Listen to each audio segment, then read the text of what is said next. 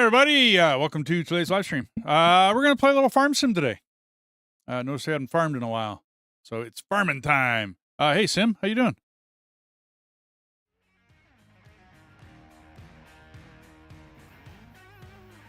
Okay, I think everything's all ready to go. Yeah, I had some controller problems in Out of Ore, so I wanted to play a controller game, but not Out of Ore. Maybe I'll try Out of Ore tomorrow. We'll see how that goes.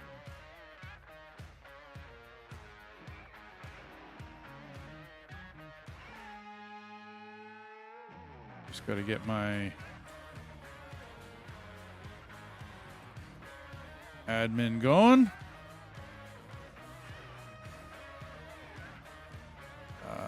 Now it's control settings. Settings?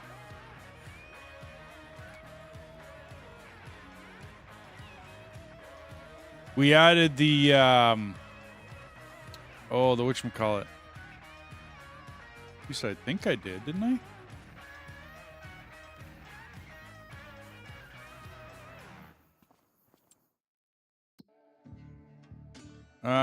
Yeah, it looks like the contract manager's in there, isn't it? Yep, and you've got to go into this. I don't know if exactly how it works on the server, but in single player, I can adjust the contract level, like, and boost it like 400%. Yeah, that's what I'm wondering. Where do I go in and do that? Check under game settings. Yeah. Oh, server setting. No. Controls, graphic, general. Units ready. Contract boost. You want to up the reward factor? 2%? Yeah, 400%.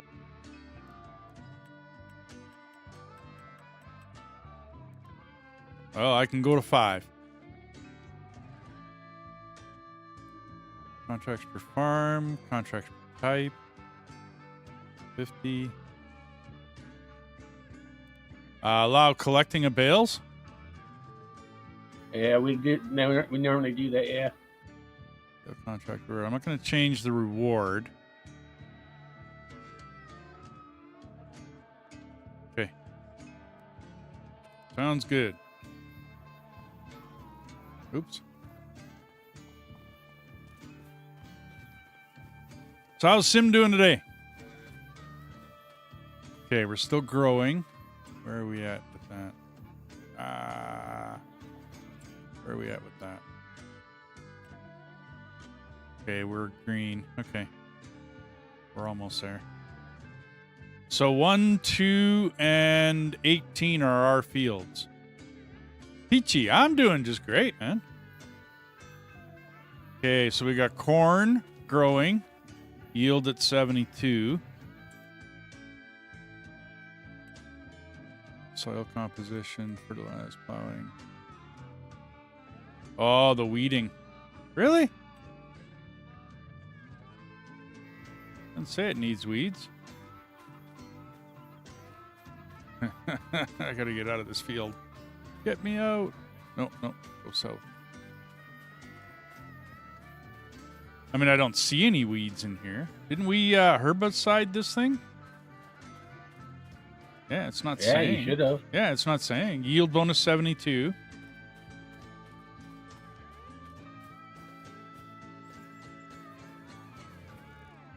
Yeah, those weeds are dead.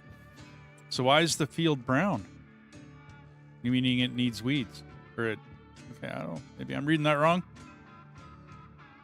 Children of the corn, yeah, no doubt, eh?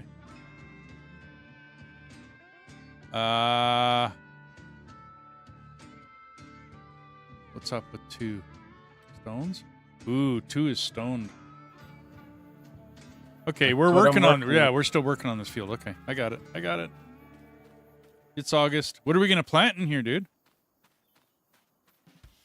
You're going to do parsnips again. Can't do that until April. Right.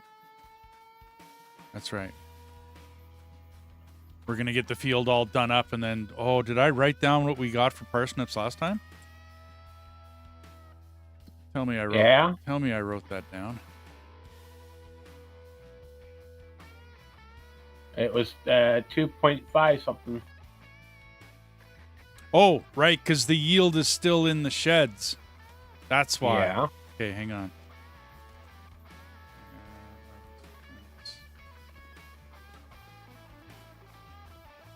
Okay, I got to write this down. Yeah, I never wrote it. I never actually wrote it down. Go! Pen, marker. Okay, parsnips. Welker Farm.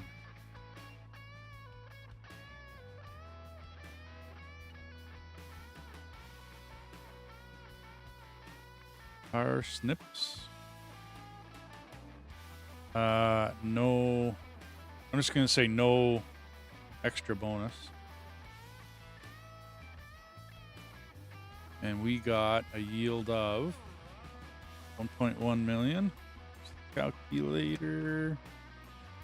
It was 80%. Yeah, there's missing 20%.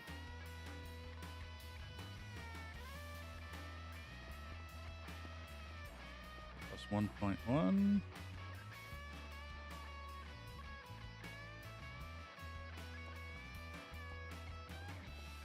And 3, 4 equals 2.56512. Okay.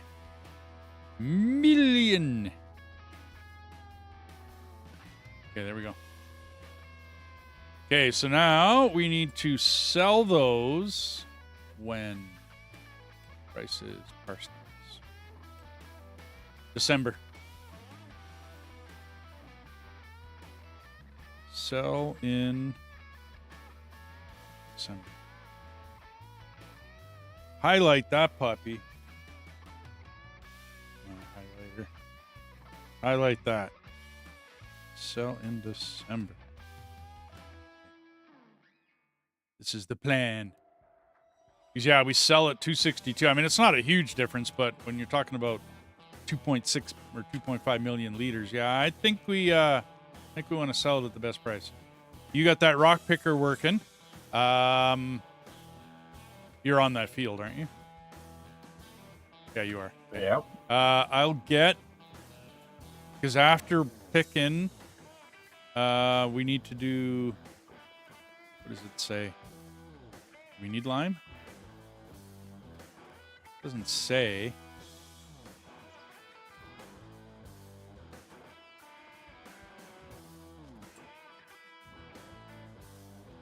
It is not fertilized for nothing.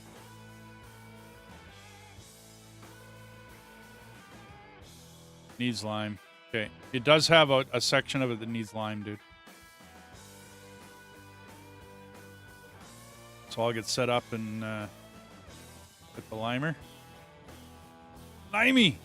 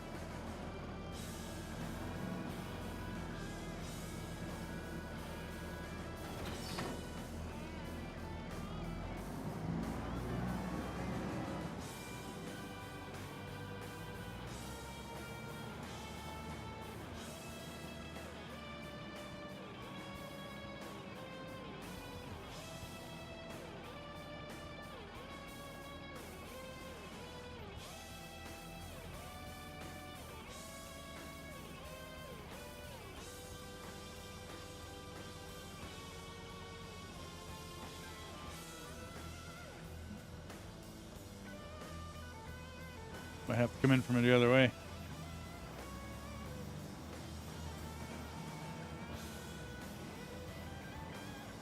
I think I put those two too close to each other.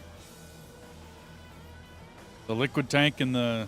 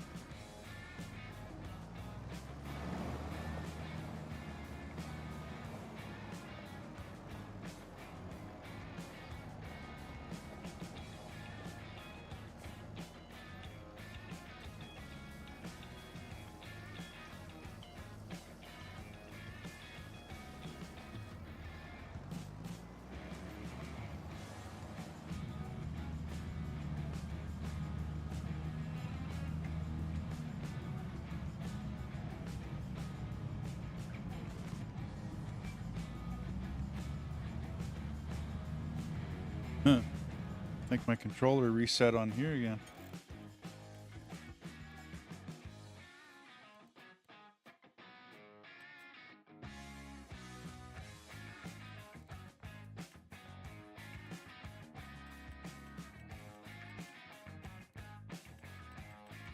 Yeah, reset my, because I reset all my stuff, it reset that dead zone again. 14% dead zone. Wow. Must be a lot of zombies there. Yeah, no doubt, eh? That's a hell of a dead zone. Ah, that's much better. Okay. Much better. I mean, I understand a bit of a dead zone, but 14%? Whoa. That's a little extreme. What the heck? No, it didn't take.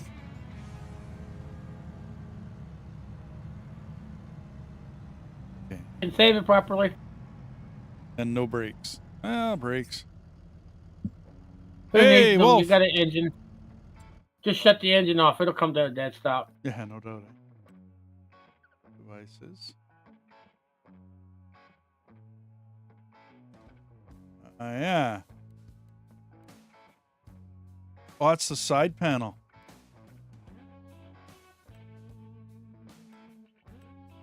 Oh, you're kidding. I gotta jump out? Yep, I gotta jump out.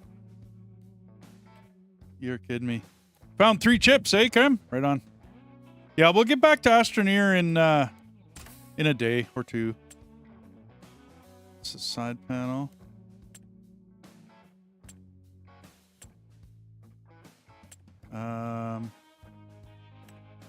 There you are.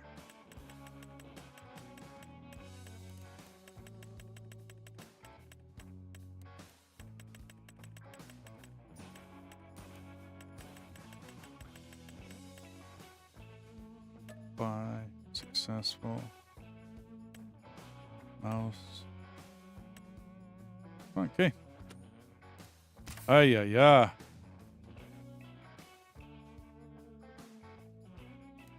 How's Wolf doing?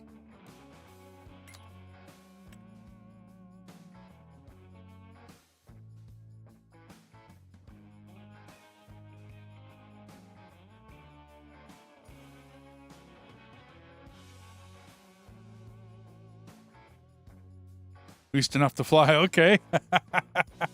As long as you don't crash, right? Don't go pulling a T-bone.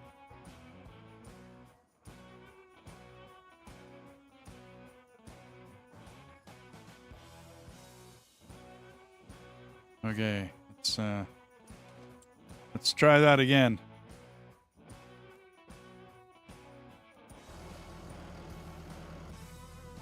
Ooh, much better.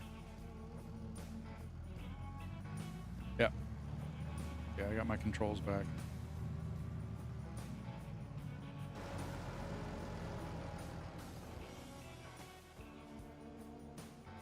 Tail striker. I think I would be crash. Like, absolutely crash. I can't see me doing anything else.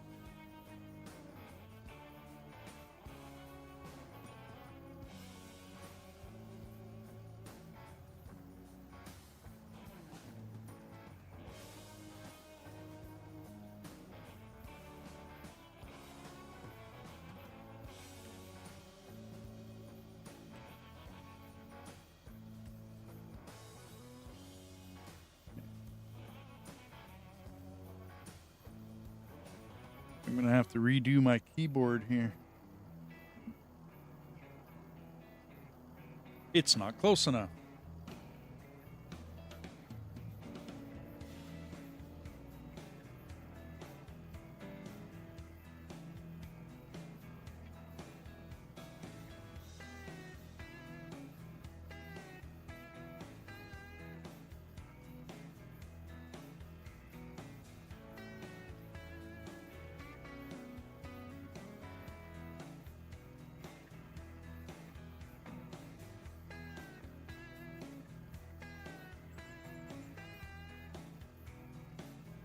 Well, that's good to hear, Wolf. At least you got her up and down.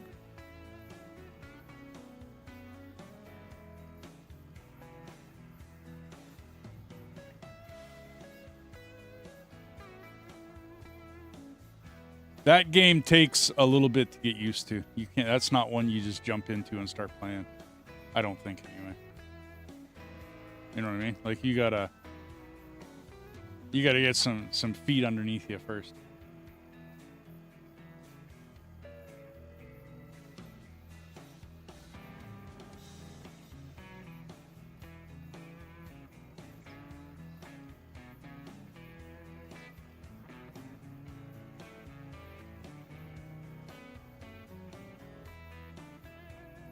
Yeah.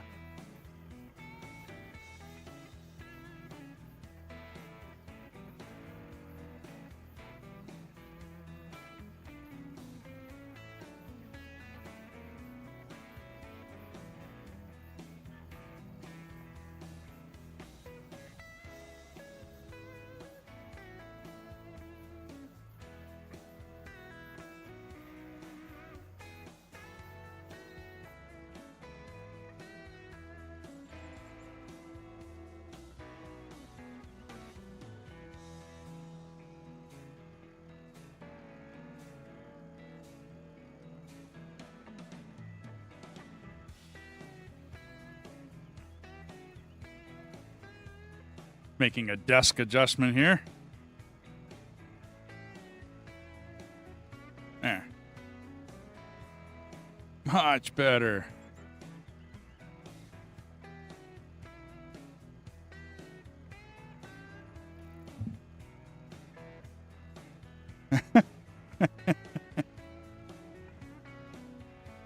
Well, that definitely works. Yeah, okay.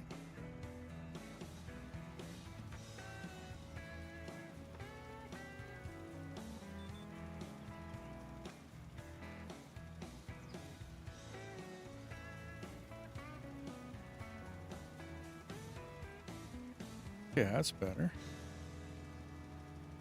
There we go. That's much better. Okay, I can deal with this.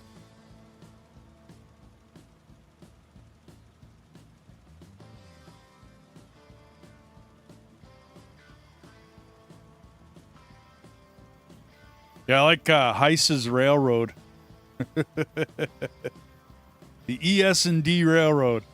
Can't repeat it, but yeah, it's interesting. Well, I guess I could repeat it, but I have too many kids watching and I know it.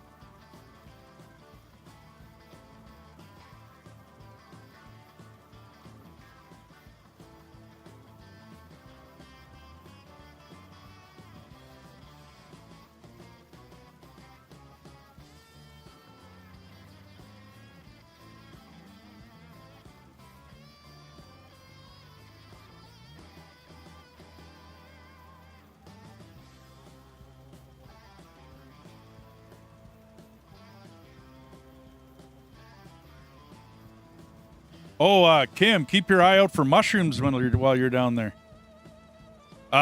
Kim's playing on our Astroneer server.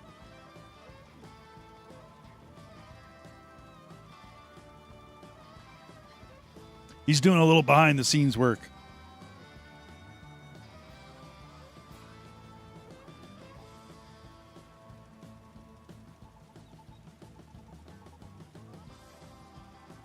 Fight stream tomorrow. Depends on how I feel after work. Well, don't blame me there, Wolf. You go out and do a job 8-10 hours. Like if you work an 8-hour shift, you've pretty much worked 10 because you get up and, do stuff before you get to work and then do stuff on your way home. And then you don't get to really relax for usually about an hour after working. Oh.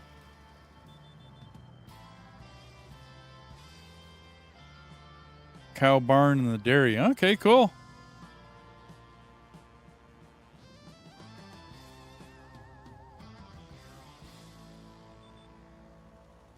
Nope.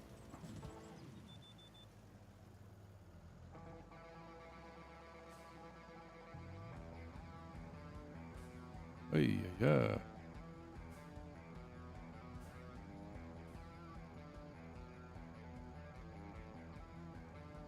Five, end at one. Okay, well, that's, yeah.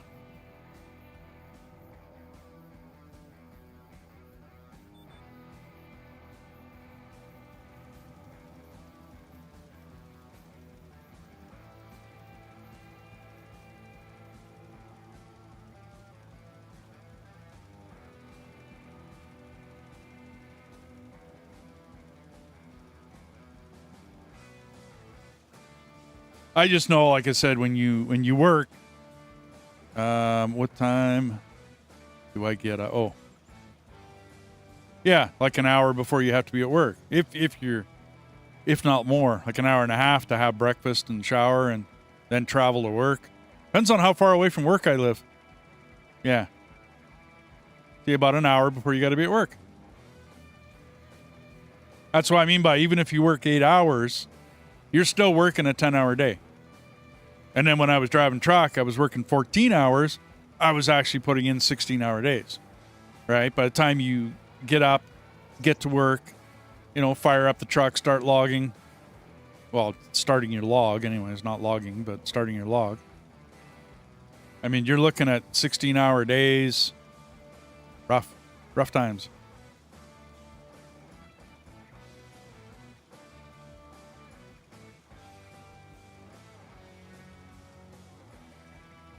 Only 3 hours? Wow. When I get into the swing of it, I'm not bad. I can get her done in about an hour. Get up. Quick, whatever. Coffee. Snack on my way to work, usually. Oh, saving.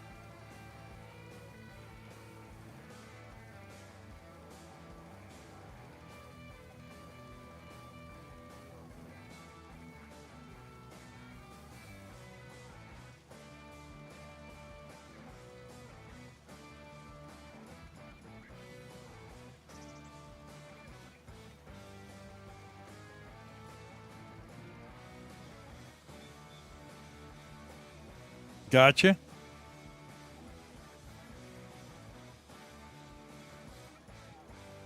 Yeah, some people aren't breakfast. They're just not breakfast people.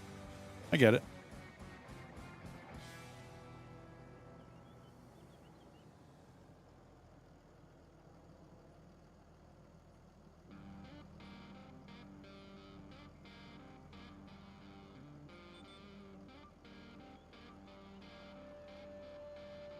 I get you, Sim.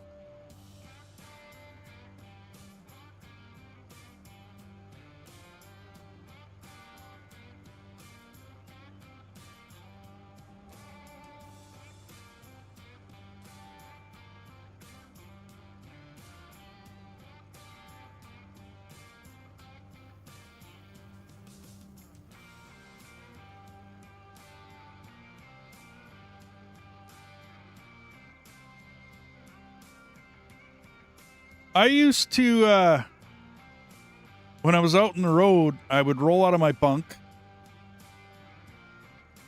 If I wasn't at the truck stop, I'd roll over to the truck stop, which wasn't very far away. Depends on how many beer I had the previous night as to whether I drove from the bar to, you know what I mean, the truck stop to sleep, or whether I just slept outside the bar. Usually I slept outside the bar. But anyway, I'd roll over to the truck stop, get out, have coffee, jump back in, roll down to the Timmy's, grab like a tea biscuit, something to snack on for morning, for breakfast. And then as I drove out to the job site, I'd chew on the biscuit, have my morning coffee. By the time I got out to the job site, it had been 45-minute, hour drive, whatever it was. Sometimes hour and a half, too, tops. And then start working. Don't stop till lunch. Lunch was some greasy spoon somewhere. Which is why I was really healthy. But, yeah.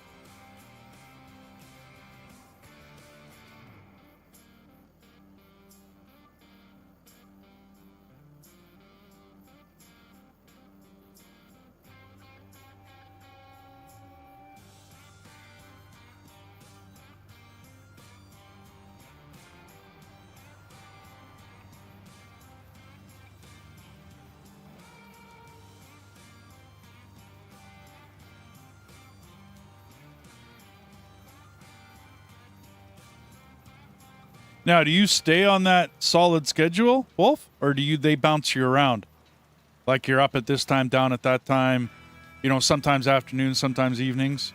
Or do you always have the same shift? If I always have the same shift, I can eat in the morning. Like I said, just, by the time I've driven 20 minutes or so in the mornings, grab my coffee, drive over, grab like a couple of tea biscuits or something, sometimes an apple fritter. Fixed mornings, okay. But if I'm all over the place, like up in the evening, down at night, like I'm gypsy running, like for a broker or for a dispatcher, oh man. Yeah, not only my sleep schedule, but my eating schedule is just messed up.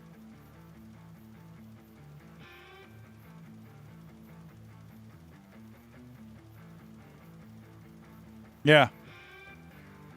See, that's what I mean, Sim. If you're working, let's just say 12-hour days for easy math. Basically, you're working a 14 to 15-hour day. Because by the time you get ready, because everything you do in the morning is geared for work, right? And then what you do when you get home is geared to kind of relax after work, get home, manage traffic, whatever else. So, yeah, you end up a 12-hour day is a 15-hour day. And, I don't know whether other people look at it that way. I did. I had to because legally, as a truck driver, I can drive a personal vehicle after I've driven, like, a professional or a commercial truck, right? Like, after my day of logging, like logging my time. I never was a logger, but after a day of logging my time, I could jump into my personal vehicle and drive home. I got a ticket once, and like the cop looked at me and he said, "You were doing 143." I'm like, wow. Okay, that's like 143 kilometers an hour in a 100K zone. So I was doing 43K over. He was a really nice cop. Yeah, I'd have to admit, because he took the speed and said, "No, you're only doing 125. This way I can give you the maximum." Fine, you will pay for it. Right? And I did. I didn't argue with him. But I had just gotten out of my oil field truck, and I said, like, I've got proof if you need it in my logs. And he's like, "Well, let me see your logs." I had run right up against my logs every day for the last, as long as that log was. Which for me, my logs ran, I ran 7 days a week. So you can push 70 hours, right, in 7 days. When he saw my logs, he took pity on me, right? Nice cop. Like I said, nice cop. And I didn't argue with him. I would have paid the fine. But he took the ticket and he crumpled it up. And he said, "Oops, I destroyed that one." I'm like, "You're kidding me." He goes, "Dude, you worked really hard." And I said, "Well, I was on the road by myself, right? Like, so I'm on a highway all by myself. There's nobody else near me. I got so used to running that oil field truck, bouncing and jiggling and whatnot down the road, right? And as rough as those trucks run, I get into my car, and my car's, radio tuned suspension. It was a nice car that I still own the thing, but it's a nice car at the time. This was years ago. And yeah, I was doing 143. He's like, he looked at my car. He's like, "I didn't know these things went that fast." And I'm like, "Yeah, it's a 5-speed. She'll go this fast. Not a problem." Didn't even feel it. Like, I really didn't even feel it. Good tune on the radio. Didn't feel it. But the cop took pity on me. He was a nice cop. I'm not going to call him out because that might have been illegal. But yeah, he just crumpled up the ticket and, we're just, we're not going to, yeah. You have yourself a good day. Because I was running 70-hour weeks, which turns into, a 90-hour week? You know what I mean? Like, really, when you look at it, it's basically a 90-hour week that you're, doing stuff. Even though I'm sleeping in the truck, I still have to get to someplace that I can sleep. When I get up in the morning, I have to get to someplace, to either take a shower in the morning or I have to get someplace to take a shower at night. I don't know too many truck drivers that can carry a good, solid meal with them, right? And, like, cook it off, I don't know, like have a barbecue in the doghouse or something. So we usually have to go from wherever we were working to a place. Oh, am I out? Wow. I once made almost 160 in an old Saab 900 from 87. The top speed of the car is 165, yeah. I actually don't know what the top speed to my car is, to be honest with you. It's a Sunfire. It's not like it. I never bought it as being a special car. I honestly don't care what I drove because I spent like basically 75% of my life driving, or well, more than that, in a truck. So why do I care what I drive as a personal vehicle, really? But it's a 5-speed Sunfire. I like it. It's a good car. Works for me. Doesn't really look anything special anymore because it's a little old. But she'll do probably 160 if I pushed it, Wolf. I think it would do. Fastest I ever went in a car. BMW TII. I think it was a 2002 TII. That was the model. I can't remember the year. I think it was a 72 or 73 BMW. I wasn't driving. I remember gripping the handle of the door so hard that I left an impression. The guy was going... It was in miles. It wasn't in kilometers. No idea where he got the car. I do believe we were doing 115 miles an hour. I don't know what that is in kilometers, but it was about 115, 120 miles an hour. I'd never gone that fast in a vehicle.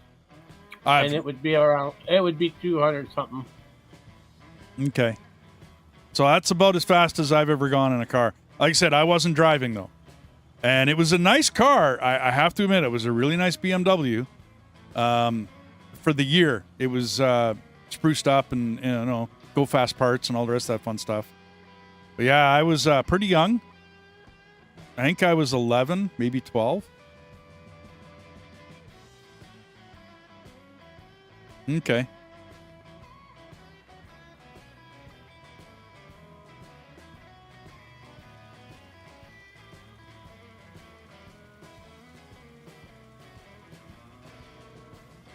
I wanted to do like some racing, drag racing and whatnot.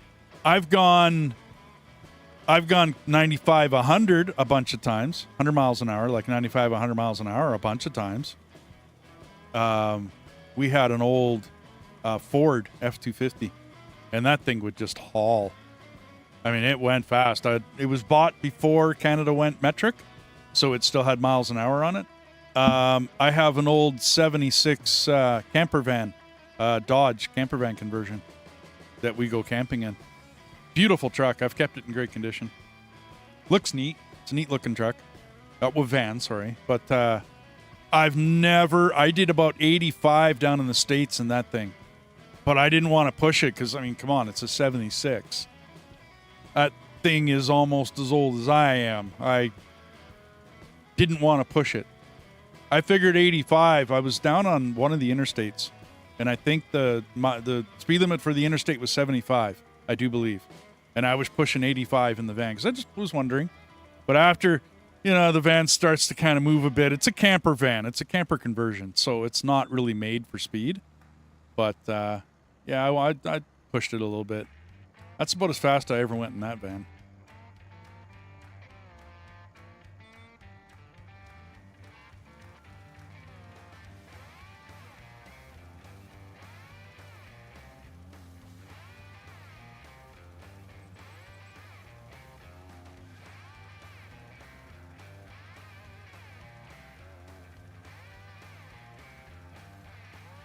Yeah, but 180 sounds about right, Wolf. As far as like a speed that the average person would go. 100 mile an hour. You're pushing it. Vehicles aren't really made. I mean, unless the vehicle's made for it. If the vehicle's made for it, fine, right? Because you start getting going that fast and the nose starts to come up and you start to float and, you know, weird things start to happen in the vehicle. Yeah. It was stable, yeah. Like if you've got the aerodynamics to do that speed, It then becomes not what tires you're running or what engine you got or the torque or nothing. That's got very little to do with it at those kind of speeds. Now you're starting to talk about aerodynamics and does the vehicle have it? That Beamer that I was in had it. Rear tail foil, front end was all done up. It had I think you call it an airfoil. I think it's like a front end spoiler kind of deal. It was really low to the ground, low pros on the tires. They were Pirelli racing tires, if I remember correct. But yeah, a phenomenal car. It was. I got offered the guy's. Well, he was trying to scare me, which he did. Robinson, how you doing? 163. Okay. I can't read the rest of that, Robinson. Sorry, bud.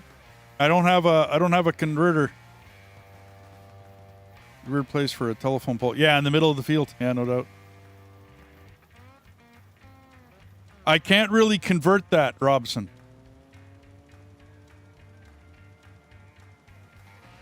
Boatard mi amigo, so friend or something. Jogo non mapa, 163 BR. Jogo no console. South do Brazil? I really wish I knew other languages. That'd be kind of neat.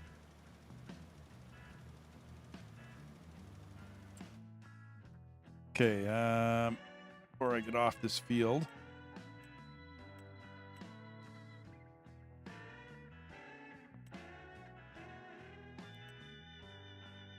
Okay, looking good. I gotta fertilize it now. Well, actually, no. We'll plant it, then I'll fertilize it. That edge doesn't look done.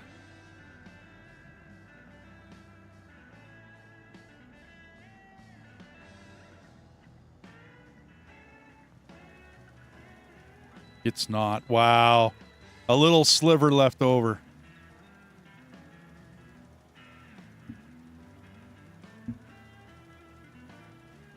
Yeah, I don't know whether you can translate that, Robson, before you put it in. Sorry, I can't today. Oftentimes I've done it in the past where I've used a conversion and translated languages.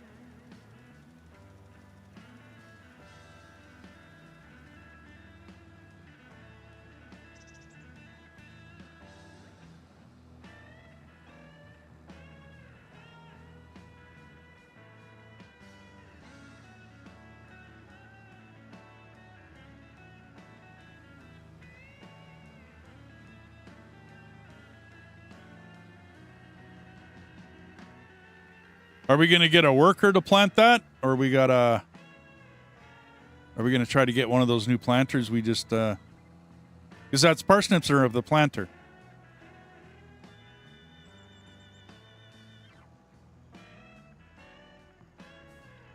We don't plant it until April. I play only on map 163, only in Brazil. Okay. Oh, thanks, Wolf. Thanks for converting that.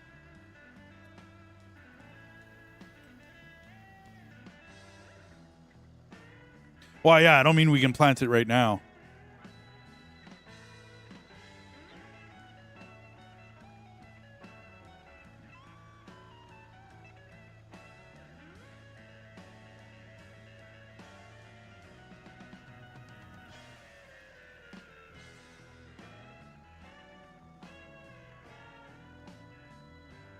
Not cold. How you doing, buddy? I did a round of Cossacks this morning. Knuckle, before I had to run out and go do some stuff. But I did a quick little round. I'm getting... I'm back in my little swing now with that game.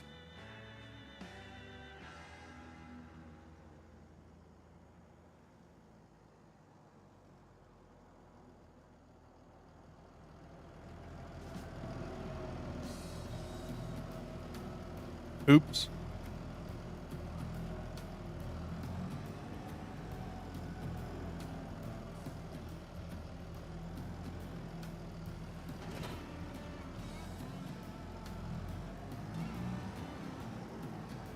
Oh, you're gonna go do a harvesting job. Cool. Okay.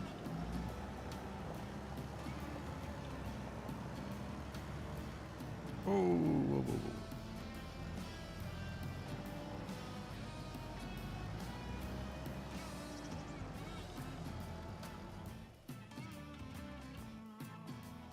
Okay,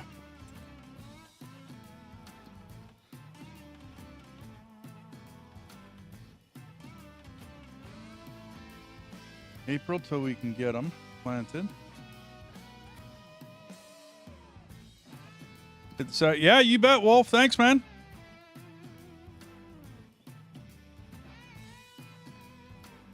You're gonna harvest that one.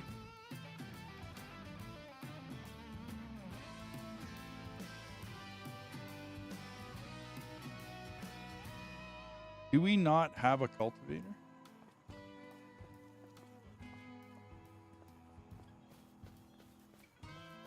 Yeah, that's that one for my tractor that I can pull.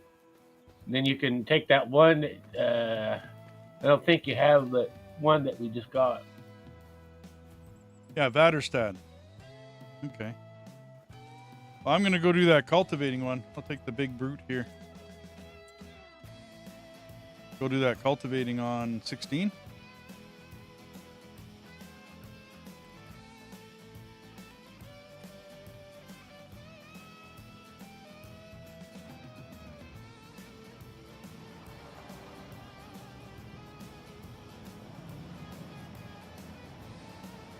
And I do believe this might be a field of straw if you want it. Oh, cool. You're harvesting? Yeah. Why not?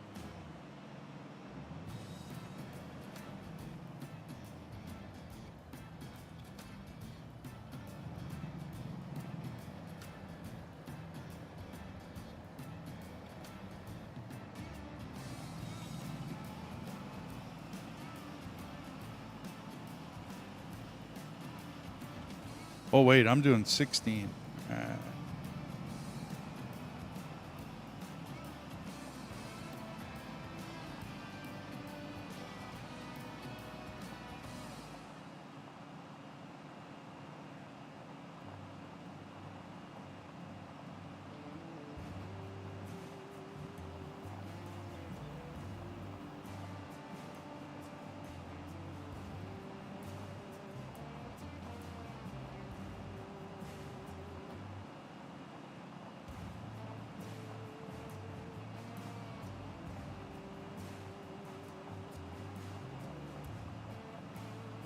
What are you up to today, Knuckled? You got any plans? What you streaming?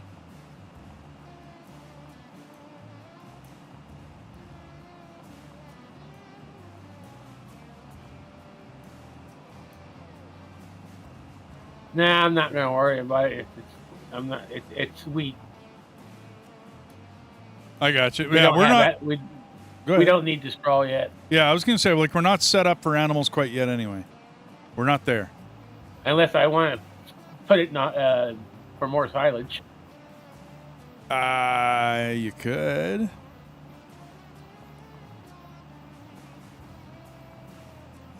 Oh, you just finished. Okay. Gotcha. What time is it? Oh, 1. Okay, 1:30. My hours are a little messed up. I had to do regular human being things, which means getting up and, taking on life in the morning.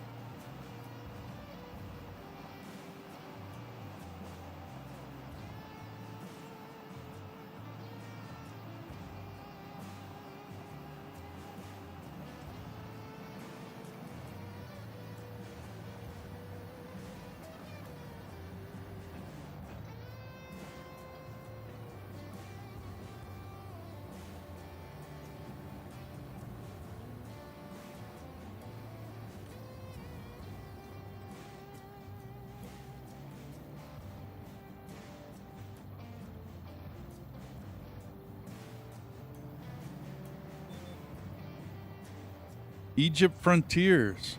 Okay.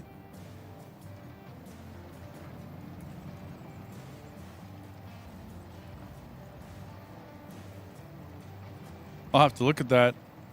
I did a alchemy factory, something or other. Wait a minute.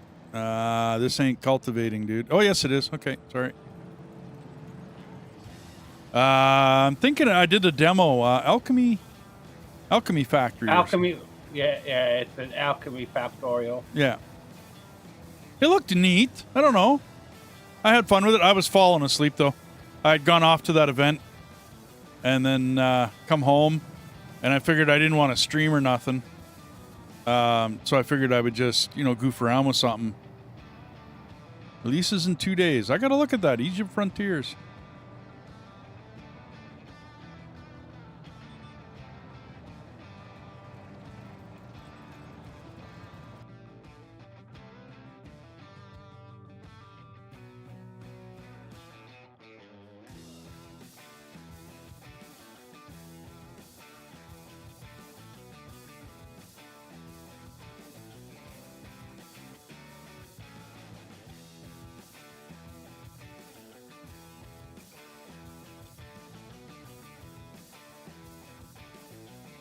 Yeah.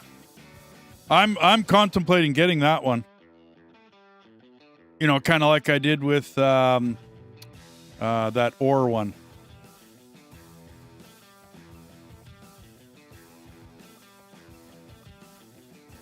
Star ores. Death has told me about you hooked up. I got him hooked on that one. Yeah.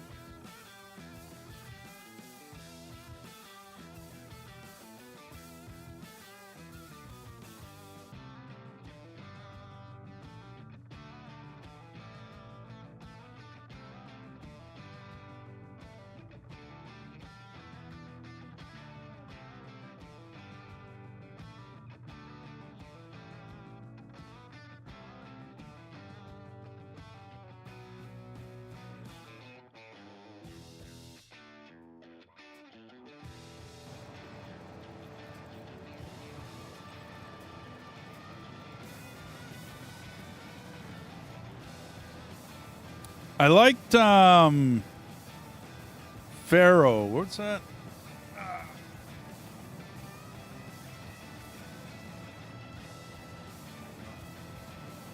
Yeah, Pharaoh. Build a kingdom, rule the Nile forever. I liked that game. That was fun. I recently pulled it out and looked at the rule book again. Whoa. So I recently looked at that one and pulled out the rule book and all the fun stuff that goes with it. Star Wars demo? Yeah. I thought it was neat. I don't know. I thought it was... So I picked that one up because it was a good deal when it came out. I was interested to see what extra stuff you got, right? By getting the real game, because it cut me real short in the demo, and I wasn't finished. You know what I mean? Like I still wanted to do stuff. So yeah, this Egypt Frontiers looks neat, man. That looks neat.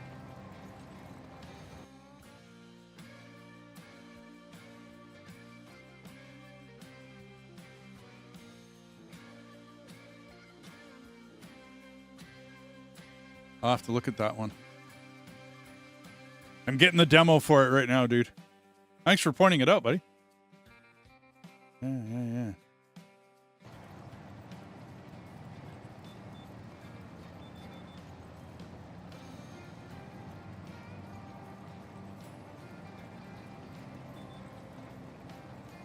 Well, that's all it is, right? Was it fun to play?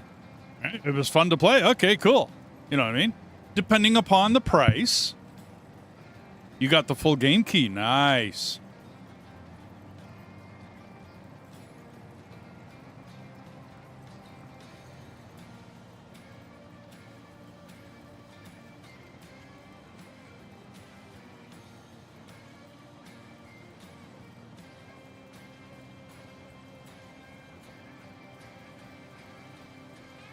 It kind of comes down to price after that for me. Can I afford it? What's that other one that recently came out? Arc Raiders. I really kind of wish I could play that one. It looked like fun.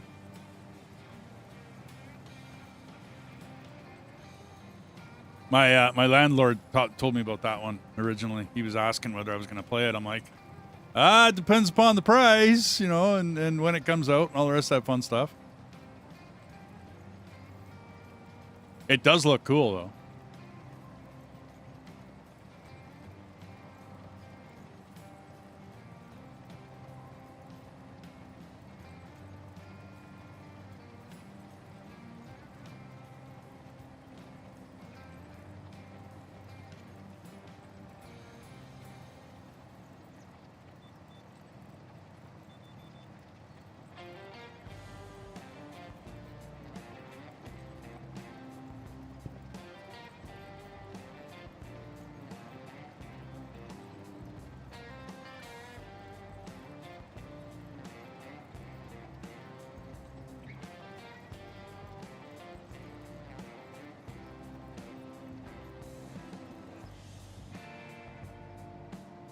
Just trying to, oh, really? Okay. I never played the demo.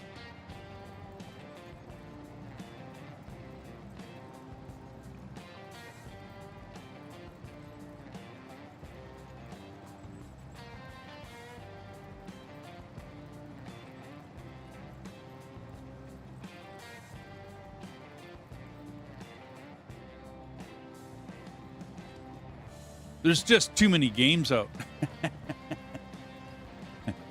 Too many to play. Too many to keep track of.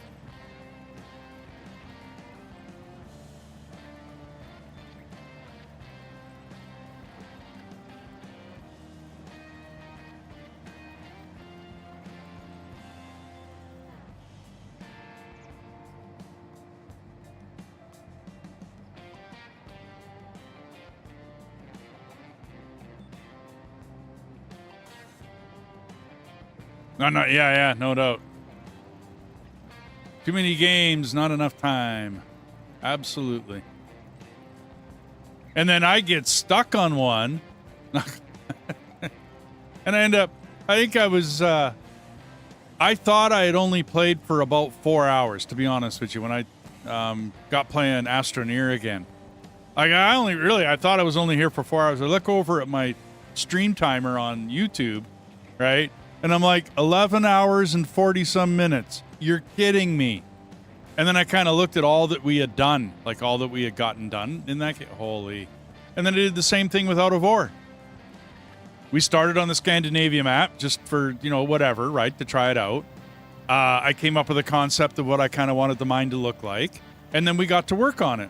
And 11 hours later, the guys I was playing with are like tired. They don't really want to, you know what I mean? Legs are sore, arses are sore. And yeah, another 11 hour and some odd. Yeah. What I need to do is like stream for 3-4 hours and then switch games. Stream for 3-4 hours, switch games, stream for 3-4 hours. You know what I mean? And then I might get all of these different games played. Maybe. Possible. Good. I don't know. We'll see.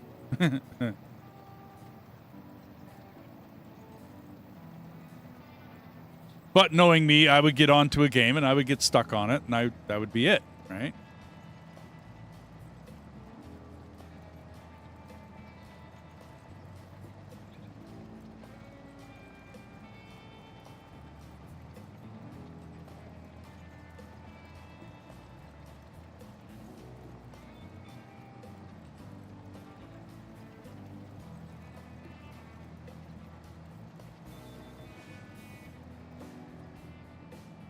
I'm gonna win. I didn't know it was competition.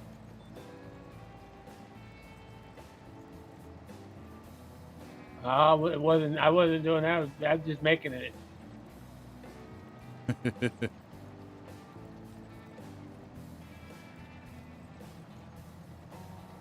Keep me that interested. I don't always knuckled. There are a lot of games where I'll play for a couple hours or 3 hours or 4 hours or something like that. And I'm just like, okay, you know, I'm done this one for now.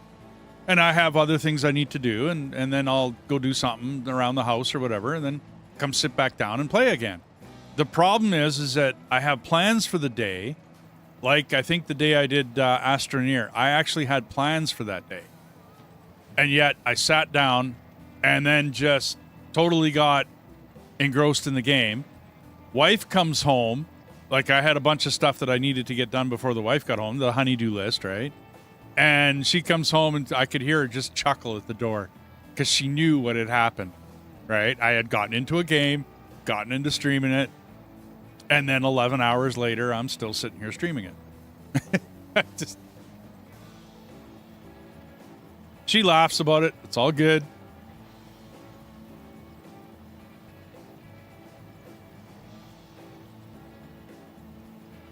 That's why she's an awesome wife.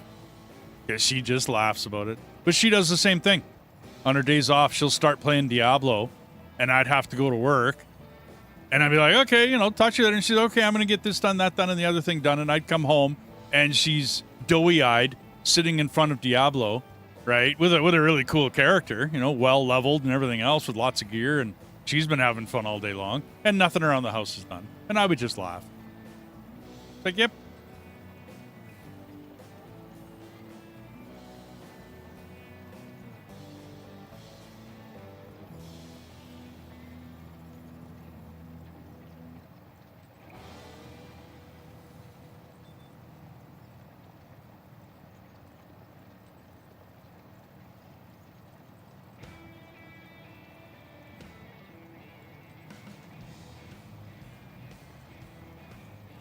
Or you would say, honey, you ain't going to worry about it. I already took care of it. Well, there's times I do that. Like I said, I think the day I was thinking of, she was supposed to do dishes and whatnot, and the dishes are still sitting in the sink. We got nothing out for dinner, and she's, like I said, doughy-eyed sitting in front of the computer with her Diablo. She loves Diablo. She loves to play Diablo. She didn't mind, like, Torchlight, Grim, Dawn, and, of course, Path of Exile. She liked those, but she likes Diablo. That and 7 Days to Die. Those are the two she likes to play.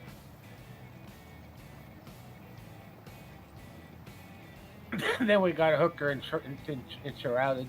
Yeah, but she's not, like, she doesn't really want to play in Shrouded without us. You know what I mean? She'll, all the time, like, if 7 days, every time it's updated and messed up one of our maps, right, one of our bases, I have to go back into 7 days, go recreate a base for her so that she can just go play. And whether she's actually questing or whether she's just running around the neighborhood killing zombies and clearing places out, she doesn't care. You know what I mean? It's just, okay. She'll get quested up to 6th level quests, but then she kind of stops. And she'll go back to, because she can't do 6th level quests by herself solo. And then she'll go back to 4th level. And then she just plays 4th level quests all by herself, having fun at it. And if not that, then it's Diablo. And it's been ever since I got her hooked on Diablo 2, man. Years and years and years ago. Years ago, I got her hooked on Diablo 2. Because I like Diablo. I don't mind our RPGs, ARPGs. They're fun. I don't do a lot of them on the channel. My channel doesn't seem to do well at all. Nobody came by and watched. Nobody interacted. Nobody said anything. And I actually got a couple of dislikes. I'm like, okay, I guess I won't be streaming ARPGs.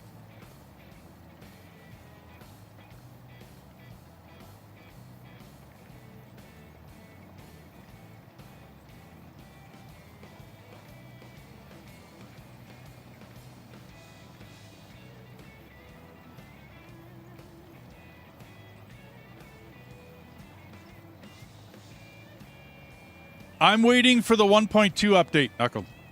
And then I'm going to go back to it. My factory became so lagged, and I'm actually running it on a dedicated, right? But my factory became so lagged that it became really, really hard to build in it. Like, really, really hard to build. Like, I'd push the button to build something, and I'd have to, like, wait 4 seconds, and then it would build.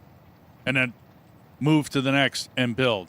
And if you moved even a little bit and it's out of place, you don't know for 3 or 4 seconds. It just became irritating. But that factory is huge, man. It's a monster. Like, I've never built a factory that big in Satisfactory before. I've never. And it's huge, man. It's huge, huge, huge. But I had fun building it.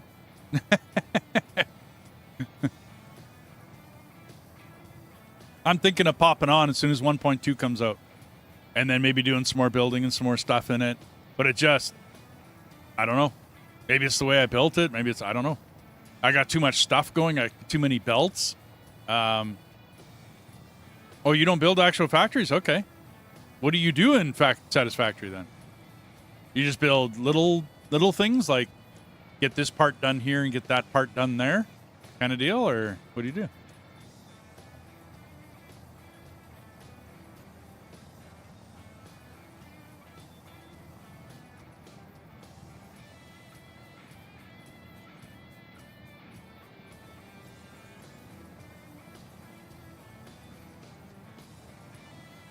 Oh, okay, just little ones. Okay. I call those satellite, like where I build satellite factories, where I build, you know, heavy modular frames over there, and I have like my power plant over there. But that's just the coal plant is there, the gas plant is over there, and the nuclear plant is over there. You know what I mean? Like and then I segregate my factory and split it up. I might have a central resource hub, right? Yeah, well, you should see my factory, Knuckled. You should see it. It is a monster. I hazard to say I think it's one of the biggest factories I've ever seen. And that was the plan, was to build the biggest factory, right? Just a monster. Everything in the map comes to there. I don't build anything anywhere else other than my power plants, right? Everything gets built in the main factory. Everything. Right from the ground floor all the way up. Everything gets built there. Which I think is why I ran into a lag problem. I've had a couple of subscribers and folks that watch the channel question me on whether, why aren't you playing Satisfactory? It's like, well, I'm sorry, but the factory got too big. Like, it just, the logistics of it, I can understand the logistics, no problem. I can get things moving from point A to point B on the factory. It was the lag. I can run around it all I want. Not a big, huge deal. Once I run around the whole place the first time, get it all loaded, right? Then it's no big deal. Get it all up and loaded and everything. Get all the whatever. And then I can run around it. But when I go to build, it's, yeah.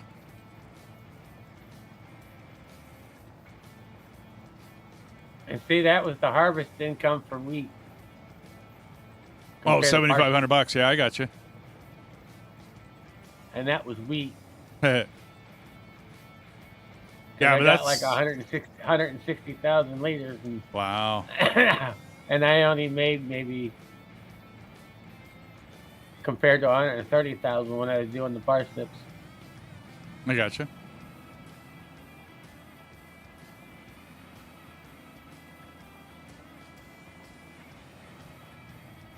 And I got to the end phase, haven't been back, too much to do. I got you. I completed 1.0 or 1.1, right? Completed 1.0, and then I added 1.1 in. I got the elevator, I got all that stuff in, easy peasy.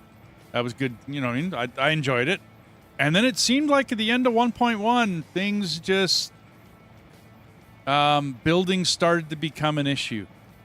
And then when I finally got everything done, I tried transferring it back to save. I grabbed it off the server, and then I put it back on my system, loaded it, and it ran just fine until I got downstairs.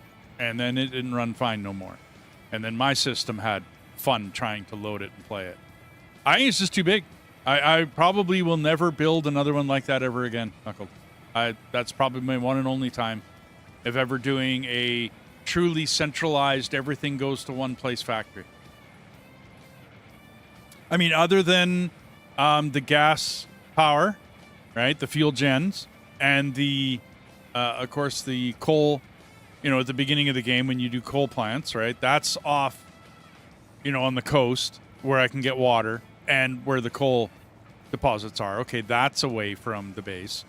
The fuel generation station, that's away from the base. And, of course, the nuclear power. By the time I got to nuclear, I'm like, I don't think I should build this, like, right next to my main factory. I kind of had that idea that I probably shouldn't build this here. So I ended up building it across the other end of the continent. And that worked. It worked just fine.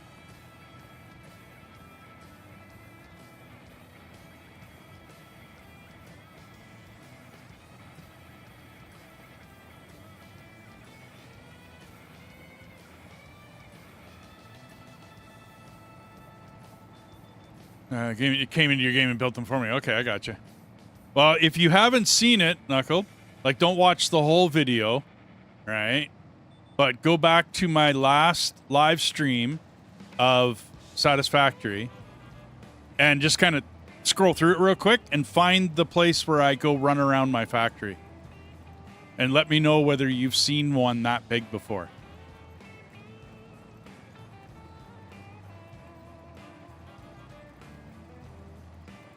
Because I've gone online, I've looked to see whether people have built big factories before. I think mine is the biggest. I could be wrong on that, but I think mine's the biggest.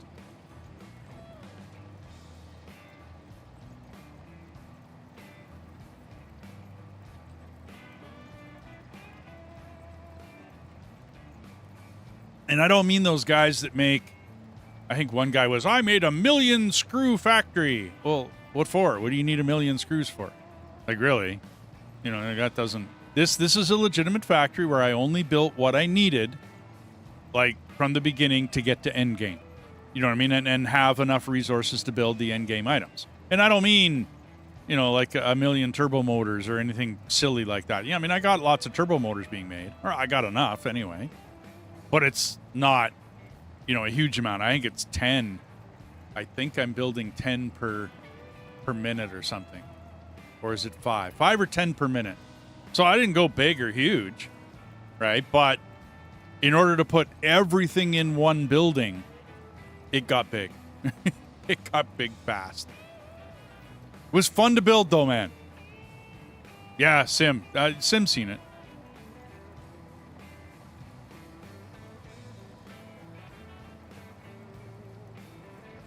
It was a lot of fun to build. It was a lot of fun to play that.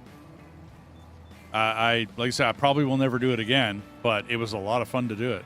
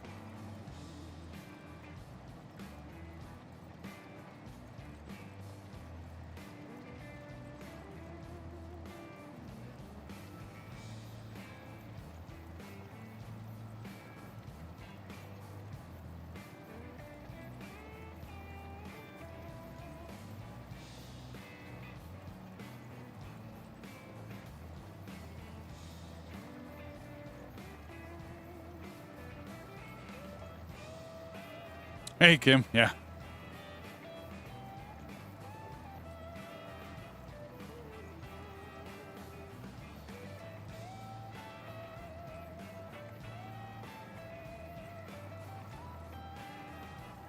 And yeah, it was what, I think the end factory was 42 sections of 10 by 10.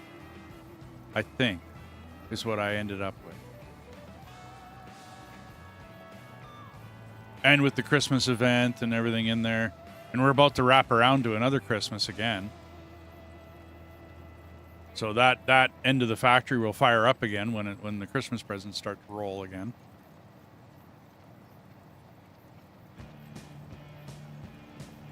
Like I said, I had a lot of fun. I can't remember how many streams I did on it. I was doing recorded shows to begin with, and then I ended up doing streams on it. I can't remember what stream I ended up at. Like what episode I ended up at.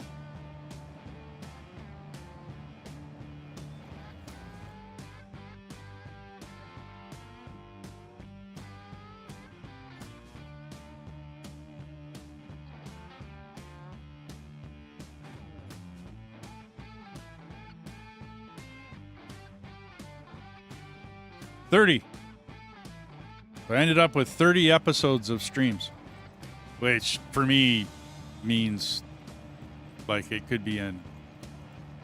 I can't track it because I don't do like set number, set time. There were some big ones, there were some short ones.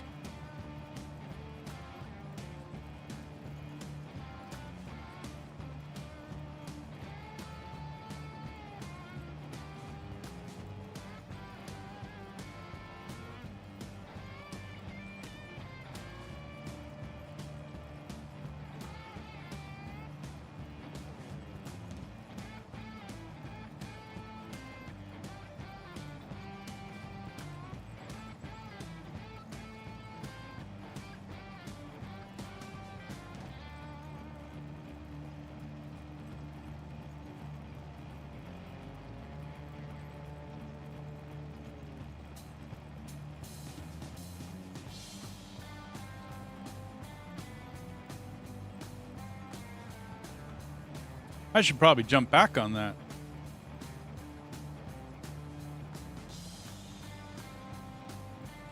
See maybe with graphics updates on my graphics card have helped me out.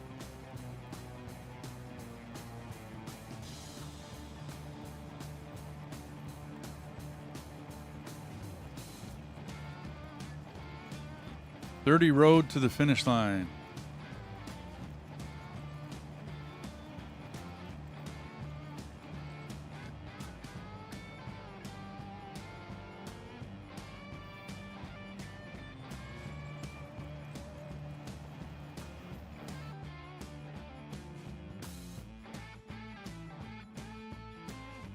Oh, the title level. Okay. That's been a while. Yeah. And it's got more now than the thumbnail. Anyway, I'll have to take a new pic. I'll jump back into that, everybody. I'll jump back into my Satisfactory. I'll see. There's a big crane in it now that I built. The whole surface is covered in stuff. I think I tried to build, and I did a recording of it, but it was so choppy that I ended up not doing it, right? Factoria. Oh, Factorio. What? What, Sim?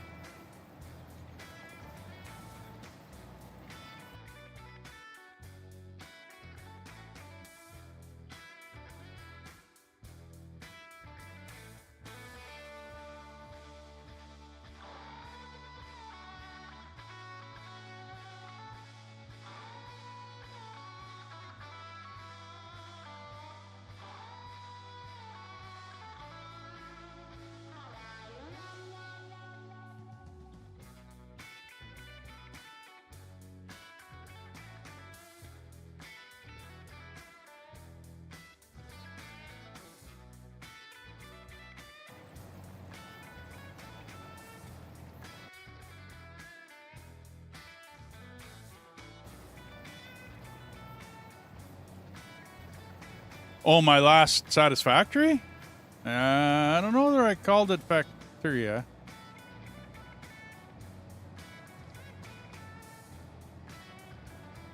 Sounds like something I would name Factorio. I'm trying to find it here. It's been a while.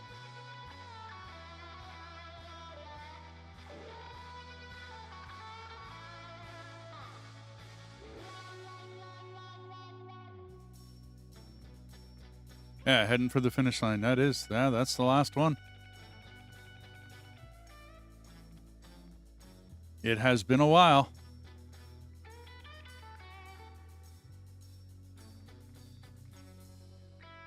Wow. March of this year.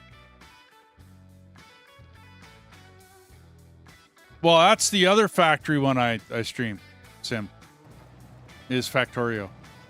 Me and Death has played a couple of different ones on Factorio. We still have a Space Age running. We haven't been back to it. Nothing, whatever.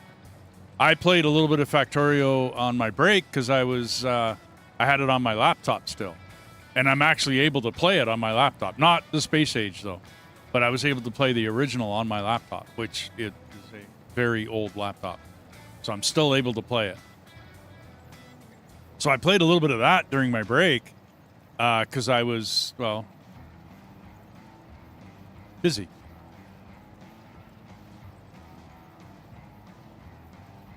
But I would like to get back into that as well. Is that Space Age we got running. I still have a lot of fun with Factorio. It's a great game.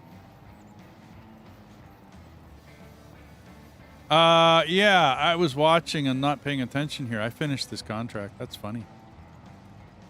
But I'm going to complete the field just 'cause.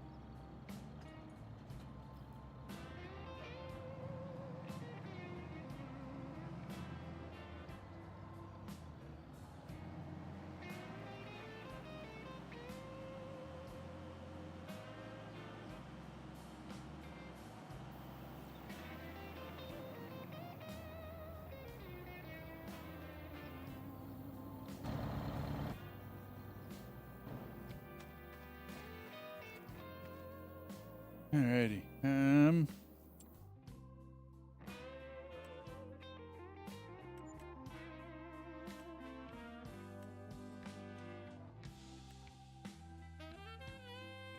Ooh. No wonder you avoided that harvest. It's a parsnip harvest.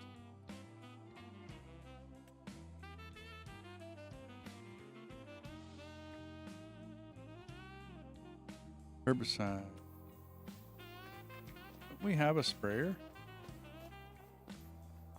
We do. Build. Herbicide. Okay, well.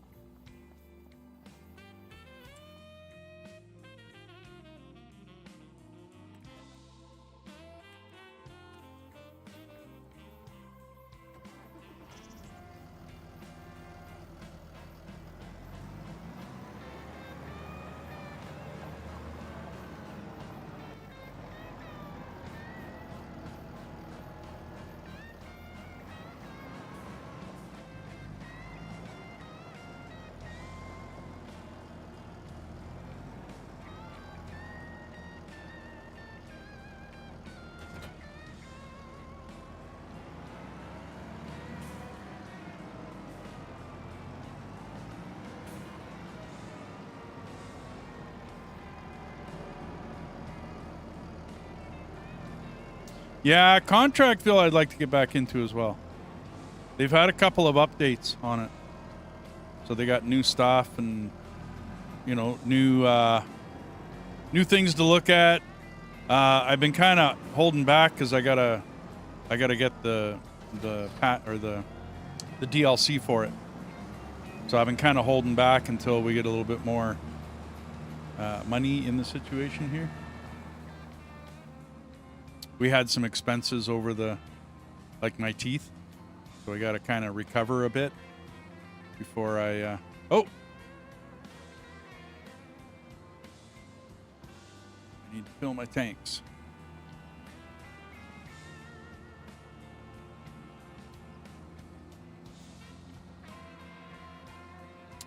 We had a lot of fun with it, Knuckled. I don't think it was a great game solo, personally. That's just my opinion.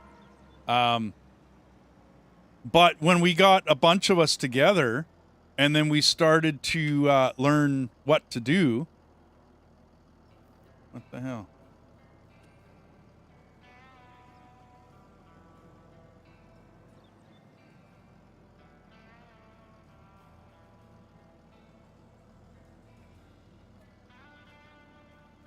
Yeah, don't want diesel.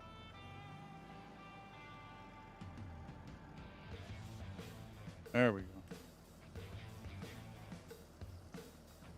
I gotta put those two I gotta separate those. I gotta put them further away from each other. Great game though, Knuckled. I thoroughly enjoyed the game. Like I said, multiplayer. I thoroughly enjoyed it multiplayer. Can't say as I enjoyed it solo, single player.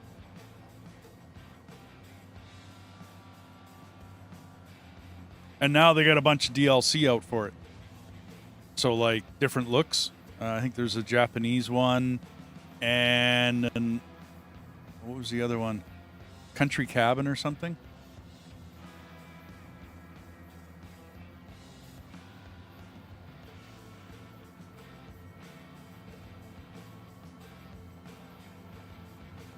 I went the wrong way. Yeah, I have to. Yeah, I know.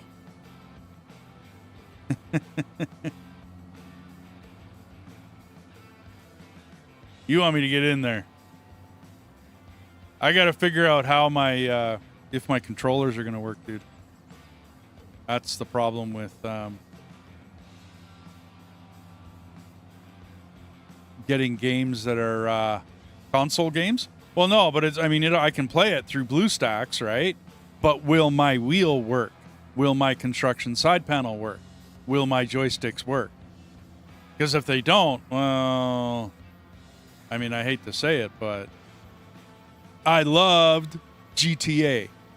I think I played 4. I had fun with it. But then I got a wheel and, a stick and pedals.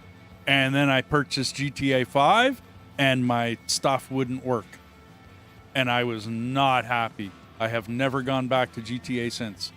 I don't care what they do. I will not support a gaming company that comes out with a PC game, right, that has vehicles that does not support a wheel.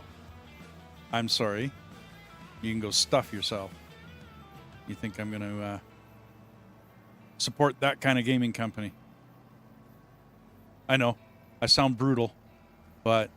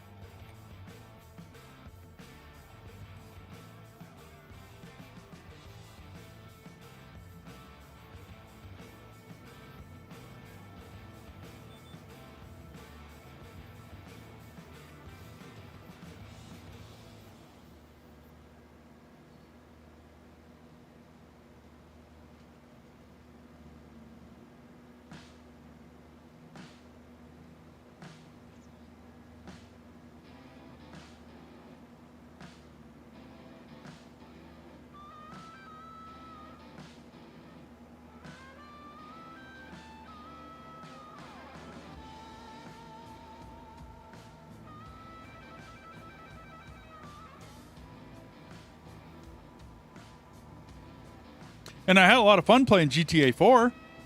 That was a fun game. I had fun with it, and I was looking forward to playing GTA 5. I still have, I still have a hard copy of it too, because I bought it out of a store.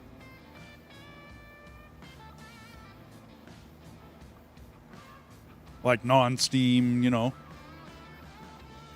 Natively support, no doubt. I kind of figured, Sim. I was going to do a little bit of research for it before I went and got it. But most things that go through BlueStacks, I'm going to have like a controller. You know what I mean? Because it's a mobile game. It's a console or mobile game, right? So it's not made for. And I'm not upset at the game at all. Not like I am with like GTA 5.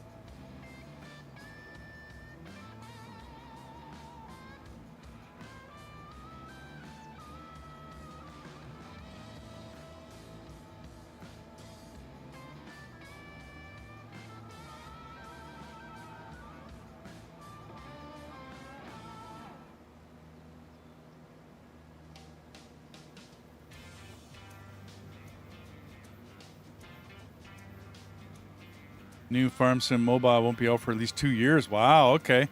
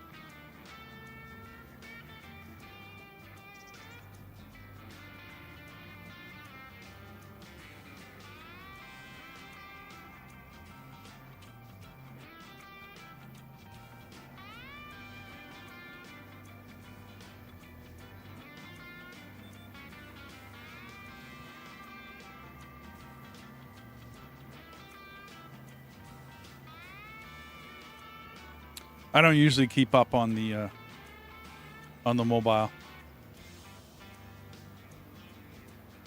That's my wife's department now. She plays it on her mobile or on her tablet when she's at work. At times.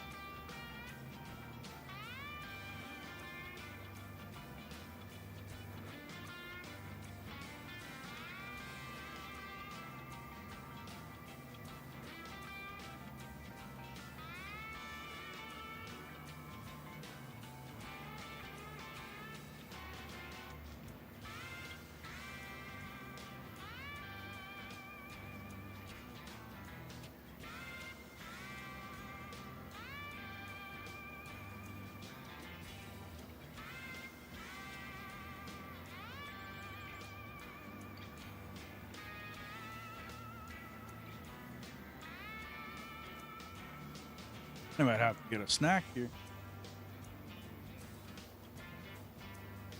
Those pancakes weren't enough.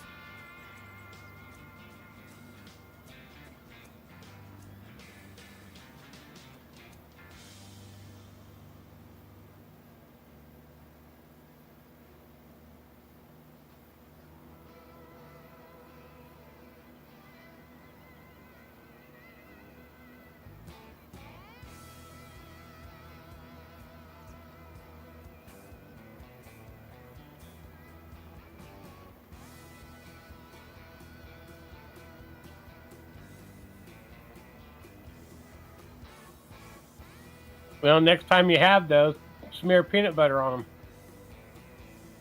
Next time I have what? Pancakes. Oh, okay. I don't think I've ever tried that.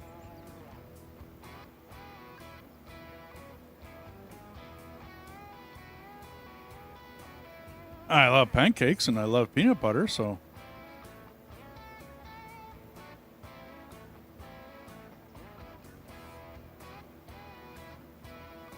I also make peanut butter maple syrup sandwiches. Ooh, no, that sounds good. I usually did peanut butter honey. You know what I mean? And then you just mix the honey in with the peanut butter, like you. It's no different from the maple syrup. Yeah. Well, it's the same thing. It's basically some sugar in with your peanut butter. Well, that's the reason why I put it on my pancakes, because it was no different. Yep. But the reason why I started using peanut butter, because it was protein. It would fill me up a little more. Yeah.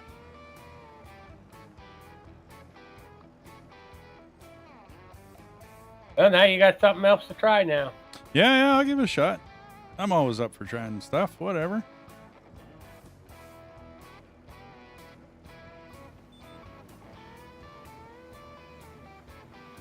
Well, and like you said, you and her are on like a keto diet. Well, that's somewhat like a keto diet. Yeah. I'm more of just like I'm going low carb. You know what I mean? I'm not trying to, because I'm trying to stick to something that I can actually stick to. And if I end up back out in the workforce, and depending upon where I go, because I can't seem to get hired. Every time I go out, it's like, oh, would you like to drive truck? No. Oh, do you want to dispatch? No. Those are the two jobs I don't want to do. Oh, well, we don't really have anything for you. Yeah, okay. I kind of figured. Can't seem to get hired. And all the interviews are all going the same way. Oh, I noticed you got a lot of truck driving under your belt. Yes, I do. Oh, we got a position as a truck driver, blah, blah, blah. Delivery driver, truck driver. It's always the same thing, eh? So, yeah, well, for me, it was I would put an application. I never even got the interview. Okay, so when I get an interview, I have thrown out a lot of applications and not gotten nothing back. Crickets, man. A lot of crickets. Well, I that's tried. what happened to me in my town. Yeah. I tried applying where the wife works. Crickets, man. Not even a callback. Not even a question. I kind of got a kick out of it. Because I get to hear about all the, well, I don't want to say idiots, but idiots that they hire. And they wouldn't hire me. Nope, can't hire that guy. I think the problem is, like I said, my whole entire resume is driving truck or construction. That's my entire resume.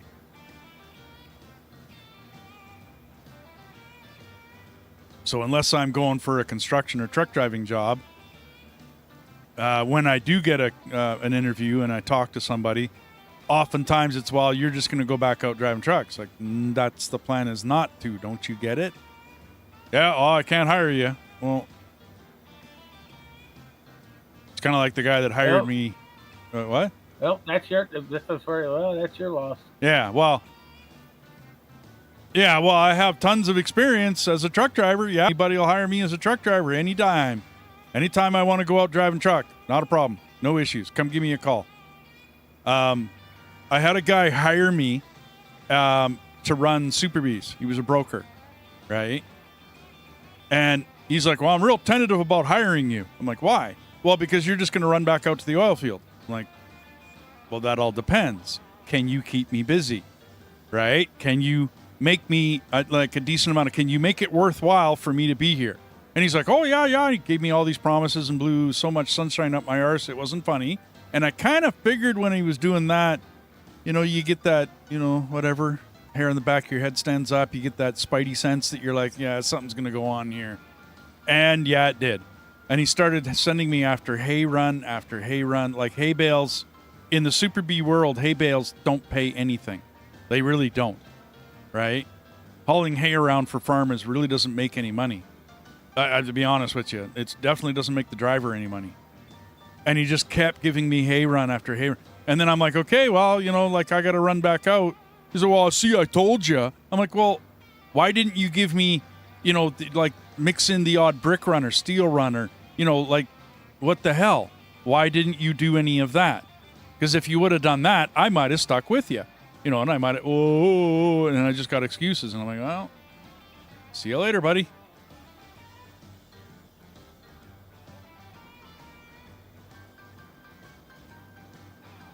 See if I can shrink this up by one. Well, it's like the other people. He was being buddy with the other driver, giving them the better paying job. Yeah. And no, I mean, I got it. I totally understand when I start with somebody that I'm the new guy on the block. I totally get it. Not a problem. And I get it that, but for you to, well, I knew you were going to go back out. Well, you treat me like shit. No doubt I'm going to go back out. Like, what the hell? I wanted to go with a broker because you have the opportunity to make really good money. If you like run your own truck, work for a broker, eventually, well, you start out on their truck, but you eventually lease your own truck. And then if you get a good rapport and you get a good broker, you can make good money. There's good money in running your own truck, especially even just sticking to Canada. But you're never home. The part where I knew he was lying to me was when he said, I'll make sure I swing you by home every 2 weeks. I'm like, really? Why do I smell a modicum of BS when you say that? Like, why am I thinking you're full of nothing but, hooey? Hot air. Exactly. And I knew it. All talking, no show. Well, I've been in the industry for too many years. I've heard it all before. I've heard all the promises. I've heard it all.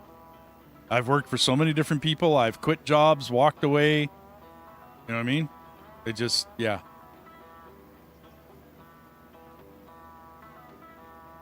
It's a pretty cutthroat business.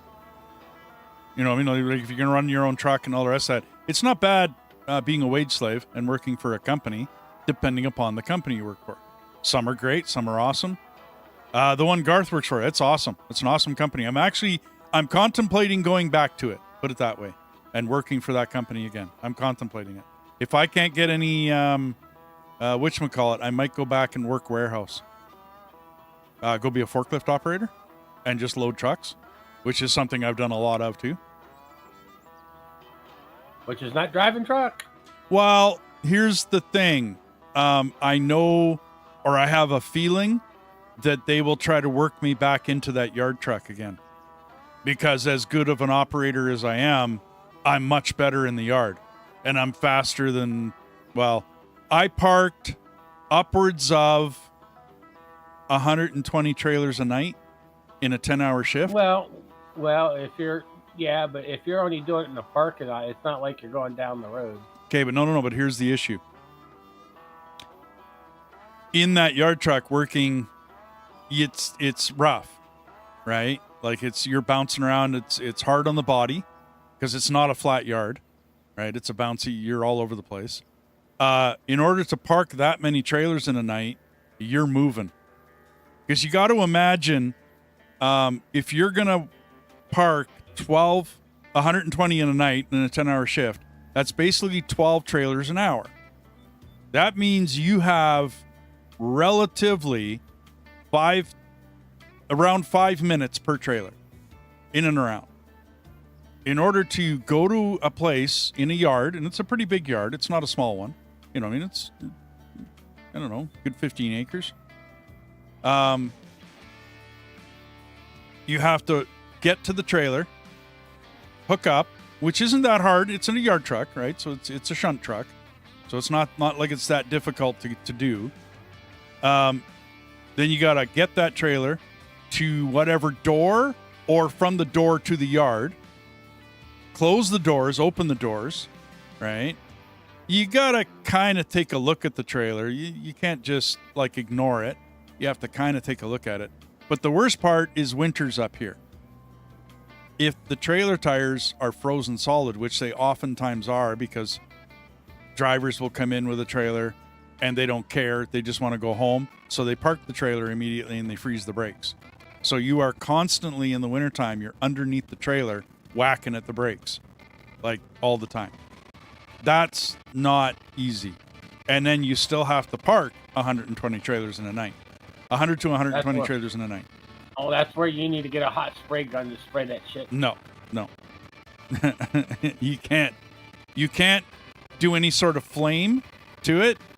There is no liquid. No, but there is no liquid that's going to permeate the brakes and get them to release. The only thing you can do is take a hammer and smack the drums. They will vibrate and they will ring and the brakes will come away. Not a problem, as long as there's no other serious mechanical issues. But it's crawling underneath the trailer, giving it a whack, getting back out, driving to your, you know what I mean? Then parking the trailer. And that's the part where, yeah, no thanks. I'm getting too old for that. I am way too old to be crawling underneath trailers and whacking brakes that often. I mean, if I'm a truck driver and I come to work and I hook up to my one trailer that day, you know, before I go take off down the highway, and I have to get underneath that one trailer and whack the brakes, well, that's no big deal. That's a truck driver's job. No big deal, right? But as a yard man, not doing it 60 times a night, yeah, no doubt. I mean, there's some things that I can do. There's some antics that I can do. If you were in your 30s, it would be a different story. But now that you're getting up there, yeah, no, done it, man. I've done it in my 20s and my 30s. Not a problem, no issues. And then I took off, and I hadn't been in a yard truck in many years when my buddy said, "Hey, man, you can run the yard truck for us." Okay, well, I'll try it. Right? Give it a shot. Nope, no thanks.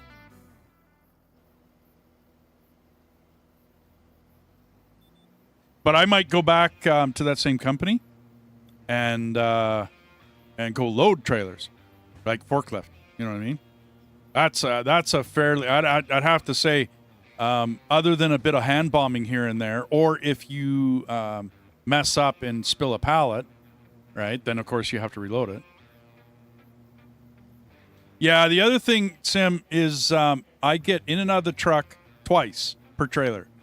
No matter what, you have to get in and out of the truck basically twice per trailer. Okay? The truck has 5 steps.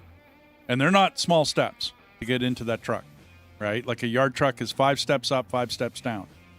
You do that 120 times 5.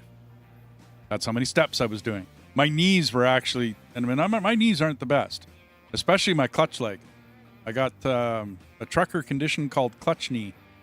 It's when you don't work the clutch and you don't move that leg at all, ever, because, well, most truck drivers don't actually use the clutch, especially us old guys.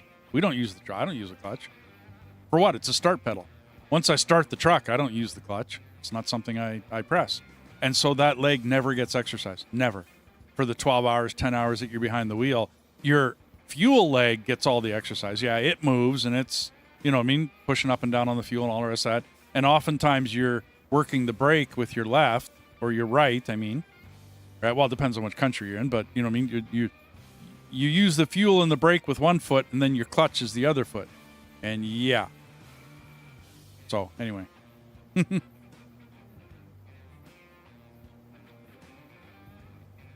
Yeah, and not including crawling in and out and running underneath the trailers. Yes, not including any of that. It's a rough job. To me, it's a young man's game. It's, unless you don't have to unstick brakes. I've seen old guys work yard trucks. Like, I have seen it. But they don't do a whole lot as far as getting brakes unstuck or any of that stuff. Oh, I didn't hit that sign. Okay, cool.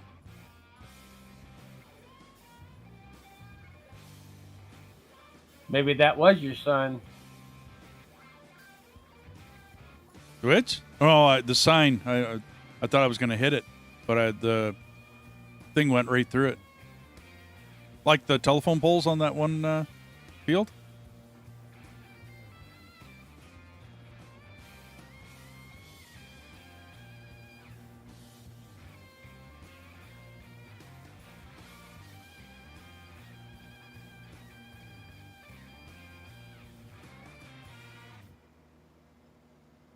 When everything runs smooth, it's actually a really good job. Like when all the brakes and it's summer, spring, summer, fall. It's a really good job. It really is. I enjoy it. You got the freedom of being out in the yard. You don't really have a boss over your head, or at least I haven't, because they figure out that all they got to do is drop me a list. This trailer, that door, this trailer, pull this door, do this. That's all I need. And I don't need, anybody over top of my head. And once they figure that out, once the boss figures that out, they usually just leave you alone. It's like, oh, okay. Yeah, you know what you're doing. Alrighty. And then you don't have, cameras, bosses, the big boss up in the office with the big window that looks down on the warehouse floor. Yeah, he's not watching you. Nobody really pays attention to you. It's a great job that way, which is why I've always, I've ended up doing it quite a few times.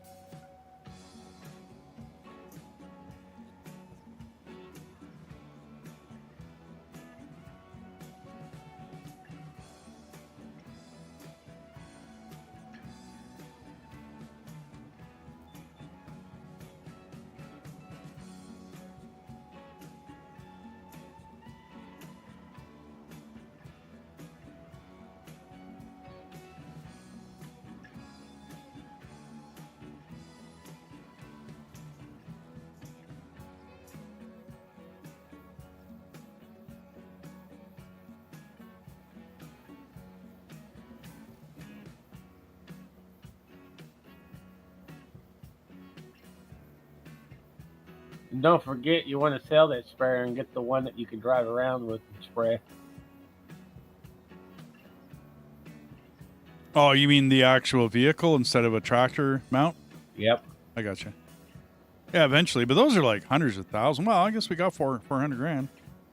We're getting there.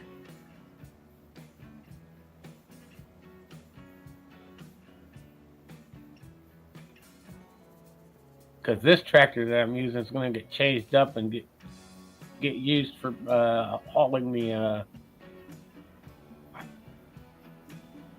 haul wagons, collecting the fruit. Oh, okay, yeah. Well, I figure we'll need one more big bud to pull the big cedars and whatnot, cedars and planters.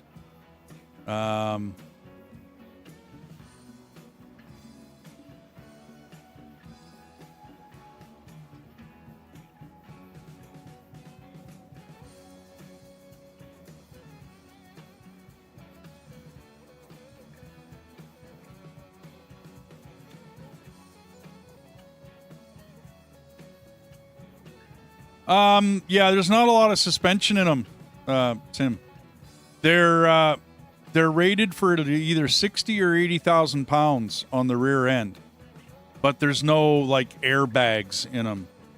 And the yard my buddy works at, he comes on the channel once in a while and says hi. But the yard he works in, it's not a paved yard.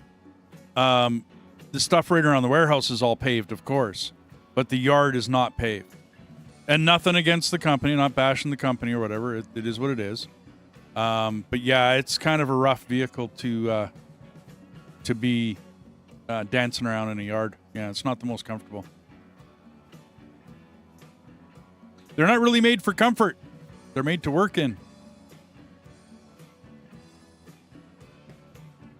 But that company is one of the busiest cross-dock facilities in Western Canada. One of. There's a couple of busy ones out here. That's one of them. They're, well, like I said, 120 trailers a night over a 10-hour shift. That means I'm parking a trailer about every 5 minutes for the entire 10 hours. Some of them I'm a little faster at. Some of them I'm a little bit slower at. Right? It doesn't, always take exactly 5 minutes, but that's it ends up being a busy job.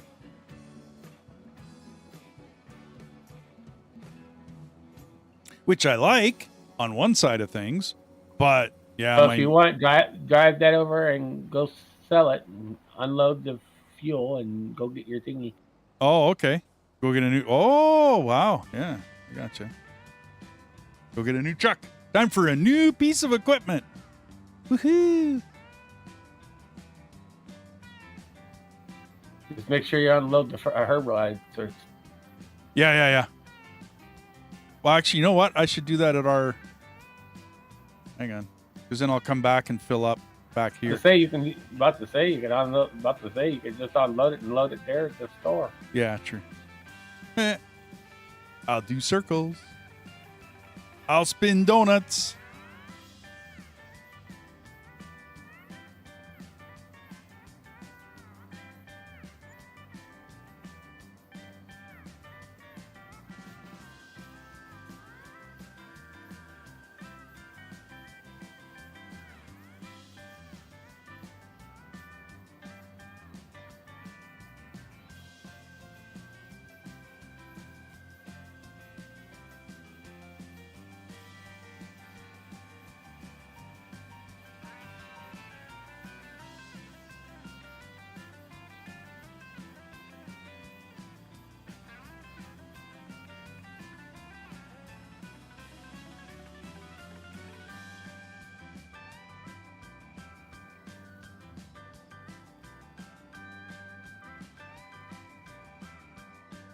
Oh, I forgot that planter is still sitting here.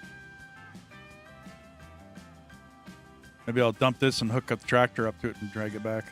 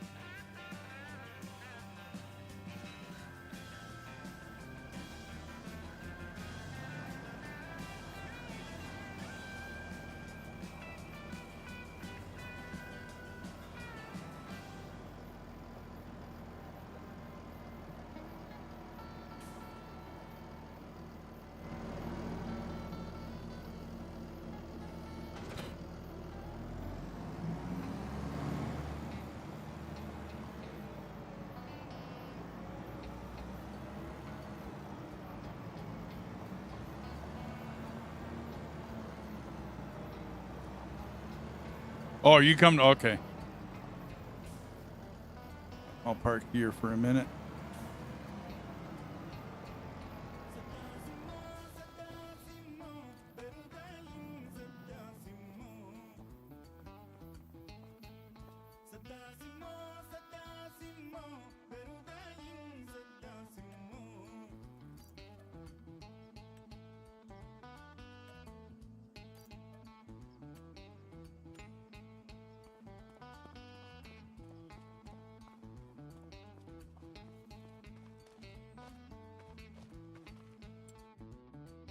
Okay, sprayer.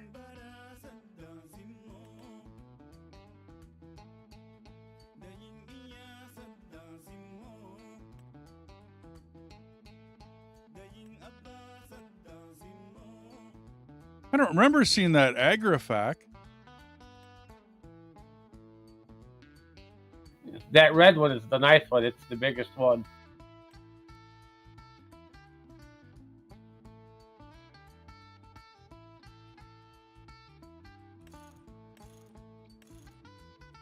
$54 meters. Wow.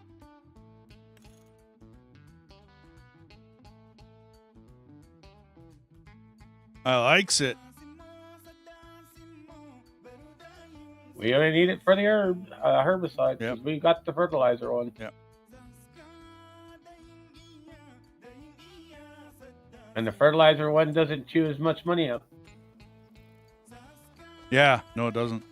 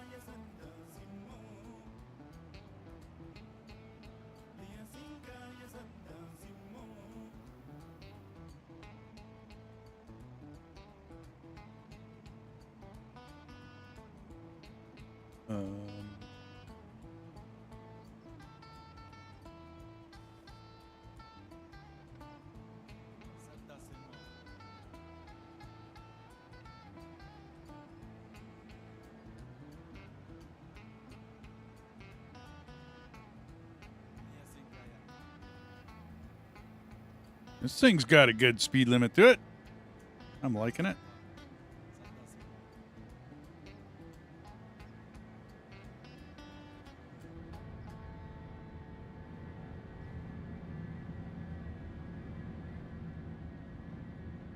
That's why I told you the big red one.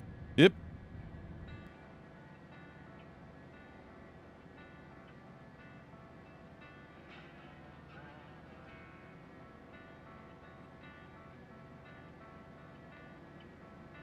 We're going to have to grab another field here pretty quick, too.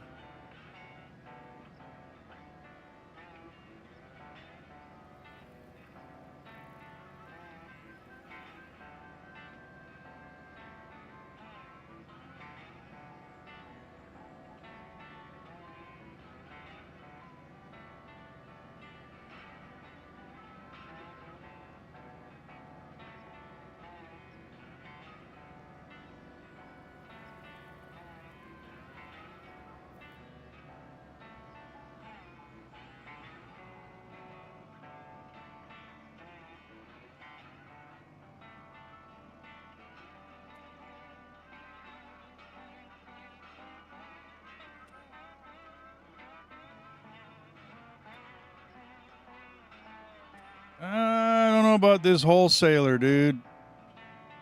He just keeps on wanting to give me diesel.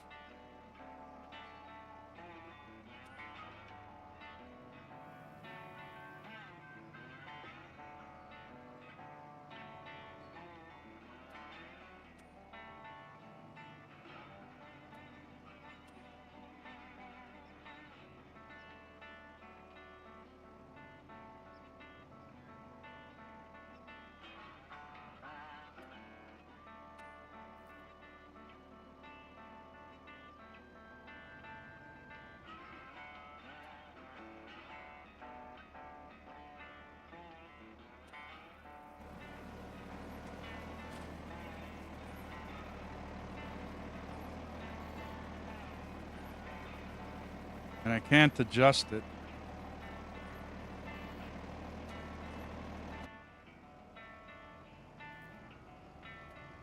Oh.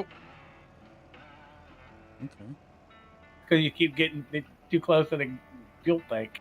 No.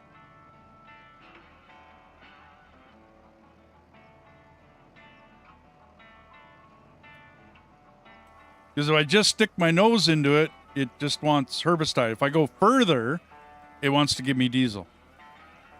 So I think that wholesaler is, yeah, you can buy diesel at it. You just got to get your implement in the right place, is all. Now that I know where to go, it's just the nose of this thing.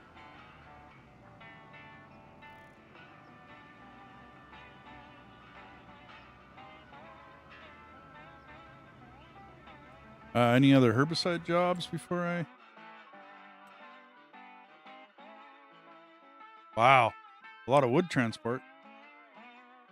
Deadwood cultivating. Yeah, no, not happening. Nope, wait till I have time to advance it. Then cut the grass and then sell parsnips. Yeah. Cut Parsnips are grass and December. fertilize. Yeah, and we're going to cut first before we get there. Yeah, no, absolutely.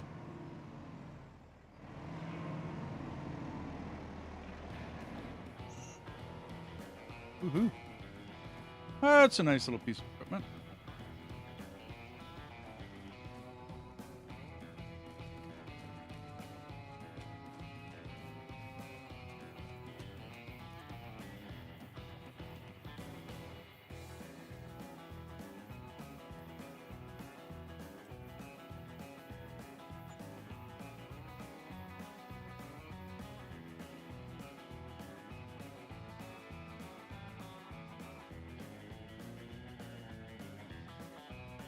Giving the people something to look at besides these.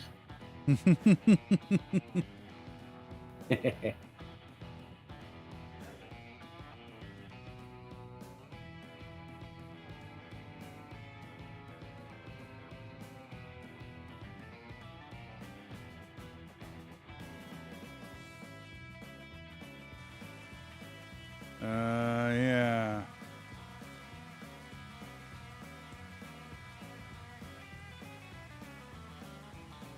Did I not relog in? I didn't.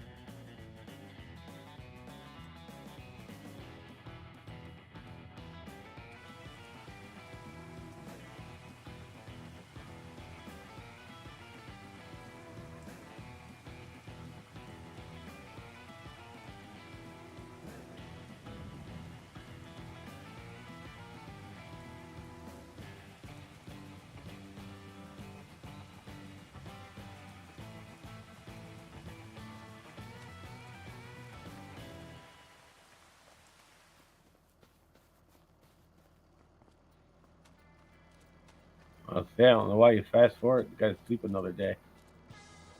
Oh. Yeah, I guess so. Okay. One more month.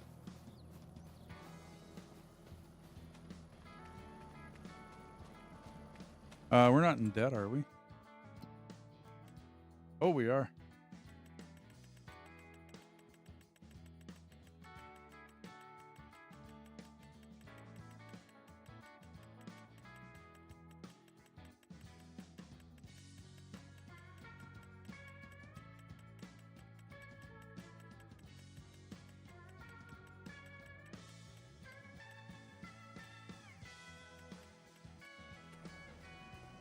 We had quite the loan going.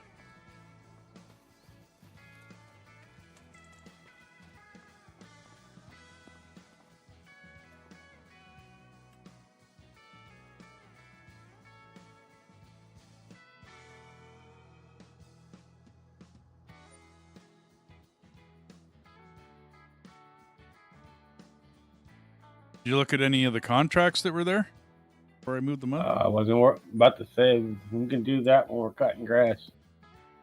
Yeah. The wood transport and deadwood. You have fun with that.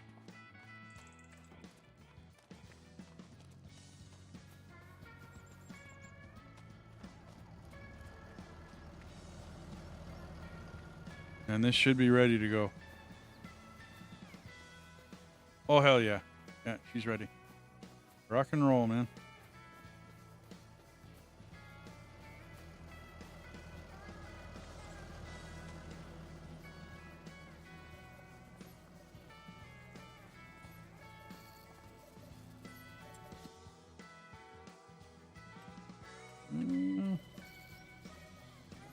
You don't need to cut any extra.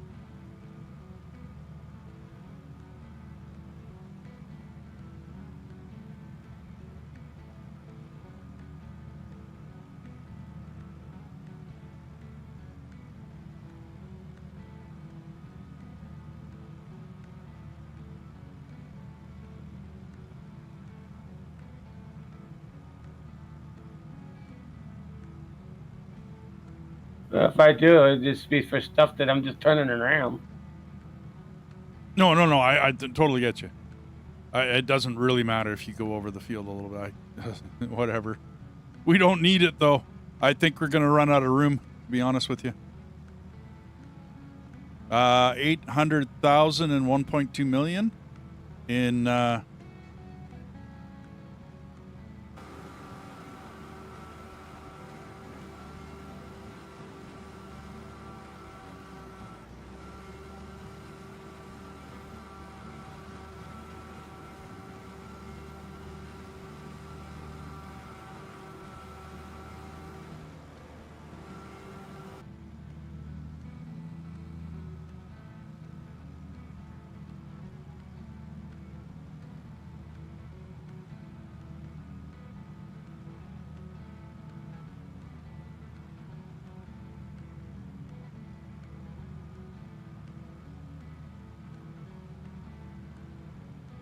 Yep.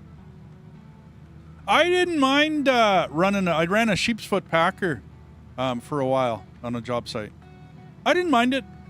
I put it was loud, so I had to wear earmuffs, right? But I put earbuds in, right? Listen to some tunage. I had it all hooked up to my phone and all the rest of that fun stuff, right? So I didn't mind it. Like you say, you catch up to what, where they are, like where they're actively working, right? And all they were doing was bringing clay from there, bringing it here, and spread it out real quick, and then I come along and pack it. And that was a pretty simple job for what it was. I didn't mind it at all. Back, forth, all day long. The vibration... Yeah, it was kind of gets to you after a bit. But it wasn't that bad.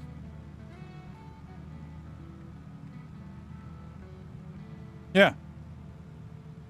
Exactly.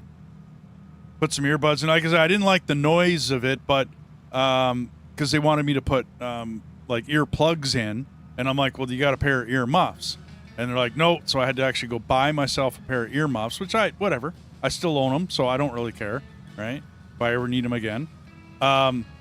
Put those on, and like I said, earbuds in, and just listen to tunage. Gravy job, man. You're going to pay me like 28 bucks an hour, whatever it was, to run that? No problem. Easy peasy. Talk show and eat, yeah.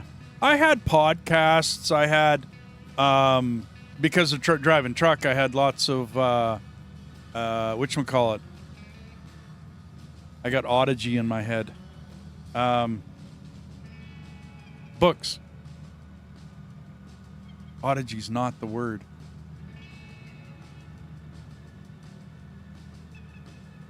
Anyway, graphic novels, or not graphic, but man, what was the name of that? It's bugging me now.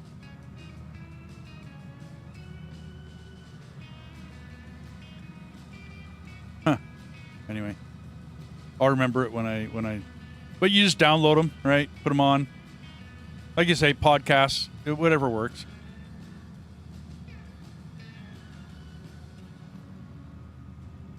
If I was working in the city, then I had internet connection, so it wasn't a big deal to get a live podcast. And you just listen to them. Yeah, no doubt. Lots of time.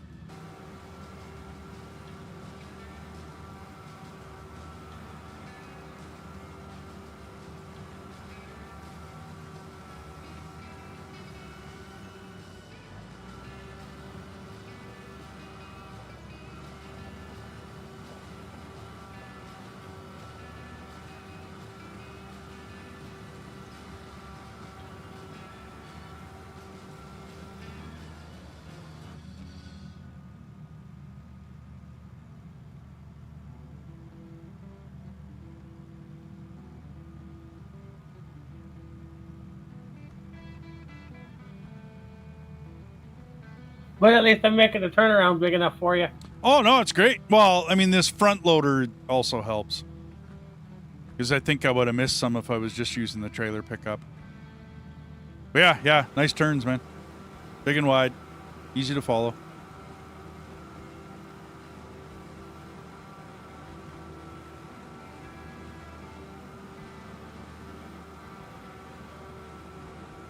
That's one job I've never done. I've never been a flagger. Because I always had a piece of equipment to run.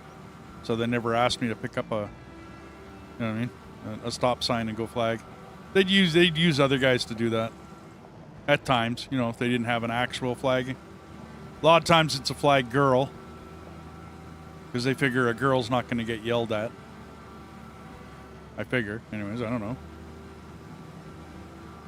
It's a little sexist, but...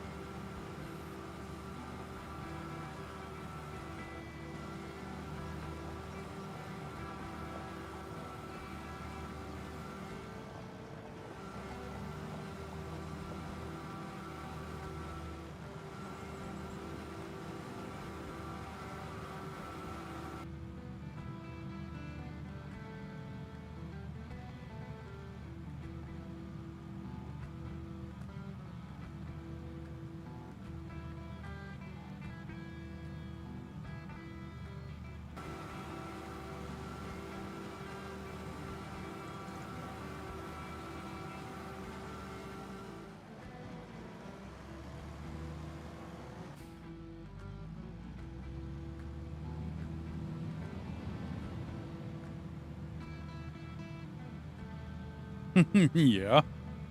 Everybody should get yelled at. Not just girls.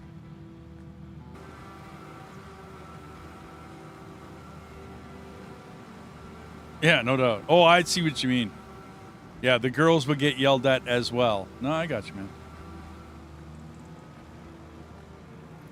man. Most women that get into construction kind of expect to get yelled at. Because, I mean, I've never met anybody that hasn't been yelled at on a job site. Especially when they screw up.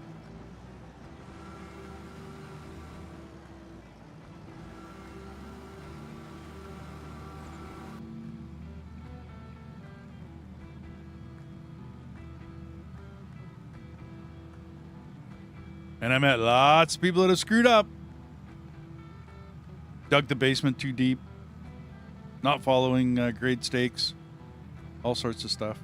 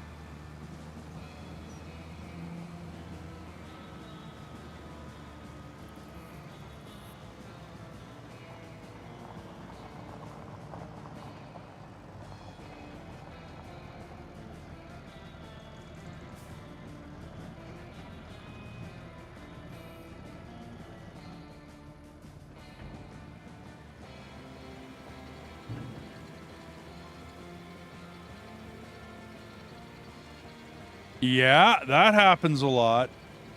The nephew, the brother-in-law, the son-in-law. Yeah, that happens a lot. Sometimes they're worthy of the job, sometimes they're not. Still not much you can say about it, no matter what.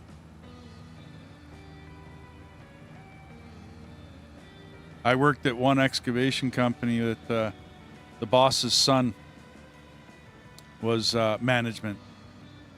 And yeah, let me tell you, there were some things he was good at. You know, no arguments.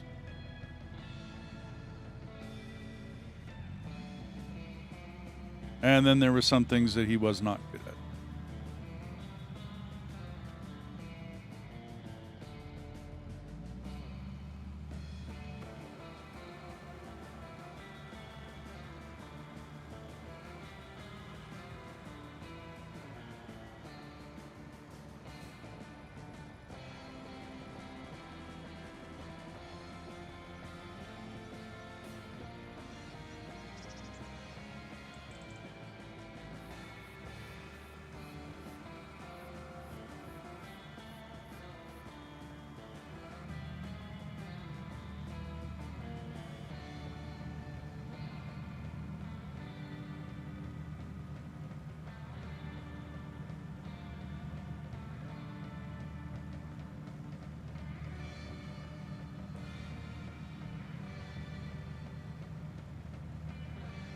Then she's one of the good ones. Like I said, it can happen.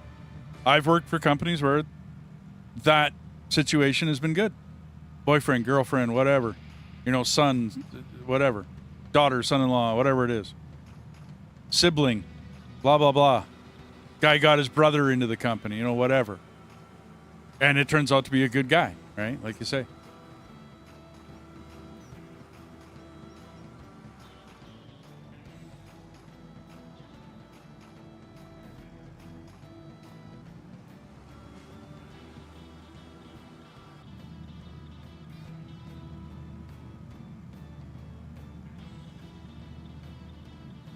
Plus, this little bit extra ass, plus it's becoming winter anyway, so it won't hurt.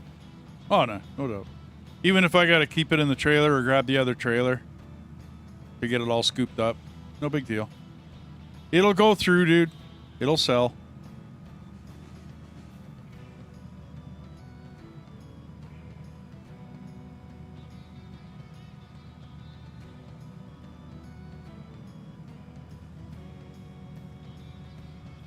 Oh, there you go, Sim.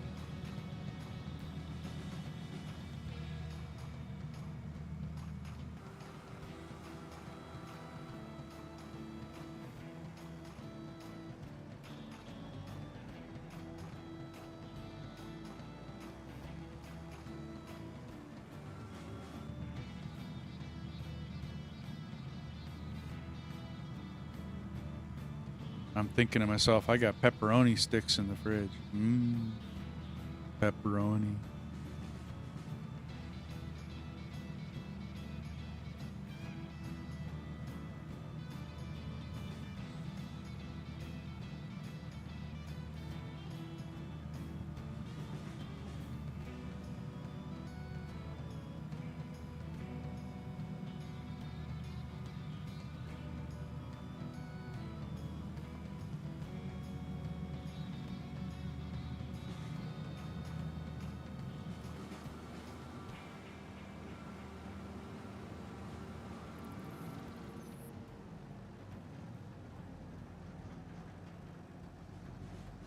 Probably going, why ain't you going the rest of the round? Well, because this part's different. This is a different part of the wheel. Oh, it's all good, man.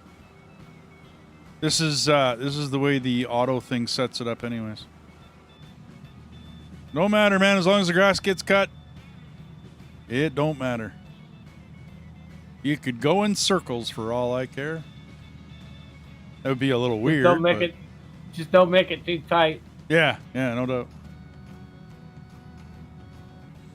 Well, it's not bad with this front load thing. That's why I like it.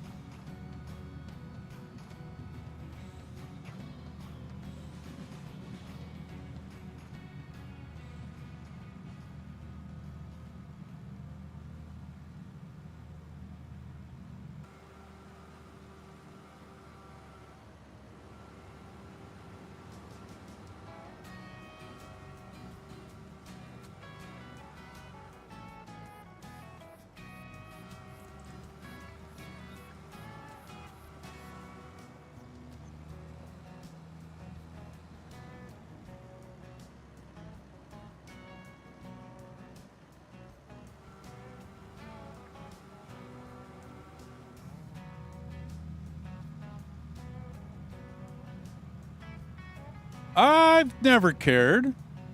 Can you do the job? Beyond that, what else is there, man? Really? Can you do the job?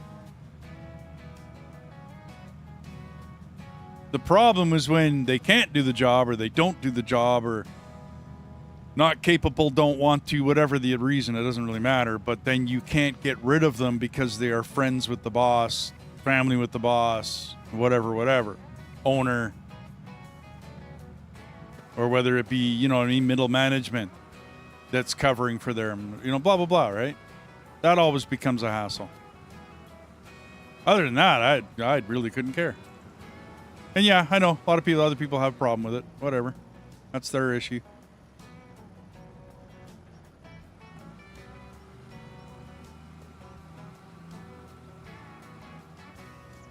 No, it's cool.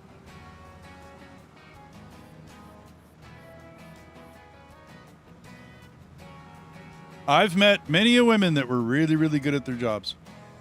I had, when I was dispatching, I had a girl in the office. Holy. I mean, this girl could do the job. It was a very wide range of skills to do that job. Because it was paperwork in which she typed like 1 million words per second. And it's not like typing a letter. It's filling in blanks. And you do a lot of tabbing, to get to the right, and then you put in a couple numbers and you tab, and you put in some more information, tab, and, get to other places. It's like filling in spreadsheets and stuff like that. Holy. But she was quick. I mean, her fingers went a mile a minute.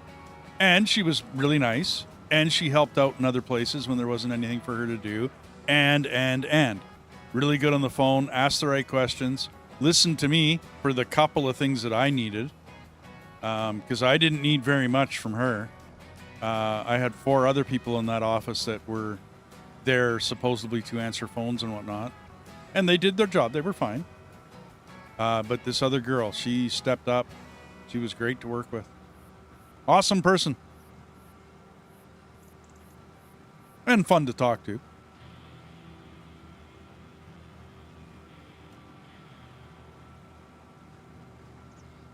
Well, it's like any job, dude.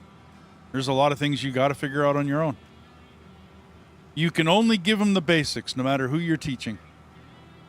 Give them the foundation, give them the basics, and then they take off and they'll sometimes figure out their own way to do things, and or do it better than what you taught them at times. That's happened a couple of times with me.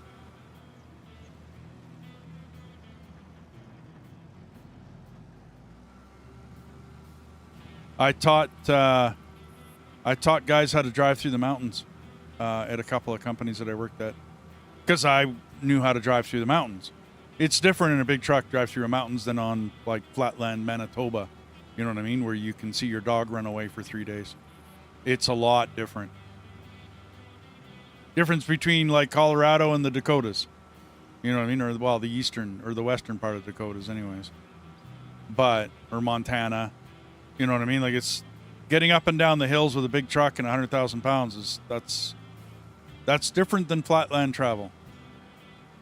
And then doing it in a snowstorm or, whatever in the different, basically environmental things that can go on and happen.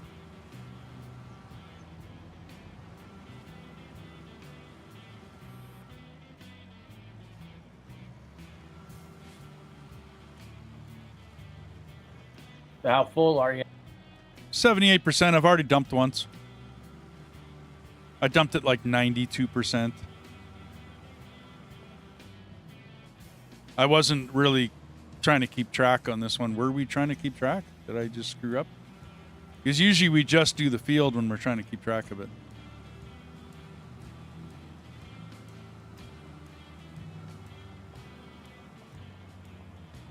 No, I was just seeing how much you got. I got you. With that.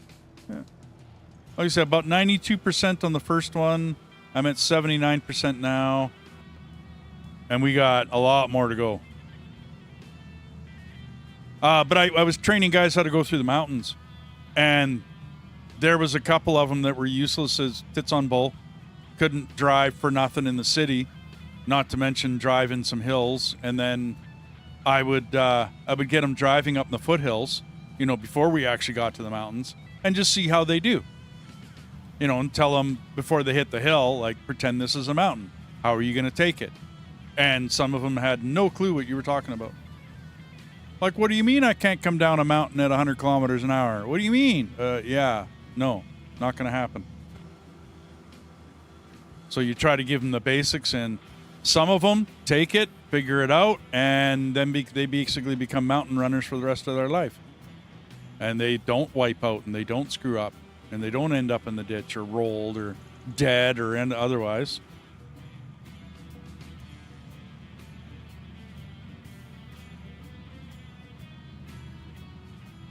I mean, as easy as it is to teach a driver how to drive an ice road, like, follow the speed limit. There's your training. Follow the speed limit. It's not that hard.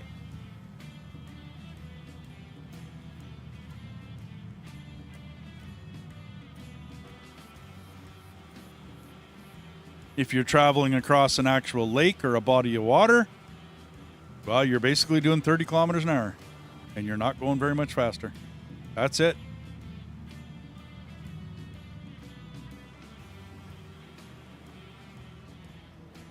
Oh.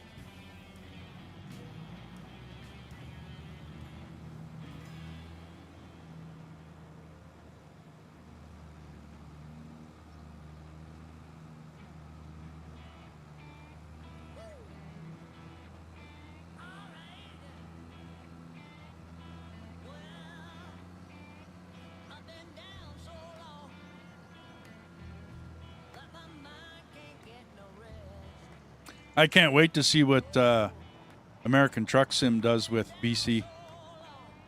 See what kind of winter driving situation they put you in.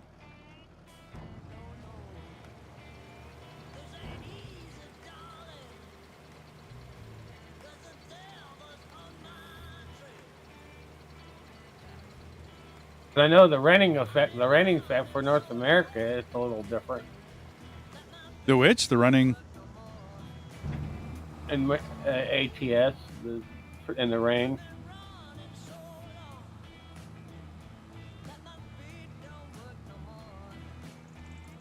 Well, I don't find too much of a difference in rain in that game. You know what I mean? Like for road conditions, hydroplaning and the rest. Like I don't find. Oh yeah, you don't see that part of it. Yeah, I'm talking about brake wise. I can tell the difference in the braking. I got you.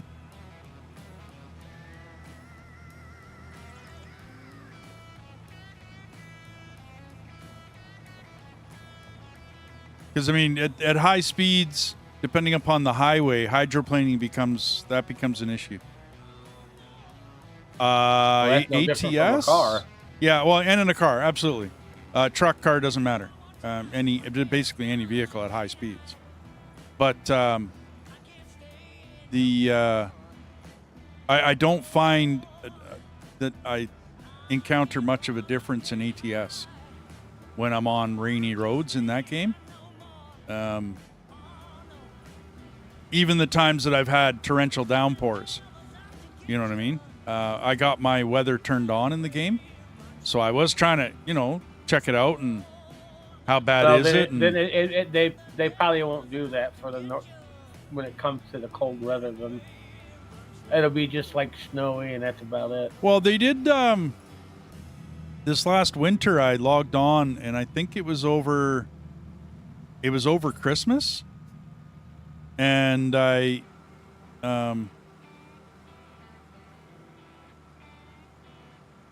didn't think that was down. It was over Christmas, and they had an event where they had icy roads, where you had to go up icy roads to get stuff done. If you logged into like the World of Trucks, and then you did the event stuff. Oh yeah, I seen that. That wasn't even part of North America. You were in a completely different zone. Yeah. They just popped you into a zone, but each zone had icy roads. So they got an idea as to how to do icy roads. It felt pretty good. You know what I mean? Like as far as icy roads go, it felt pretty good. Like they did their job fairly decently. You know what I mean? Some guys, or some games, I should say, not guys, but some games don't do icy roads well. You know what I mean? Like the reaction of it and whatnot. Like SnowRunner is an extremely fun game, right? Dirt Runner, SnowRunner. They're fun games to play. Do I think they're actually realistic? Not in the dirt I've been in. You know what I mean? Like not as bad as I've seen it in muskeg country. You know what I'm saying? Like there was times where a cat had to come and pull me out. Plain and simple. You weren't getting out.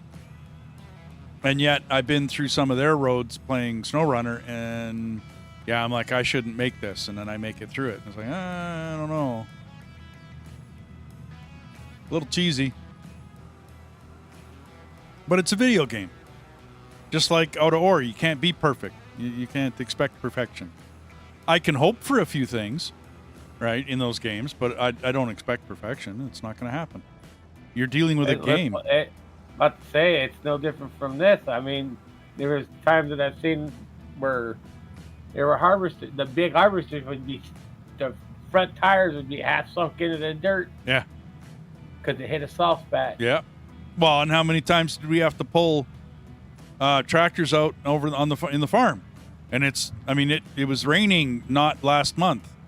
You know what I'm saying? Like we came out in the field, there'd be low spots and there would be mud and everything else. This trailer is part of a mod called the Lizard TARDIS. It allows me to fill it up to 260,000 liters. Yeah, it's called the Lizard Mod Pack. It comes with all kinds of stuff. Yeah. But if you know Doctor Who, right, Sim? This is the Lizard TARDIS. Bigger on the inside than it is the outside. Yeah. We're using quite a few mods. We're testing out a bunch of stuff on this map because the fields are really big. So we don't want to be running back and forth all the time to the wherever we're taking whatever stuff to, right?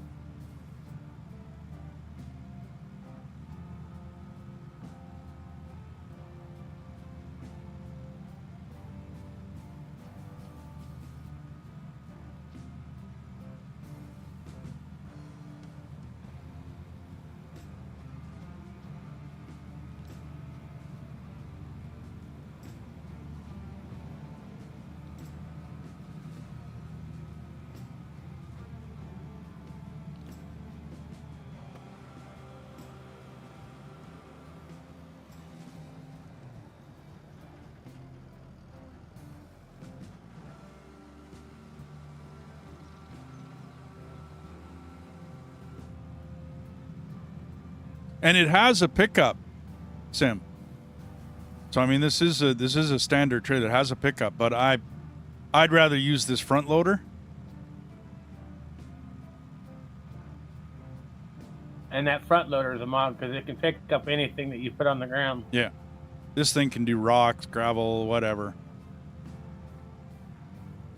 We were using this for the silage, because then you load up silage and take it over to the biogas facility, like out of the bunkers.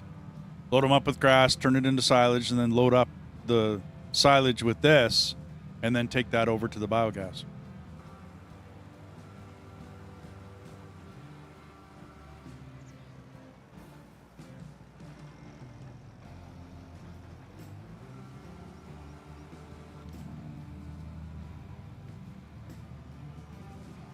We figured we'd try a map with some other mods on it that we don't usually use.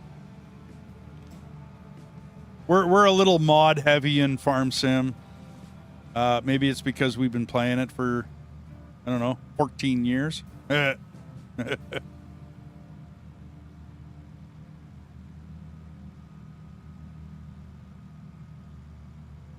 off and on. Holy, 14 years. Wow.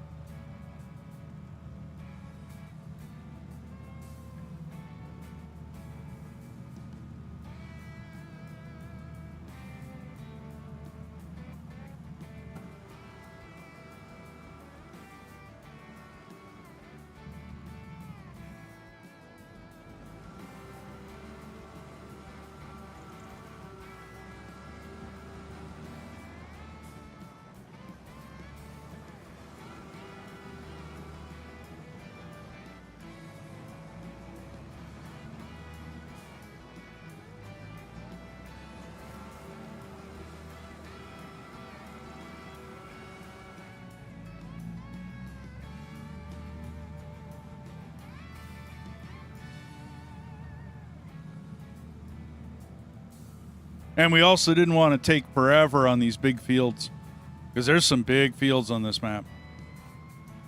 For as small as this map is, there's some big fields on it.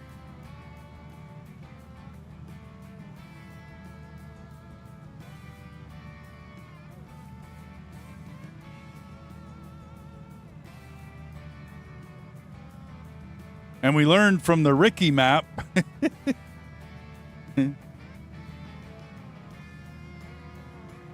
That was just too big. Yeah, that was a 16x. That was a little too much. A little too much.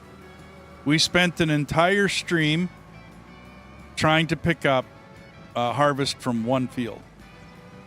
Like an entire stream. One field. That was a bit much.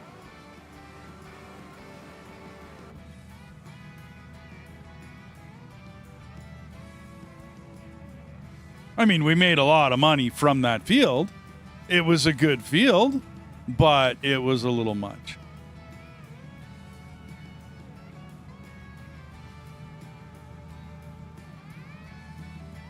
That's a mod for when you got like 6 or 7 people playing it. Yeah, that would be a good field with a bunch of people. You get 5 or 6 people playing that map, that might work.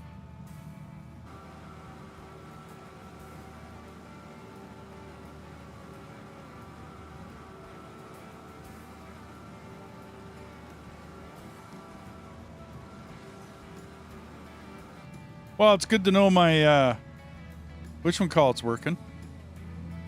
My wheel is working again. No mess ups, no nothing.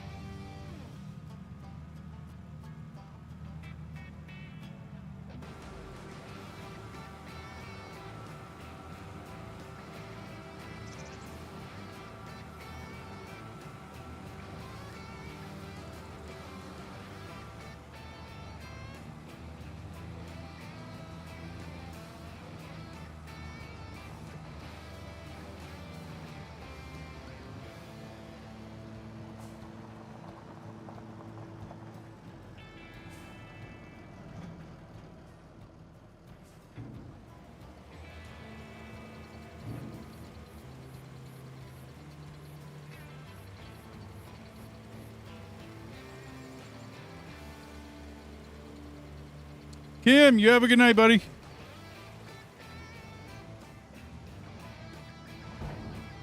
I'll jump on, see how far you got and what you got picked up.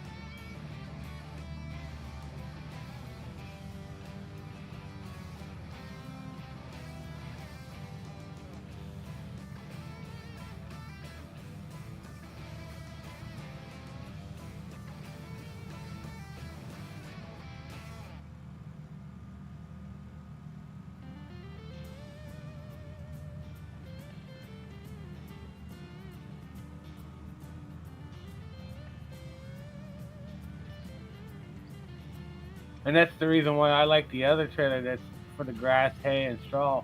You can actually get caught up to my field, up to me, and then switch back to a single field if you want. I gotcha. I'm good. I mean, I'm only 4 lanes behind you. I don't think that's a big deal. It unloads quick. I don't know. I'm good with it.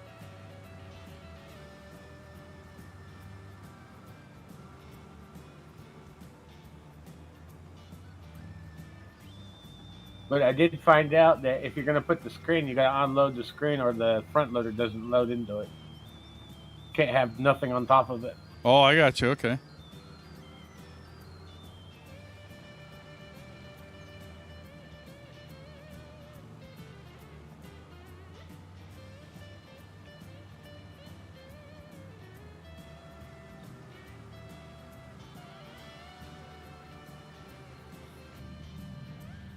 Which makes sense. I mean, if you got the canopy over it, you know what I mean? It would spray everywhere.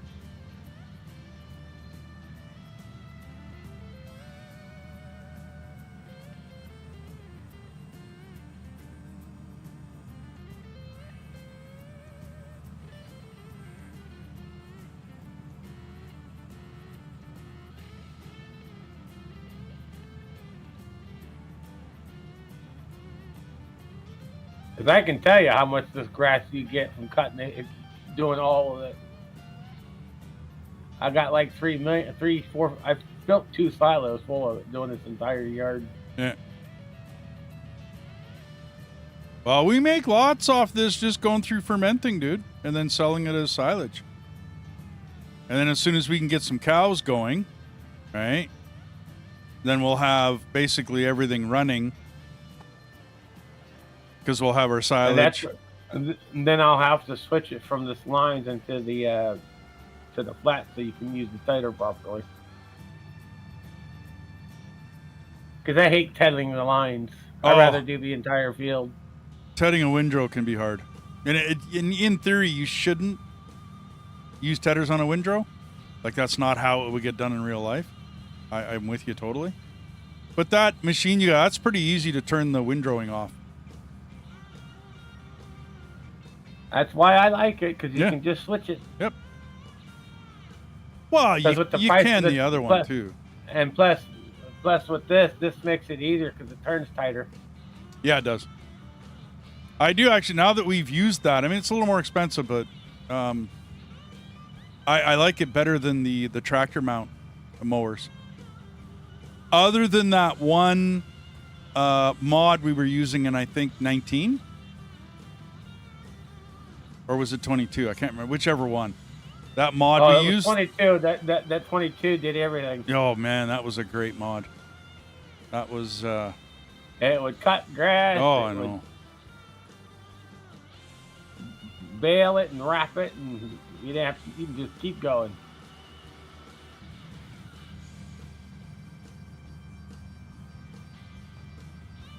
Literally, one guy could just have a big long string of stuff behind him and do it all.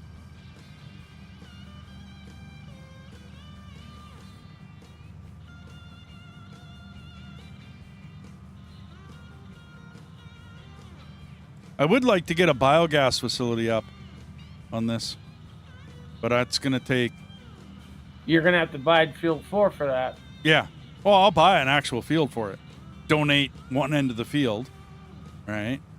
I was contemplating using part of this field to do it because we're cutting a lot of grass. About to say 4 is completely open. It's nothing but concrete. Oh yeah, that's right. Part of okay, that's right. Because all that, once you buy it, you can delete a lot of that fencing. Yeah.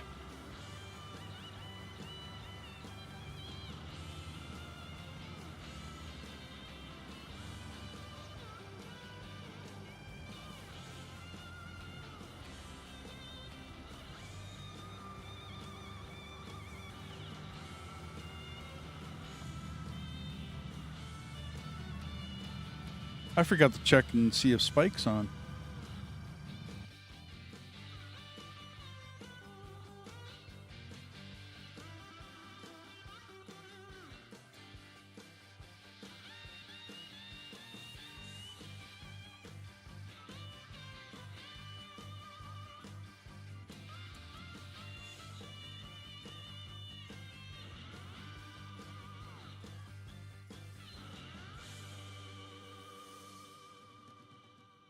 Because once I get done mowing, I'm going to go switch right to fertilizer. Gotcha.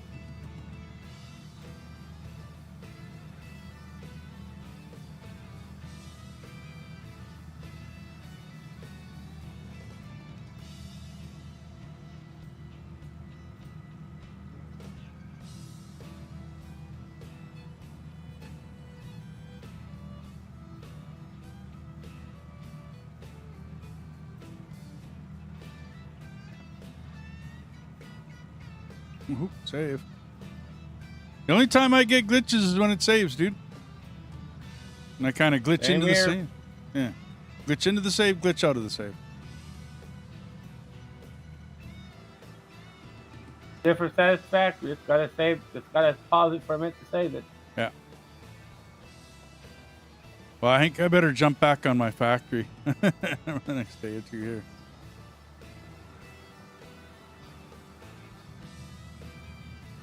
I think tomorrow might be out of ore.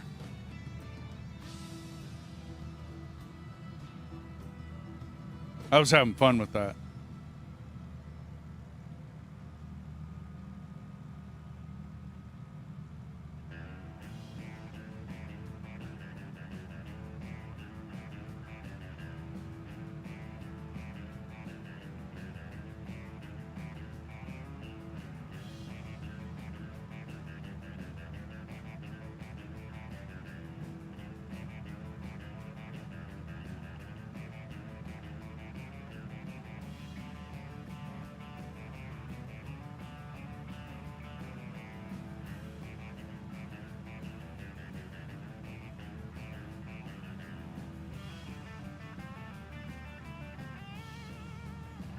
You probably could drive the tractor like this. It's just you'd have to you'd have to hook it up backwards and run it backwards.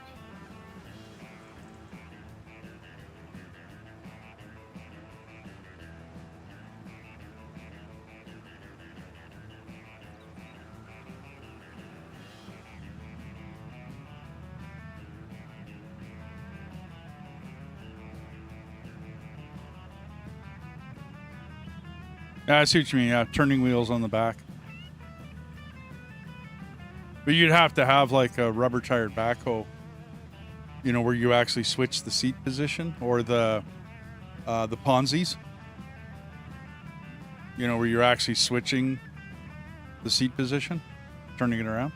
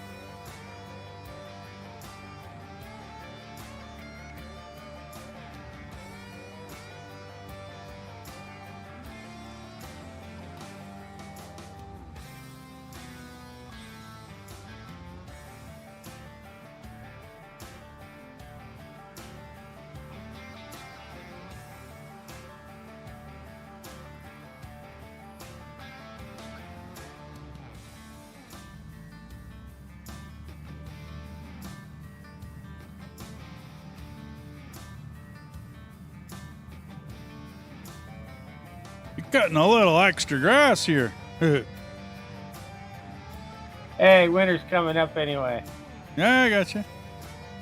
We'll have 4 months to chew through this, 5 months. I might have to grab that other trailer. I'm going to fill these silos this time. For sure. That's okay. We don't need the other trailer until harvesting season anyway. Yeah. We'll be able to empty it over the winter.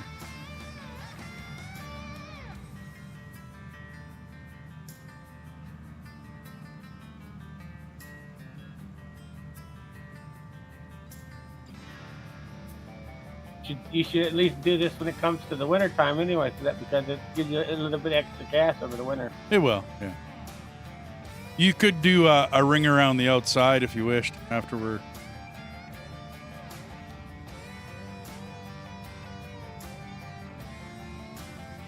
Because in my game, I took I used my tree harvester and took out all these trees.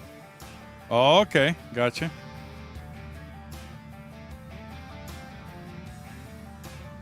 And you just went and mowed the whole yard. Well, I'm also going to turn the field into grass, too. Yeah.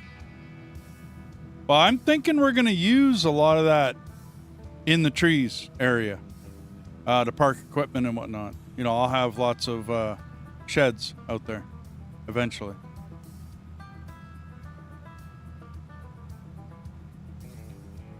And then I was thinking... where those trees are, I turned that into a field somewhat. Yeah. I took the distance of that plow and I turned it into a field. Okay.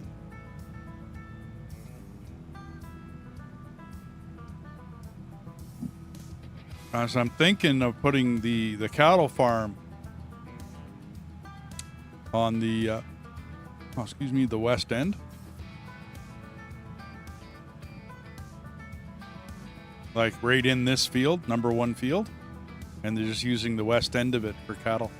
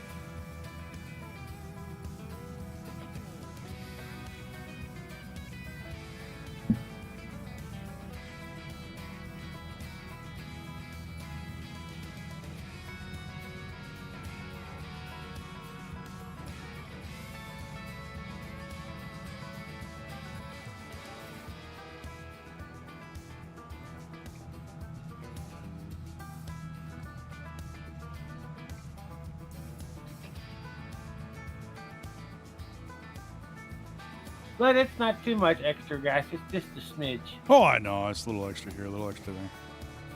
Like I said, do a big ring around the outside of the field once you're done. That'll be quite a bit extra.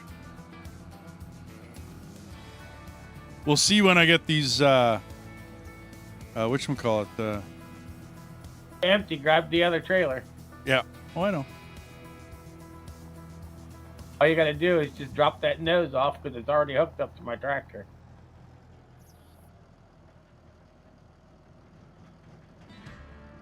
All you got to do is switch nose.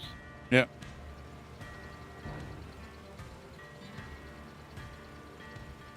I haven't checked to see how full these are. These silos.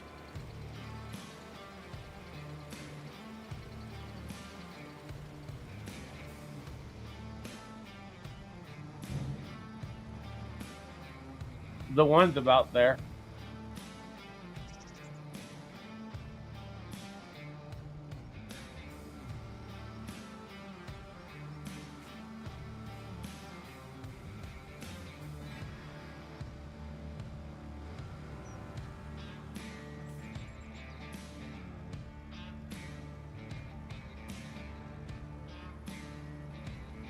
Because when winter comes, they're going to be about half empty.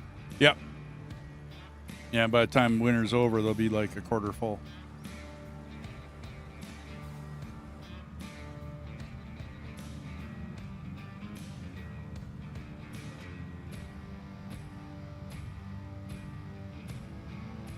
But we're making lots of money from silage, so I'm not going to complain.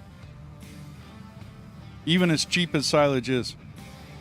Like, you don't make very much money from it.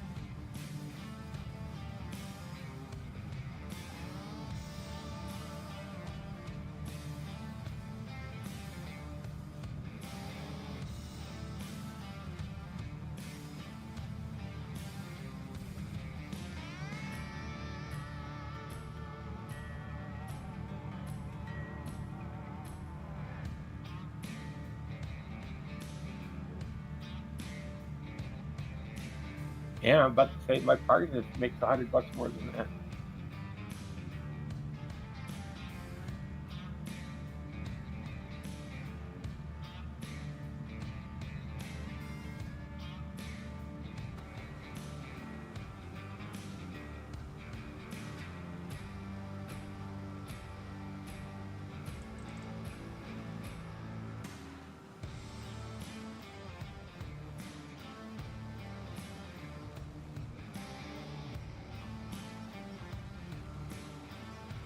Then you'll get a rough estimate of how much money you're making over the year, over the months, off of the parsnips, because it's just a smidge less. Yeah, it won't be too much less. We'll figure it out. That's why I wrote it down. Like how many, you know what I mean? 2.56 million. We'll see how much we get when we've done up the field ourselves. Because it was 70-some%, wasn't it? 80%. Was it 80? Okay. Yield.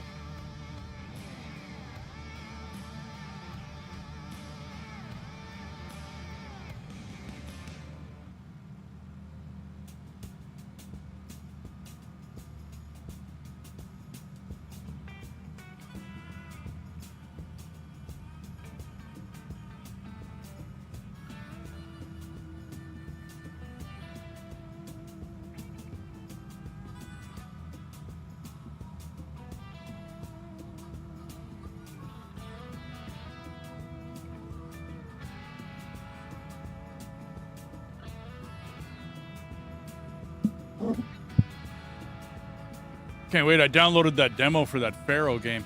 For the Egypt game. I'm going to try that after.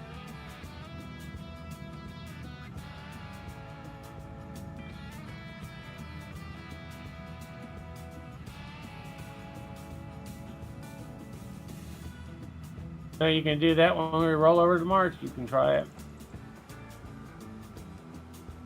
Oh, no, I'm not going to try it. I don't know whether I'll try it today or not. Oh, no. If I do anything, if I do anything else today, it'll be Planet Crafter.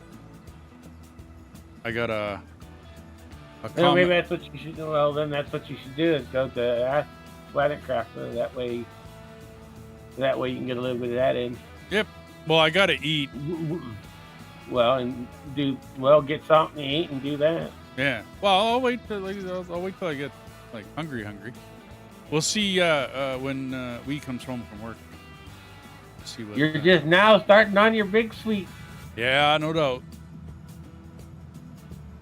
There'll be 10 of these, 12 of these.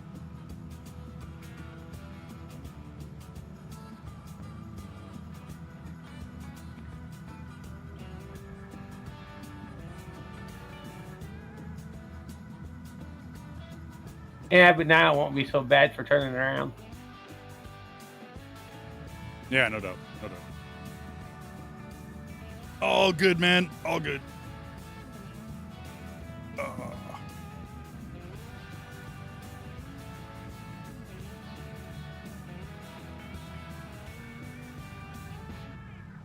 was kind of hoping Spike would join us, but I did message him kind of late. I think it's kind of late for him right now. Yeah, they probably play some World of Warcraft or whatever. Well, it's 7. It would be 11 o'clock at night for him right now. 11 midnight, somewhere around there. So depending on what schedule he's on.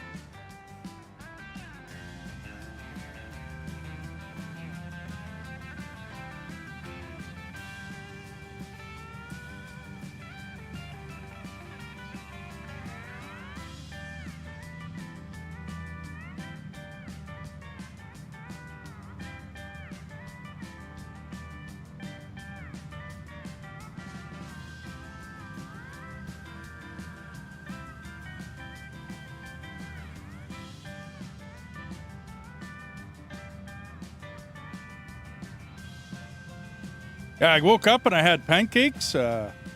Wife made banana bread. I had a piece of that along with my pancakes. And I'm getting hungry. Stomach saying, not enough. Feed me.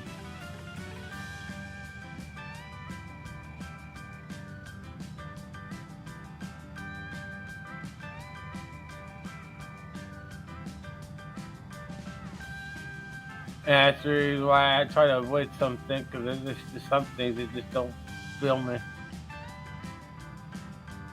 I find rice is that way.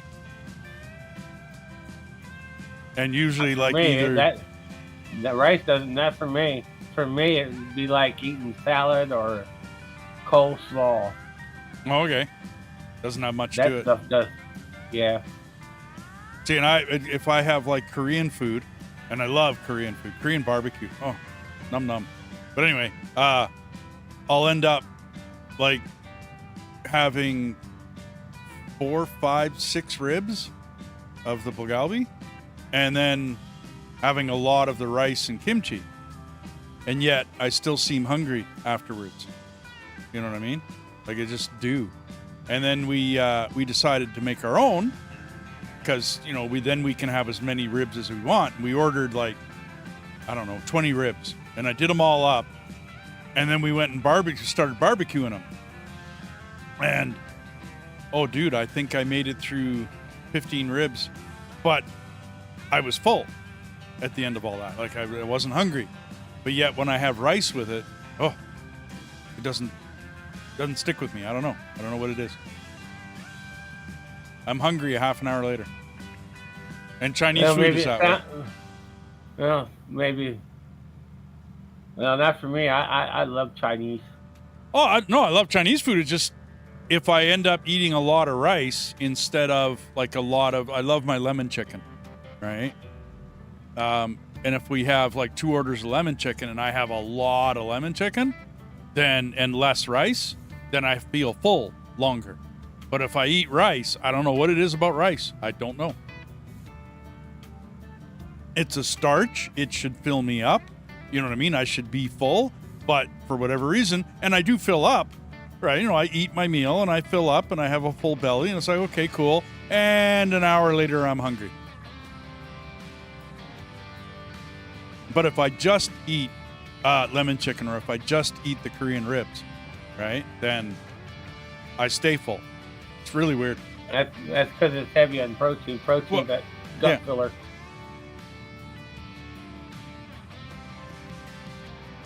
But I mean, when you do the rice, you should make it stir-fried rice with eggs and stuff like that, and I can guarantee that'll fill you. Yeah, I've never been a stir-fried, like chicken fried rice or whatever, like a chicken stir-fry. Oh, I love that shit. Oh no.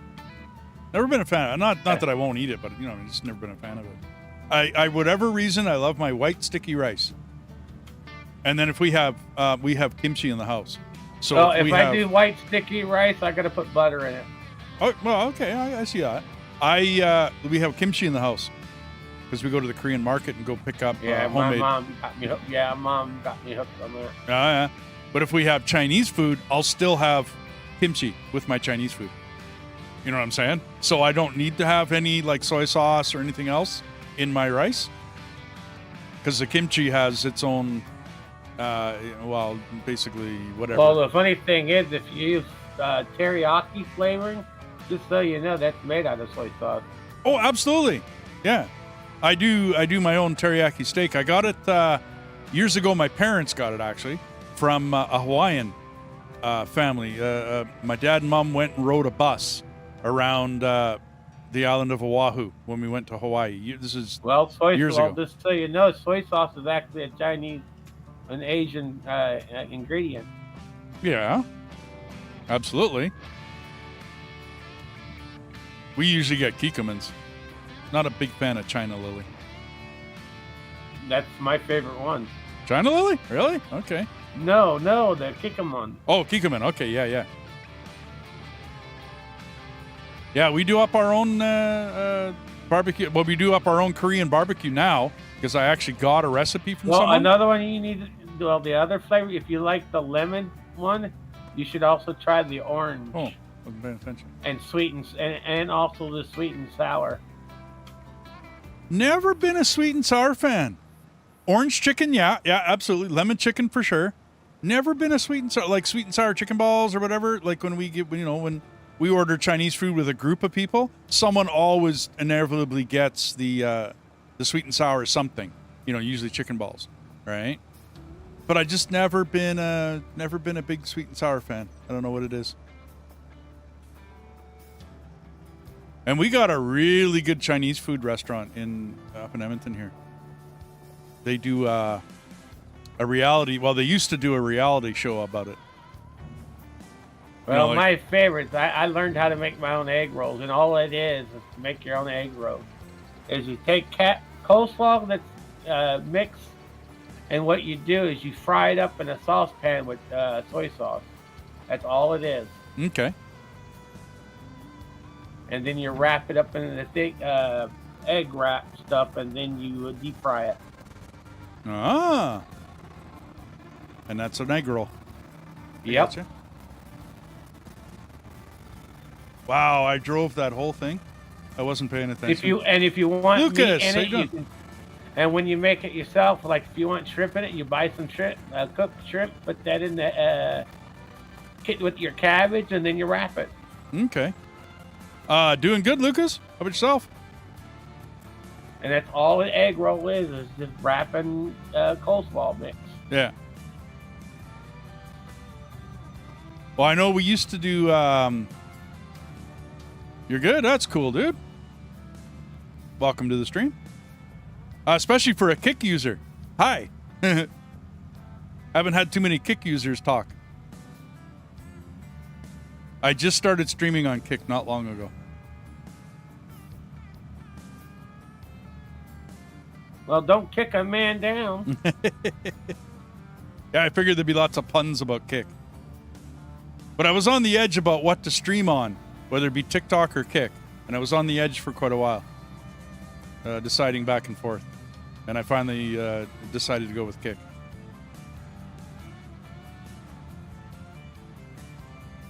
Oh, cool. Thanks, man.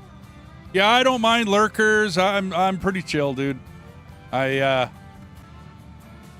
don't get too excited right up until my wheel goofed up on out of order the other day. I got a little excited then, but otherwise I'm pretty chill usually.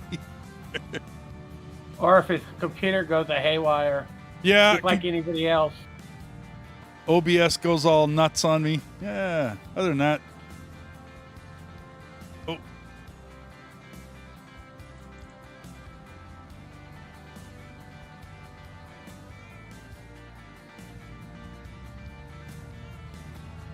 I don't have very much set up on Kick, Lucas. Like if there's any special commands and whatnot, I don't have very much set up on Kick.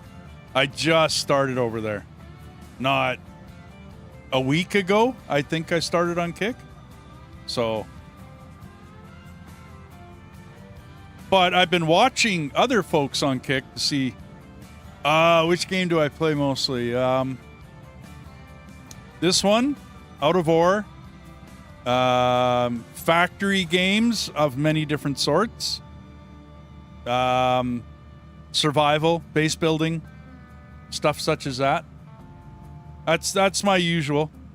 As far as sim games like Farm Sim here, I'll play American Truck Simulator and Farm Sim. They're not the same, but I mean, you know, as far as like driving sims and whatnot. And then Out of Ore, we goof around with because we like the heavy equipment in it. You know, the big Kung Pao chicken. Yeah, sim. Absolutely. Yeah, I goof around, Lucas. I switch games just about every day. You won't usually see me streaming the same game every day. And I'll stream anywhere between a couple hours to 12, 14 hours a day.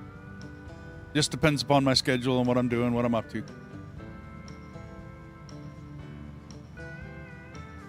I'm a retired truck driver, and for right now, I am doing a lot of streaming, but I don't make any promises as to whether I'm going to stick with it.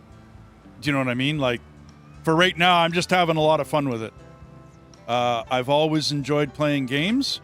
I've always enjoyed hanging out with people and gaming and whatnot. So, but I might have to go back to work because I don't make any money at this. Like, at all. You know what I mean? Like, at all. Not that I'm trying, but I mean, you know, it's like, it doesn't, I might have to go back to work.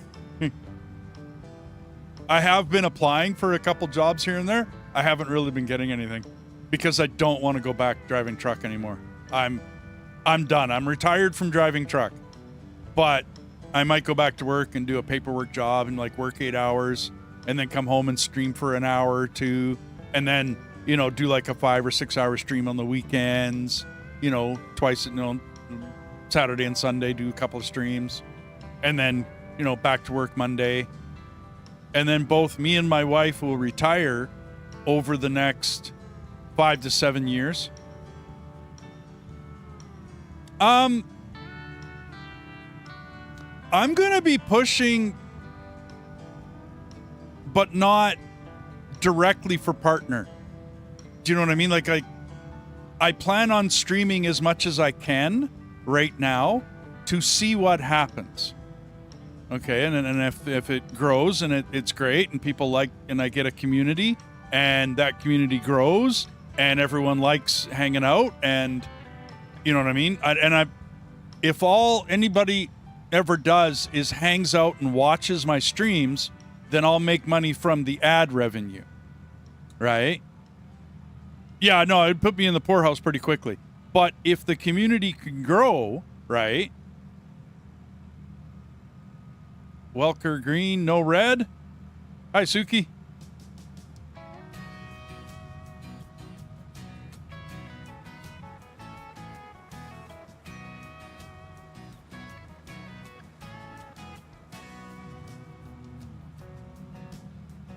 So, I mean, if the community grows big enough and I can make just a little bit, then I'm fine with that.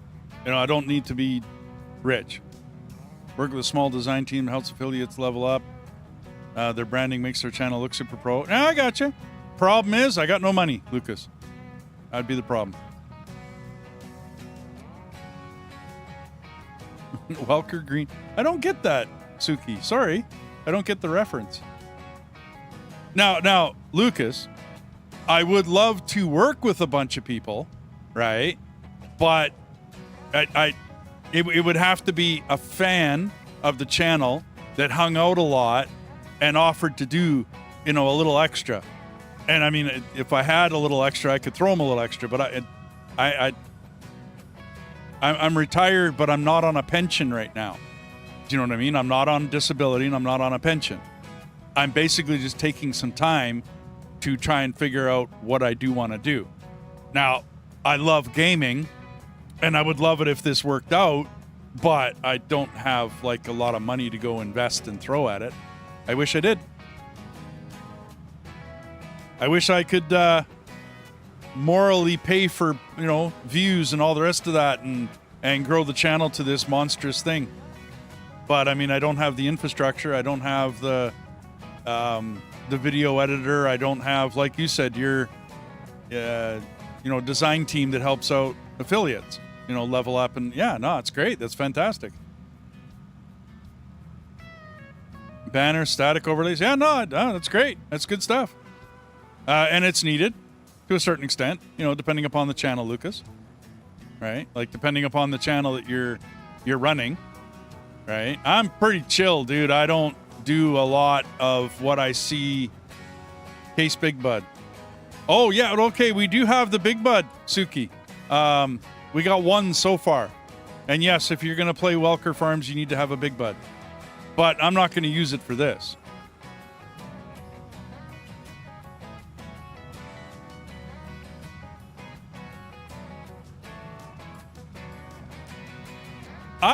Sib, I like to just hang out with people and chit chat, dude. Like, to be honest with you.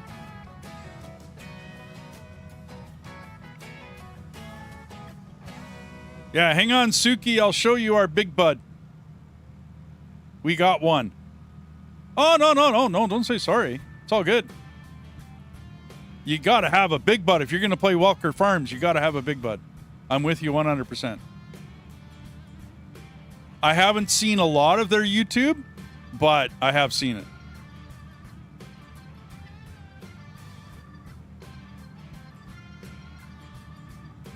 Oh.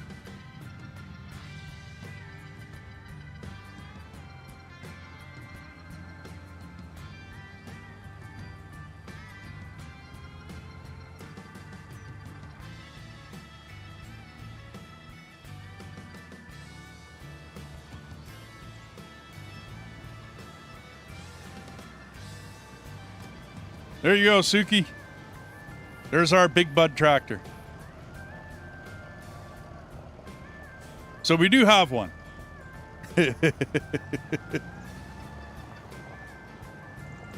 I went with the black. I don't know. I like the look of it. But I went with the black one.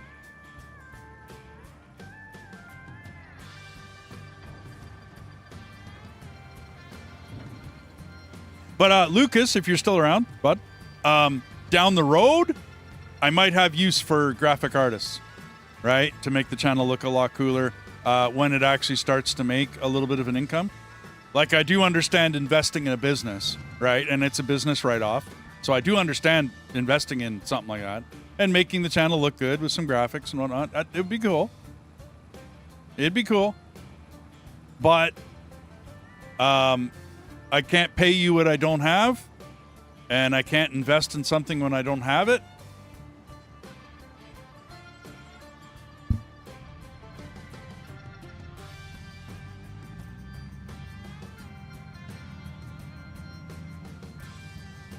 Come check with me in 6 months or so.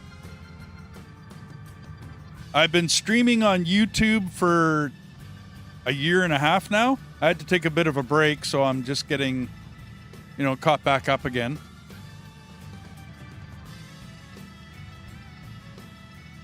But I have been growing organically. You know what I mean? No pay for view or none of that fun stuff.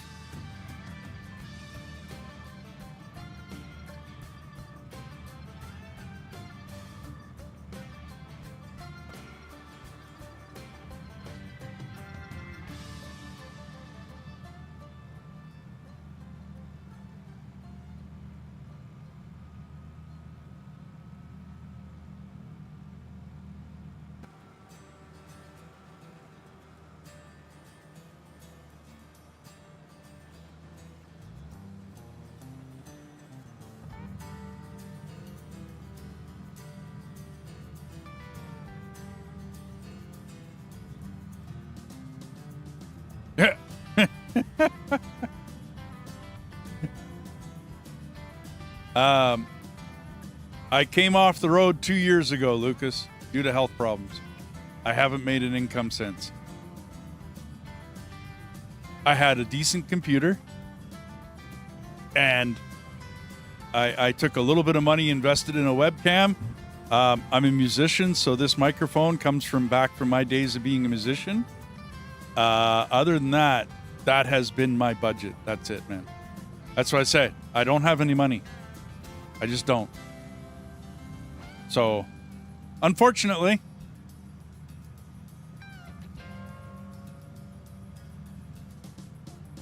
like I said, come talk to me in about 6 months, and we'll see where this has gone.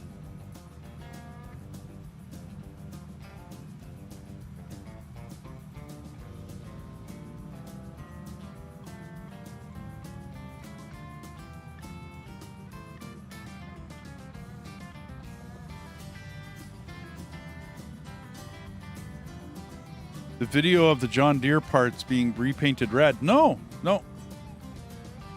You mean on the Welker Farms YouTube page?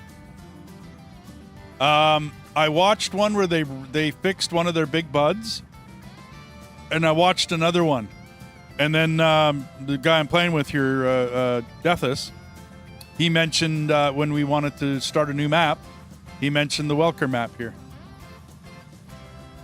Yeah, I haven't watched a lot of their YouTube page, I'll be honest.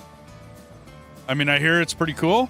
You know what I mean? Like, they do a lot of cool things, and it's a cool page, right? Which is why they have a following, and why, you know, Farm Sim 25 made a farm, did a scan and made a farm. So,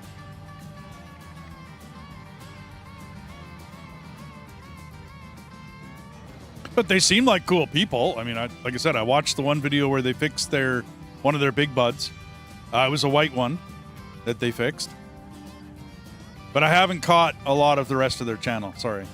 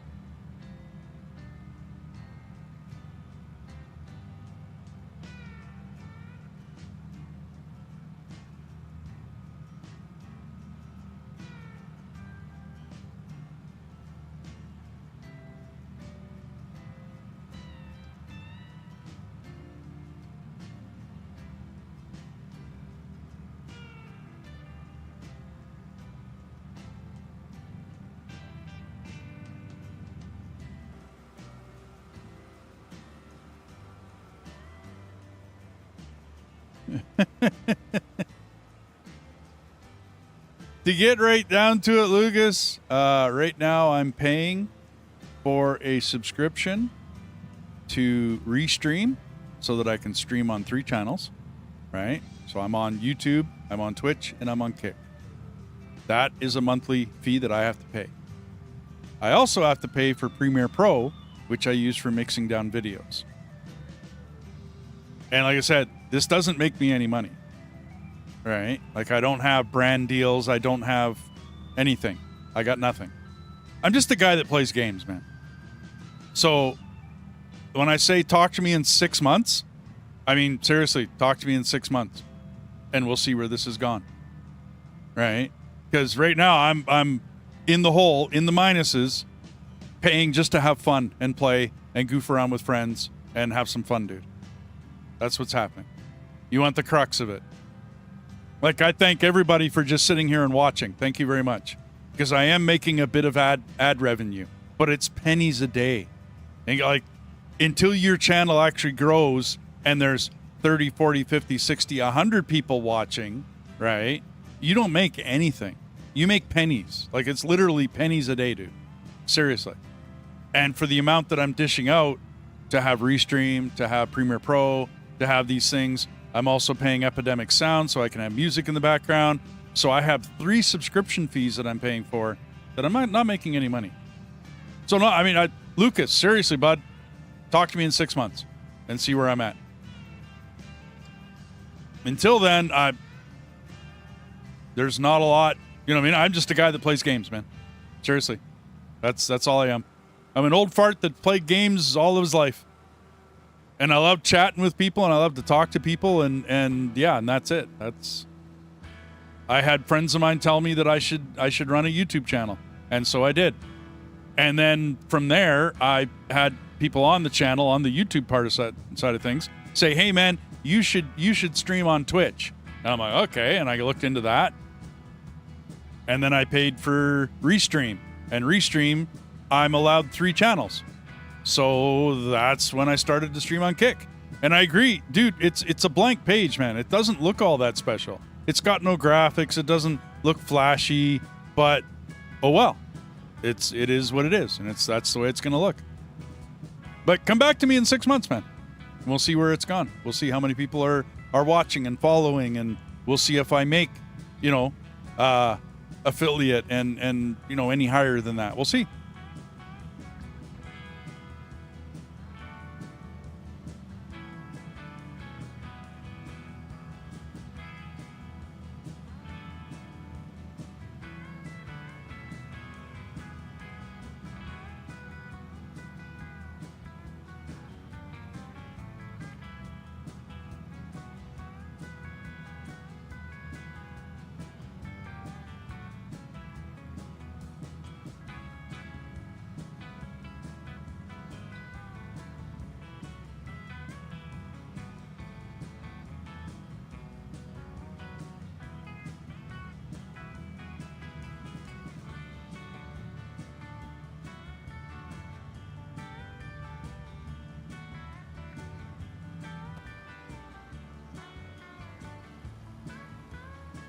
I'm going to fill up these silos eventually here.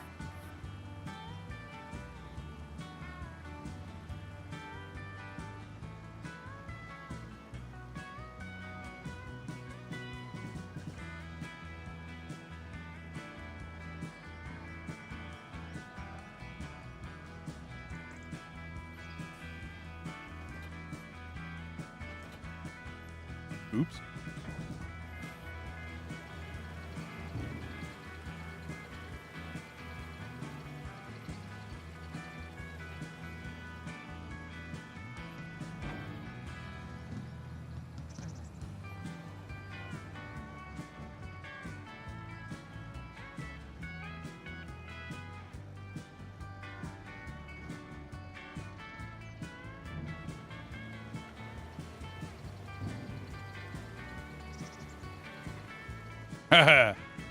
Yeah, both silos are full now, dude.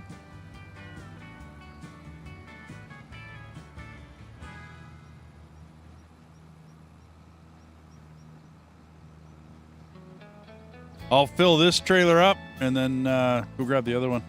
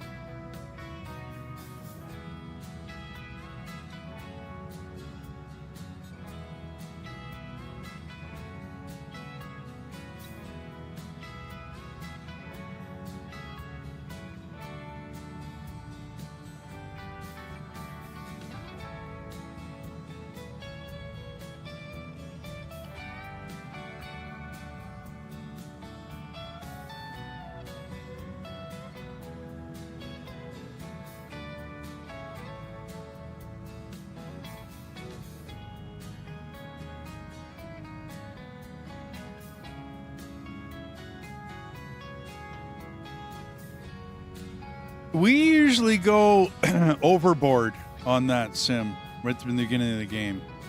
We will normally get one field and use it for grass and either sell it to, like in this one, sell it to a buyer, whatever, whether it be the farmer's market or whatever, right? We don't care. Or like we're doing, we use the fermenting silos, right? Or I get a biogas facility, right? And I put that down. And then we use the grass for silage into the biogas facility. But we always have done one field of grass. And it's a bit of a hassle to mow it all the time. Like 3 times a year, we have to mow this grass, right? And that's quite a bit. But if I was to, say, plant wheat in this field, right? And then mow the outside of the fields that we own, right? Like you said, like just mow the outside of the fields you do own. Use that grass as silage, right? I think I would make less. Like, as boring as doing this grass is, for right now, it makes a lot of money at the beginning of the game. Like a lot of money. Which is why we have really big equipment already. And it's only, this is our 3rd year on this farm. So that's kind of why we go that direction. Like I said, it's a bit boring to mow the lawn 3 times a year. It is. I agree. It's a bit boring to sit and, maybe it's a bit boring to sit and watch me mow the lawn 3 times a year, right? Rather than like bring up fields of corn or fields of other stuff. Yeah. But at the beginning of the game, we have no money. We have no equipment. We have no money. And in order to get a lot of that, we do grass. Some folks don't like it. Some, you know what I mean? Some people, refer to it as cheesy or whatever. It's legit. You're able to do it. It makes you money. We try to get it done as fast as possible without, going into the realm of silly, with some of the mods that are out there. Like, there are some mods that'll cut this field in 3 swipes. And then pick it up at the same time. That's a little much in my book, right? But when you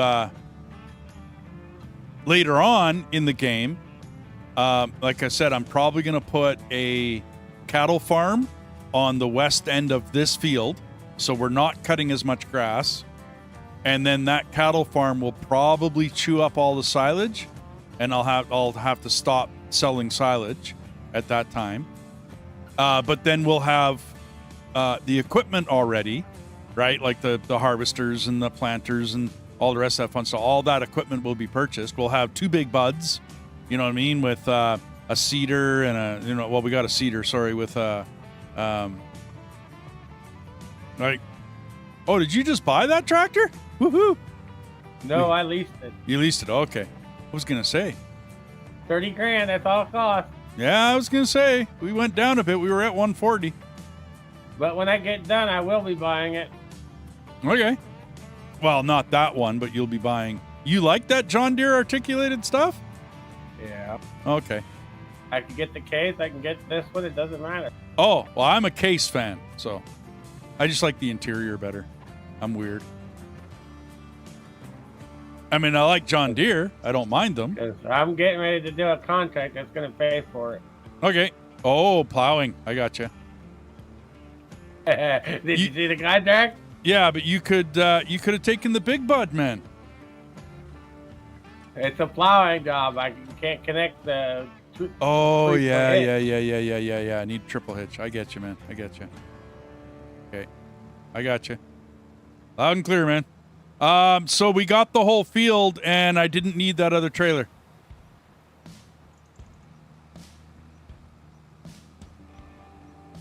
Well, you'll end up putting that stuff into the silo eventually anyway. Yeah.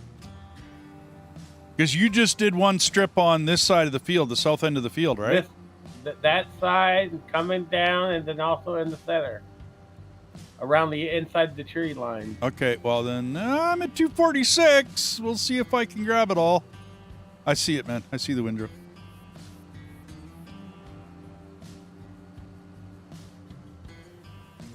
You might have planned that just perfect and fill this trailer up.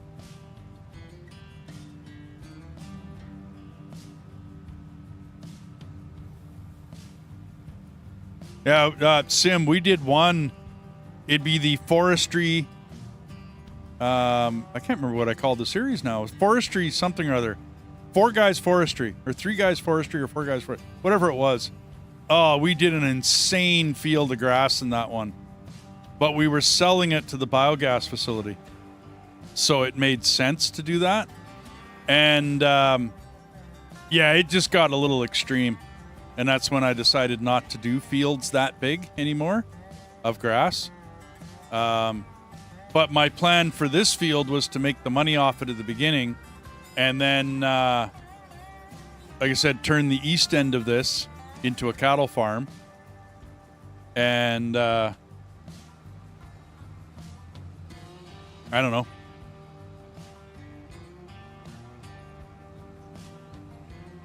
I'm doing a contract because I had to let the worker do the fertilizing. Oh, that's cool, let the dude. worker do this as well. Oh, that's cool, dude. We got enough money to handle the worker. Not a big deal.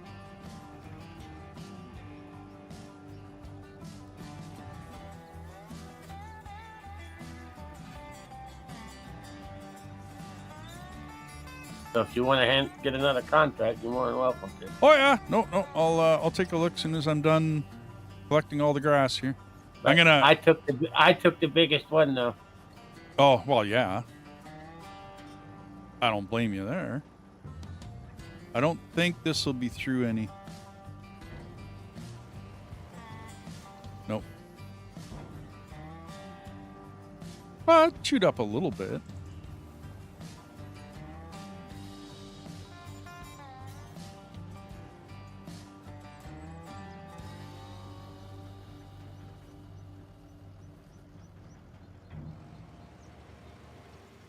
Yeah. Yeah, that's not much.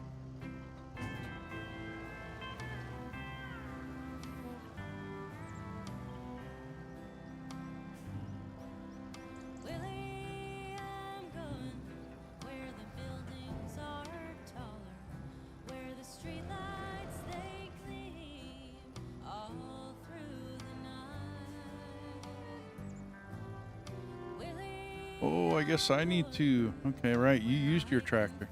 Oops.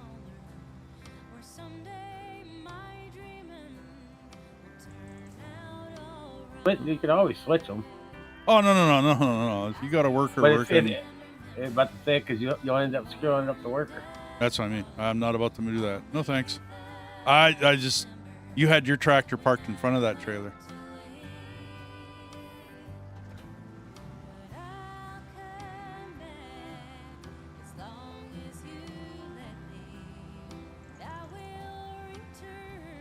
But I wasn't going to use the big butt on it because it didn't need that kind of power for spraying something. Oh, yeah, no.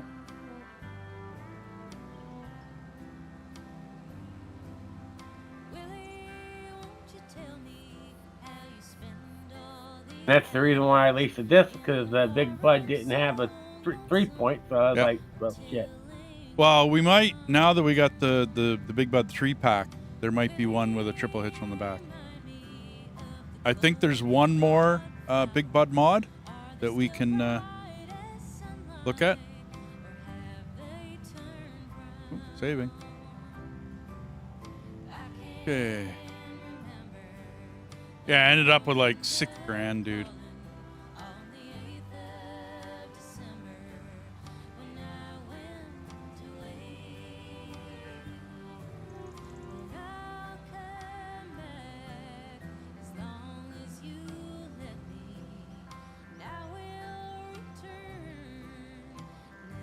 Because you can grab the other contract. That's the second biggest paying job. Cool, I'll take a look.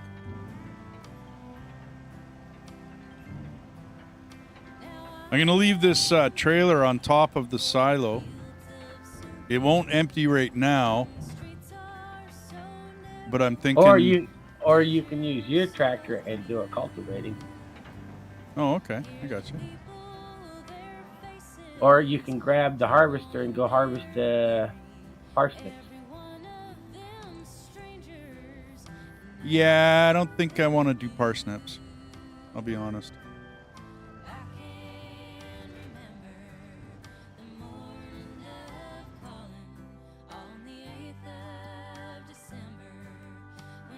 Wow. You can use your tractor. There's a hoeing job for close to 200,000. There's another plow job for 3. That's a big field. You already using the plow though, aren't you? Yep. Yeah, okay. No. Wow.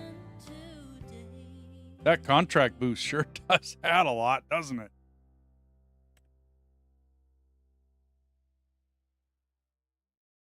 I don't think Well, now you see where I said crank it. Yeah.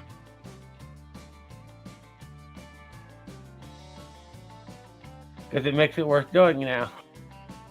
I'm thinking of doing the corn for 120. Either that or that hoe job. Maybe I'll put my my tractor on the hoe job. Right? Put a worker on it, and then I'll go do that other one. I'm gonna be mowing it for plowing because I think this is probably the biggest field in the game. Okay, well, 12.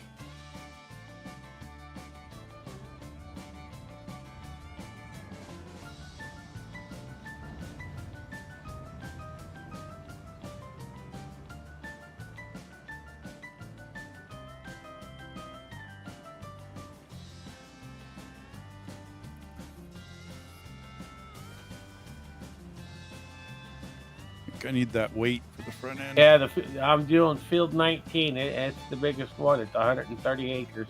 Okay. Oop.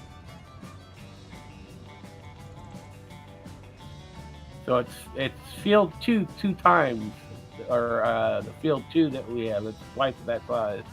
Yeah.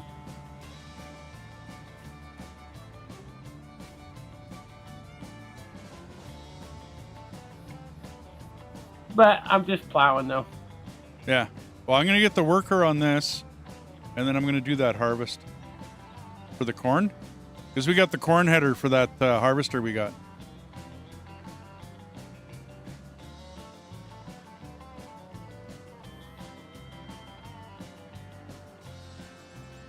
That's the reason why I got both styles harvest. We can do either one. Beets, potatoes, whatever. Yeah. But potato heads and the other type of beets, you'd have to buy a different head. Those Yeah, are no, I separate meant the corn. You grabbed the corn harvester for that other, for the regular. Yeah, it does corn and other stuff. Yeah.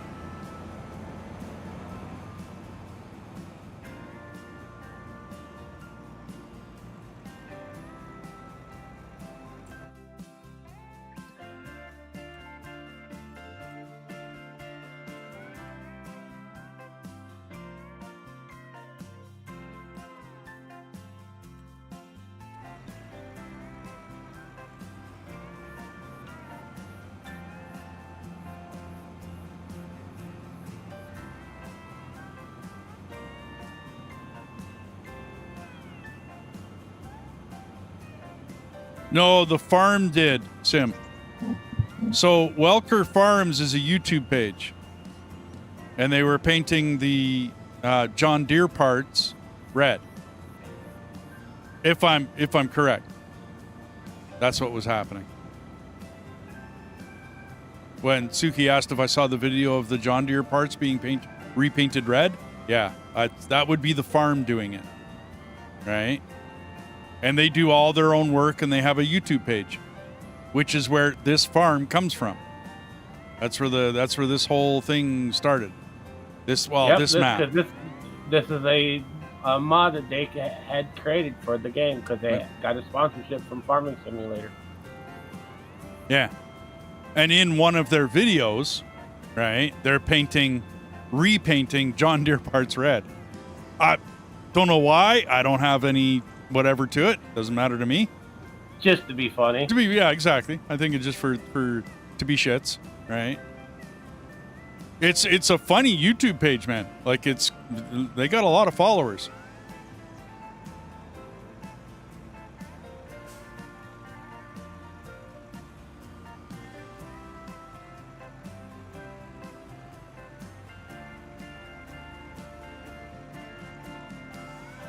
Because I've watched their channel, and I can tell you right now that the farm this map that we're playing on, this is 1/10 of what they own.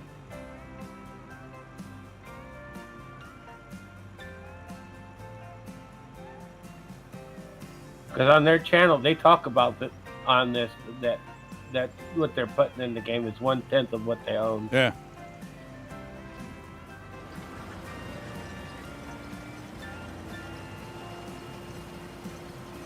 And I'm the one that introduced him because I showed him the map in my single player because I was playing this map, and he was like, "I kind of like the look at this map." Okay. So I got that going. You think it's time for a tractor and a grain hauler? What do you figure? You're going to make a lot of money from what you're doing. Yeah, and I'm going to be using that to getting an extractor. Right.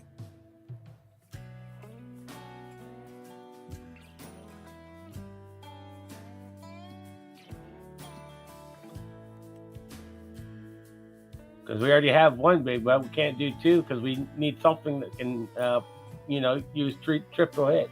Yeah. Because the tractor that I'm using right now is going to be the new hauler tractor. It's going to be pulling the harvesters and stuff. Yeah, I got you.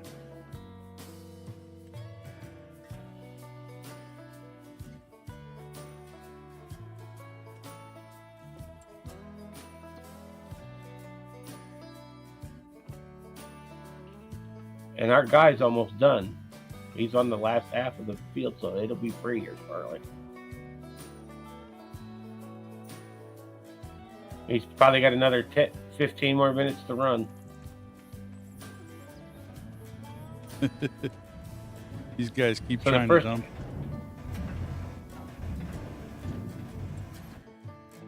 What was that, dude? Let's say my tractor's going to be free in about 15 minutes. He's almost, as soon as the AI worker is done, he's going to be done with that field. Yeah, I'm thinking I can hook up to that trailer with the big bud. Although that would be really hard to follow that harvester with the big bud. Yeah, because it's not fast enough. Yeah, it's not. No. Well, it's not that. It's. I mean, the double tires. You know what I mean? Double wheels. That's not easy to get close to anything with that. Well, just wait until my tractor gets done, and then you can do that.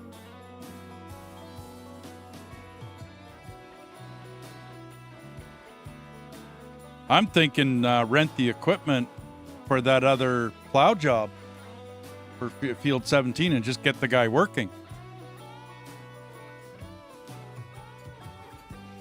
I was to say, just lease it and have him do it. Well, I'll just take the equipment that they offer and just get them working. Like, you know what I mean? Just, we can have that many workers working.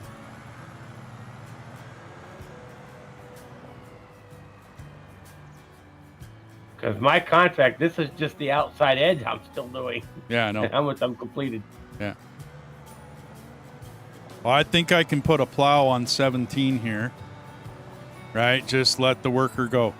And that'll pay for itself. Because then I didn't have to lease anything. Nothing. And that'll pay handsomely. But the contract I got just got me a tractor. Yeah. No, I like your thinking. Because that was a good contract.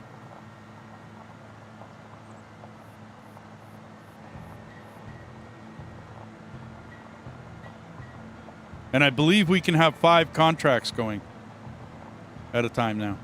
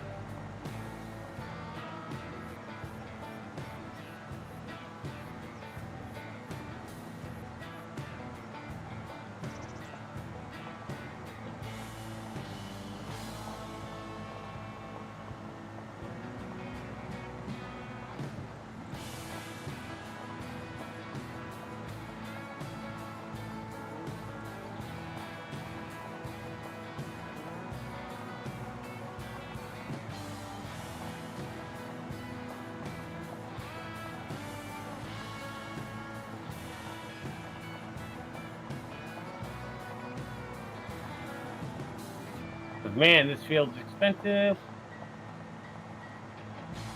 Oh, to buy it.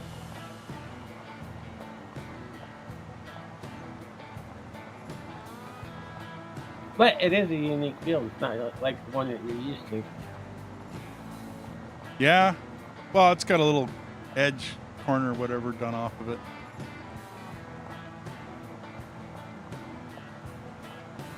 And there's my tractor. Done. Okay, I'll grab that, and then I'll turn it into I'll grab the dump truck, or well, the dumper or whatever, you know what I mean, and go pull off that harvester because it'll get filled up with corn eventually here. Nope, it's a 2 million and a half I liter know. hit. That's it. Eventually, it'll have to be emptied.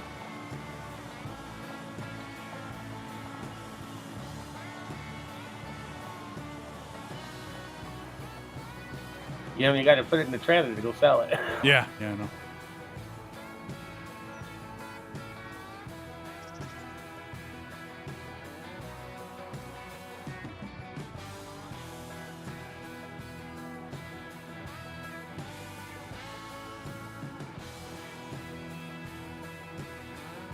Six? Really? Okay.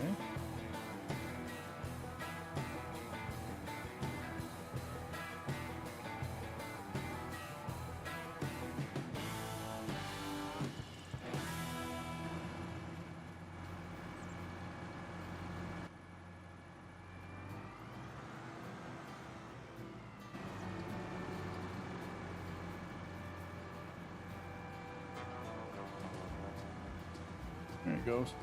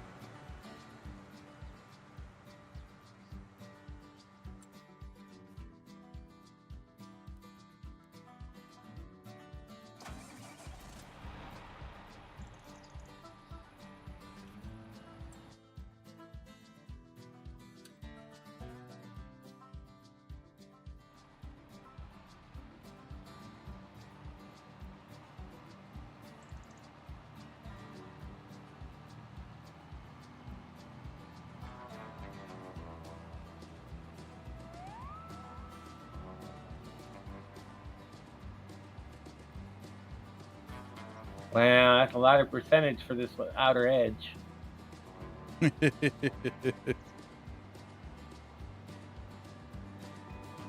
close to 30%. Yeah.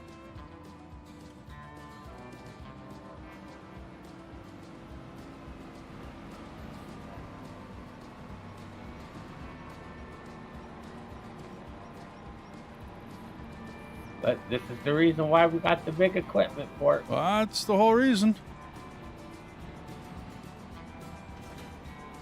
And I think this stuff works for this map, and it's just right.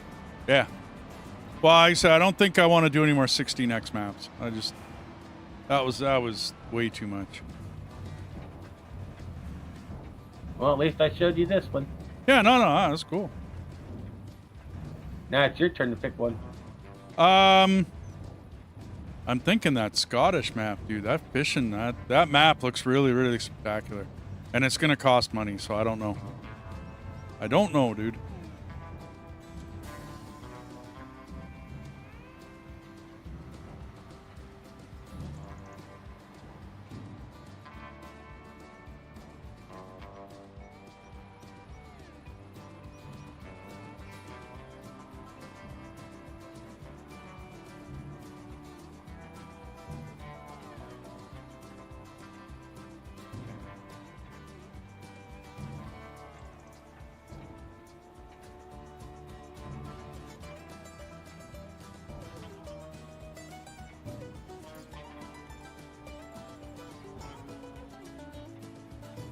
Control I, yeah.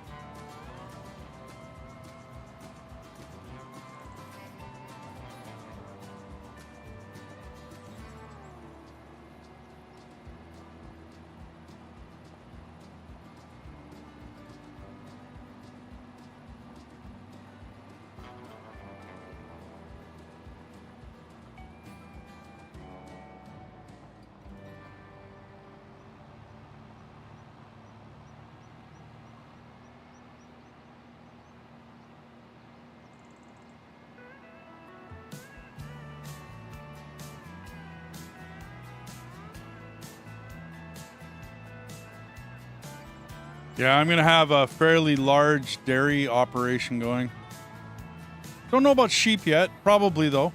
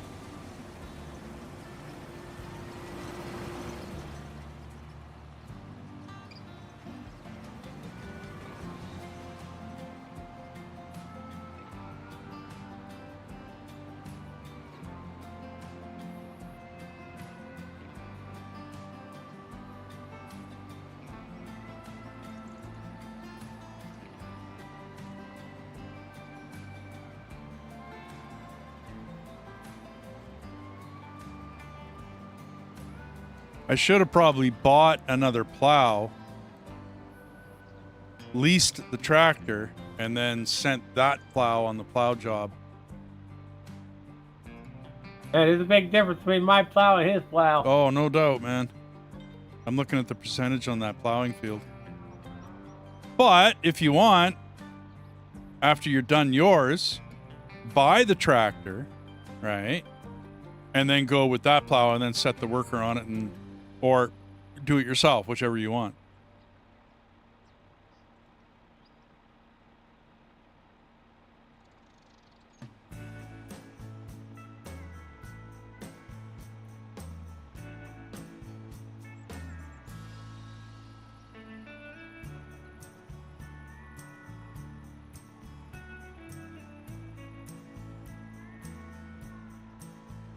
Because we end up needing 2 plows anyway. Oh, hell and yeah. Cultivators. If not 3, depending upon how many, how many folks join us here. And how often and all the rest of that.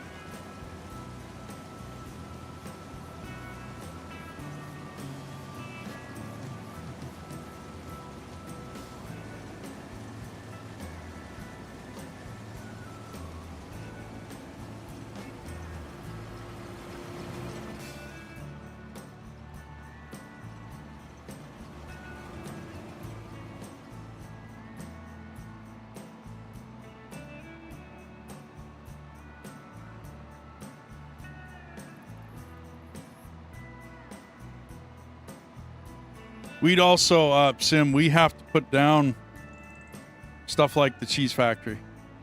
You know what I mean? Or whatever else, or industries. We got to put them all down on this map. Which is neat, because then I get to kind of dress up the map the way I want.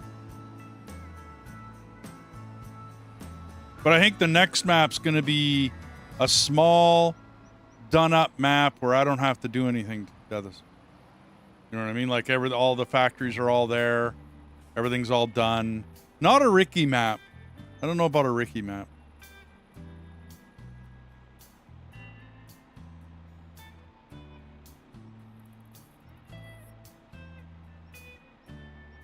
We can always go back to the other Ricky map that we already have.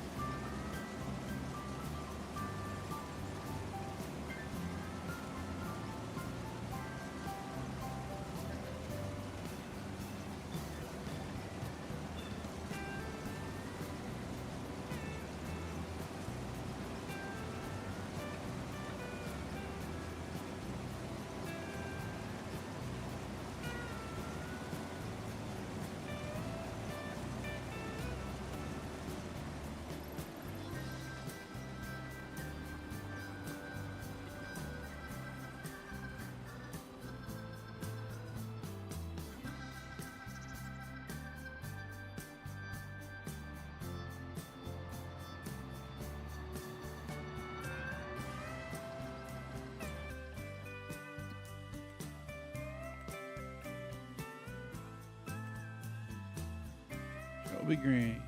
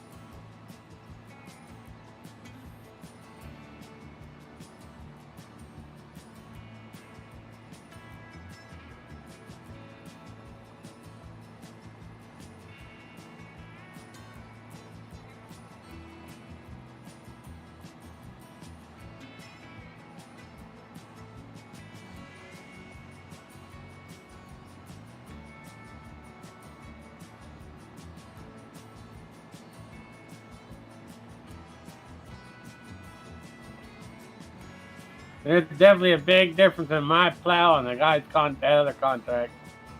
Oh, hell yeah. Twice his field, and I'm at his level. Yep. That's why, like, I realized as soon after I did it, I'm like, wait a minute. I should have grabbed another plow. Because they're not, I mean, they're not cheap, but they're not that expensive that we couldn't afford another one. And then put that to work. We keep the plow, lease the tractor, well, you know, use the tractor that they offer.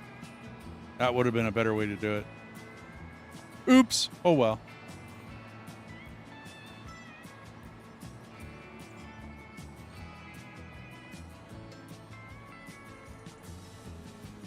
Yeah.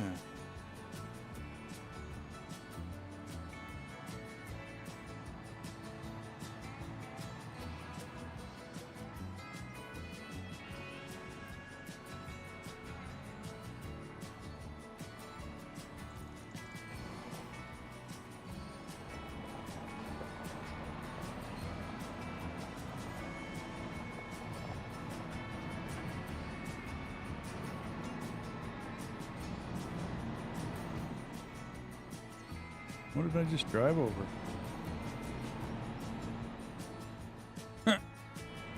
Really?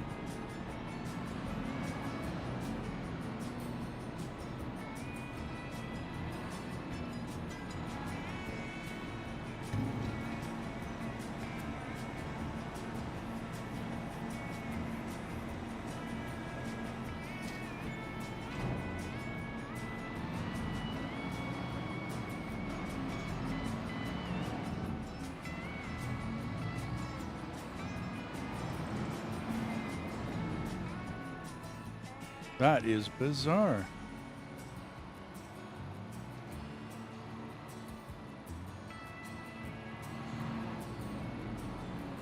What in the heck? Did you ever have an issue down at this Shelby Greens? Driving over something that's in the garage? Nope. Well, wow. Okay, that's weird. You got to go in a little bit further than normal. No, I literally just drove over something invisible inside there. Like, really weird. I almost got hung up on it. It was really bizarre. And I don't see anything in there. You must have hit in the wall or something. It's hard to tell because I had never had an issue.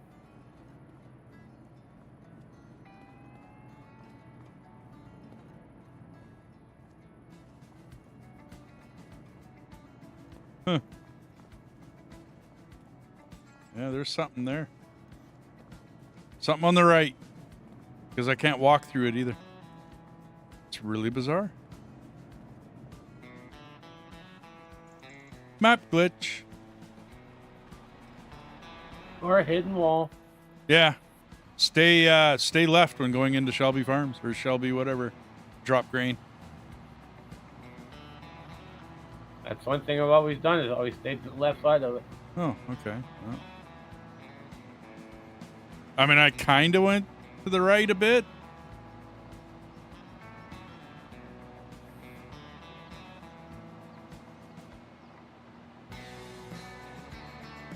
Strange. Very, very strange.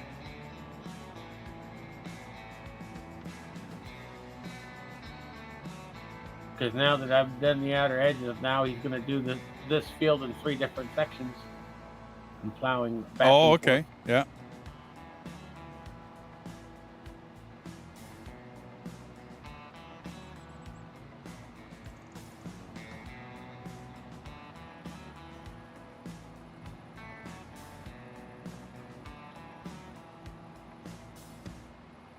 Well, now that I'm done picking up from that harvest, I'm thinking about buying another plow and putting your tractor on it.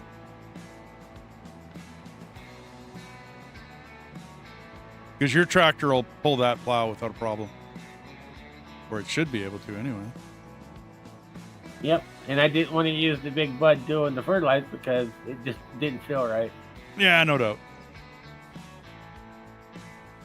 For something that big on something that dinky. Felt like overkill. Yeah, just a bit.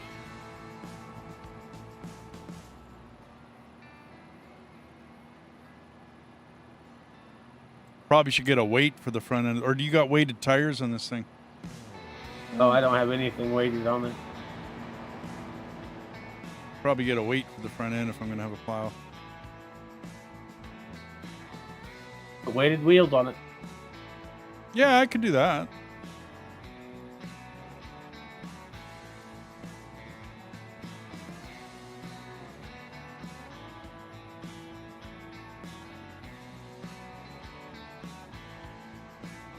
So same color or red? Because I think you got a black one, don't you? Well, it's black and red, so you can do either or. Okay. Or maybe a John Deere green one?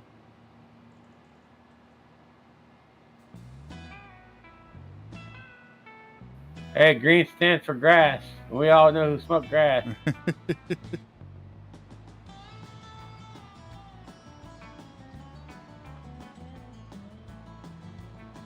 The stuff I smoke is brown, and it's tobacco. That's brown.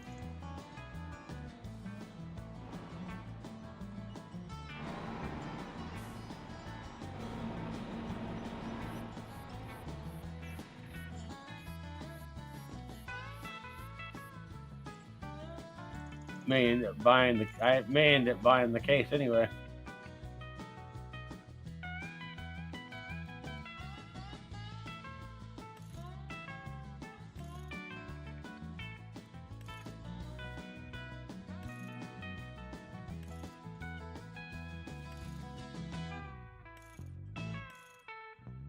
I'm officially at his level of field. 125 acres, and I'm at 50%, so that leaves another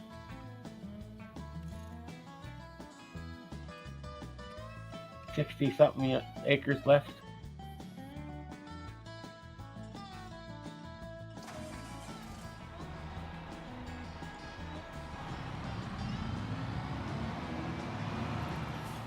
Or what you can do is buy the plow, put it on that tractor, and pull it. Well, that's what I'm going to do. I'm going to buy a plow and put it on your tractor. Might have to get more cash. And the weighted wheels only goes on the rear wheels of this tractor, dude. That's fine. That's still weight.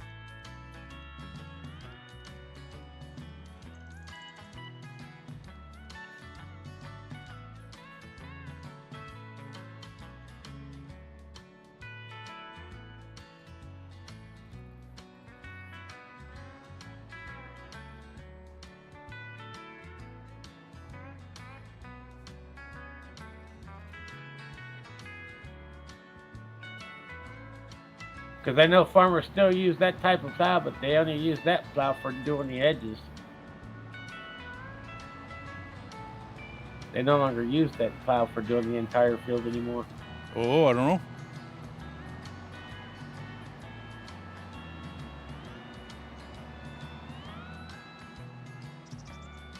Been a long time since I've been on a farm.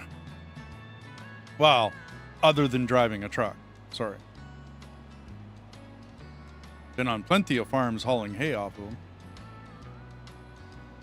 Heyo! Hey-oh, you bet. That ain't the same.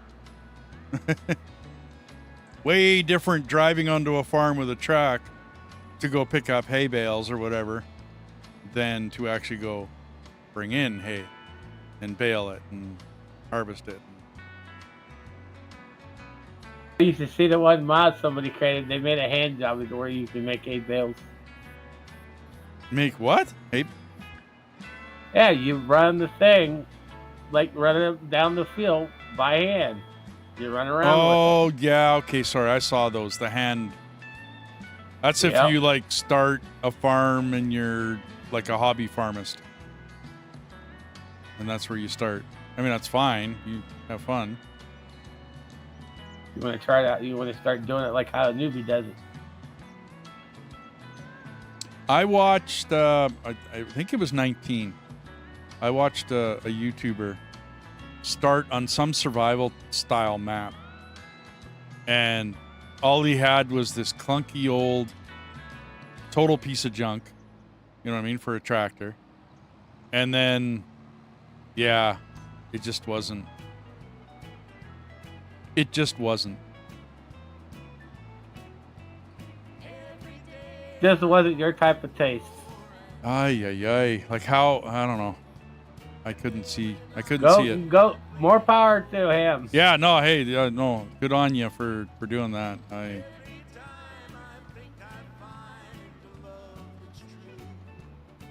You're all about nowadays technology. You want to know what it was like our grandparents did it back in the day? There you go. Yeah, well, no, I'm not interested in how my grandparents used to farm. I know how they used to farm because I was on those farms when I was a kid. This is a video game. I'm here to have fun on a video game. I don't want to do it like it does in real life. No, I'm here to play a game. I'm good. Well, I've walked the field and, thrown stones into the stone boat. I've stacked hay bales and straw bales, into a barn. I've been there. I've done that. I've been in a harvester. I've been in a combine. I'm actually going to make that into a joke. Oh, you were throwing stones in a glass house?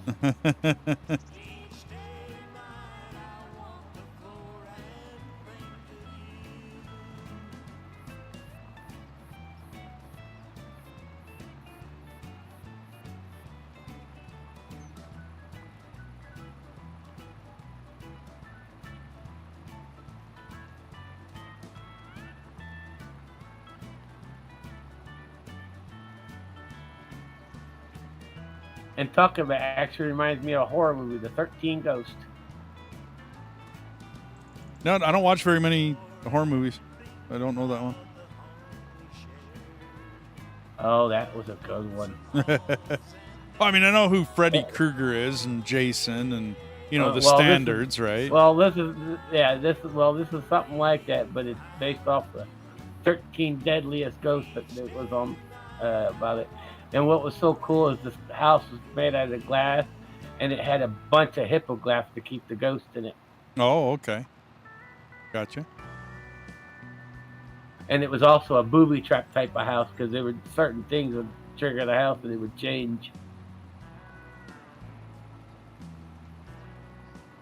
It was a combo horror thriller type thing. That's something you might like.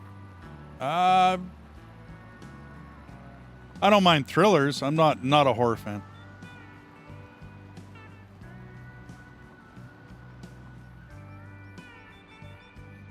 Well, thinking of it something like watching Scooby-Doo. Okay. But it's not as much as comedy, but it's more It has a bit more horror.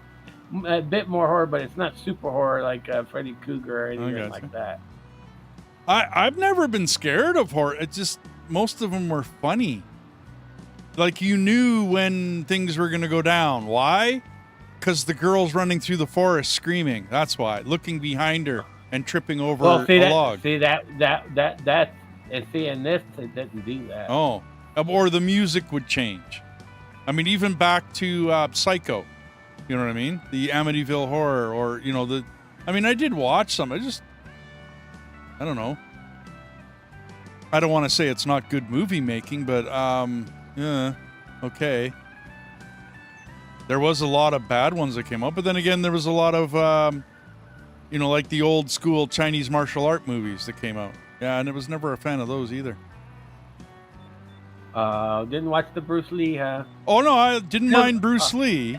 It was the one that you will like. I do know that was pretty cool. It was called Ip Man. That's Bruce Lee's I know. I've watched the entire Ip Man series. I like those, but he didn't like dance across rooftops. You know what I mean? Where they're on cables, right? Like it's just that kind of. Well, you got to remember that was Hollywood magic. Well, I know.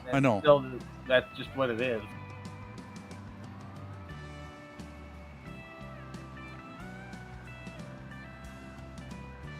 But if you want to watch that kind of movie, then you need to watch Jackie Chan because he's the one that does his own stuff. Okay, but even Jackie Chan movies, I don't see him doing things on a cable. Like if he's going to run up a wall, he runs up the wall. You know what I mean? Like he does the actual trick. And it's actually fun to watch. Yeah, it is. No, it is. I meant the low budget, old school Chinese, like kung fu flicks. You know what I mean? It just, no. Not my,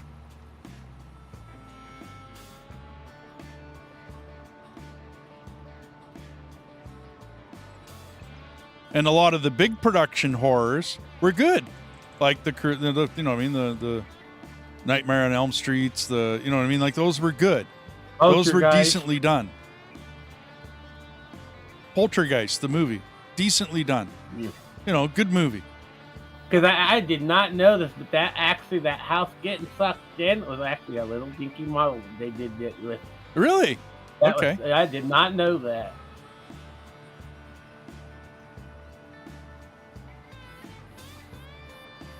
They did that with a dinky model. I couldn't believe they made it look real too. They make it look so real. Yeah.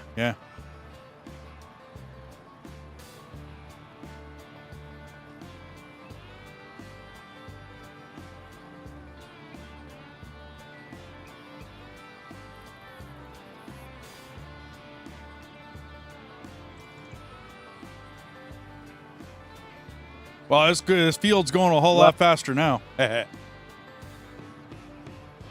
What was that? I was going to say that I'll have to show you that trailer just to get you an idea of what it's like, but maybe you can voice your own opinion about it. Okay. I got you. 13 Ghosts and see what you think of it. See what I think of it? Okay.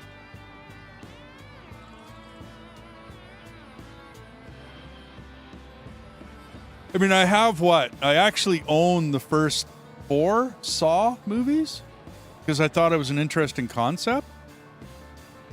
You know what I mean? Horror, horrific, if you want to, call them something. Like, they're pretty horrific movies. But I thought it was an interesting change on the standard. I don't know.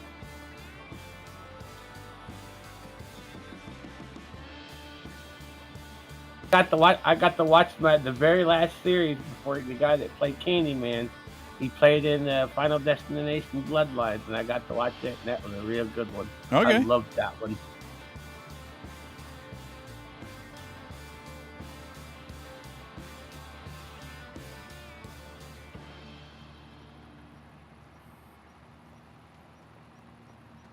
Because Final Destination was about all kinds of ways you could die. Yeah. Well, see, and I don't consider Final Destination to be a horror.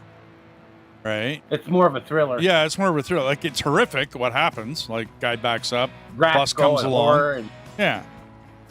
lawnmower accidents. I mean, all sorts of stuff in that, right? And it's shit that's actually gonna happen. Right, yeah, well, no, it can, yeah. I meant I'm not a fan of the, like I said, girl running through forest, music comes up, she looks behind her, trips on the log, buddy walks up, she's all frozen and screaming. Nah, no, sorry.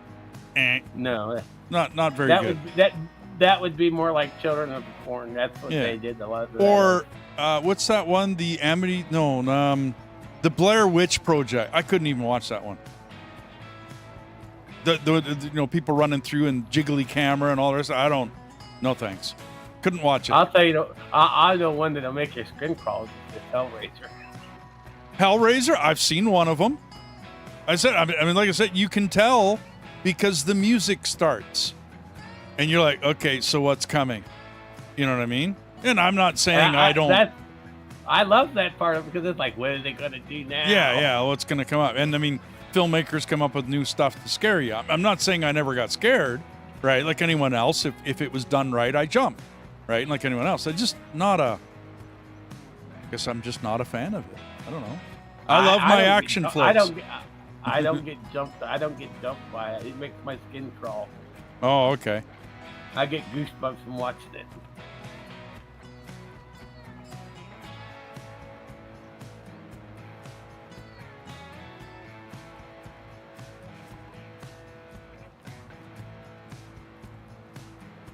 Because there's actually a website that I actually subscribe to over Netflix. It's called Shudder, and that's all they show is nothing but horror. Oh yeah. Horror and thrillers. Yep.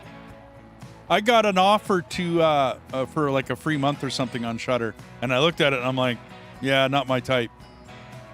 Because me being a truck driver, I would buy a movie at like a gas station when I dropped by. You know what I mean? As I traveled across Canada and whatnot, I had a VCR, CD, or DVD combo TV, right? And we ended up. I mean, first it was VHS tapes way back in the day. But then, as time went on, I bought myself a DVD player, and then I had a portable DVD player, and then I had a laptop. And all the way along, I would buy a movie here, a movie there, a movie here, a movie there, and I would watch movies when I was out on the road.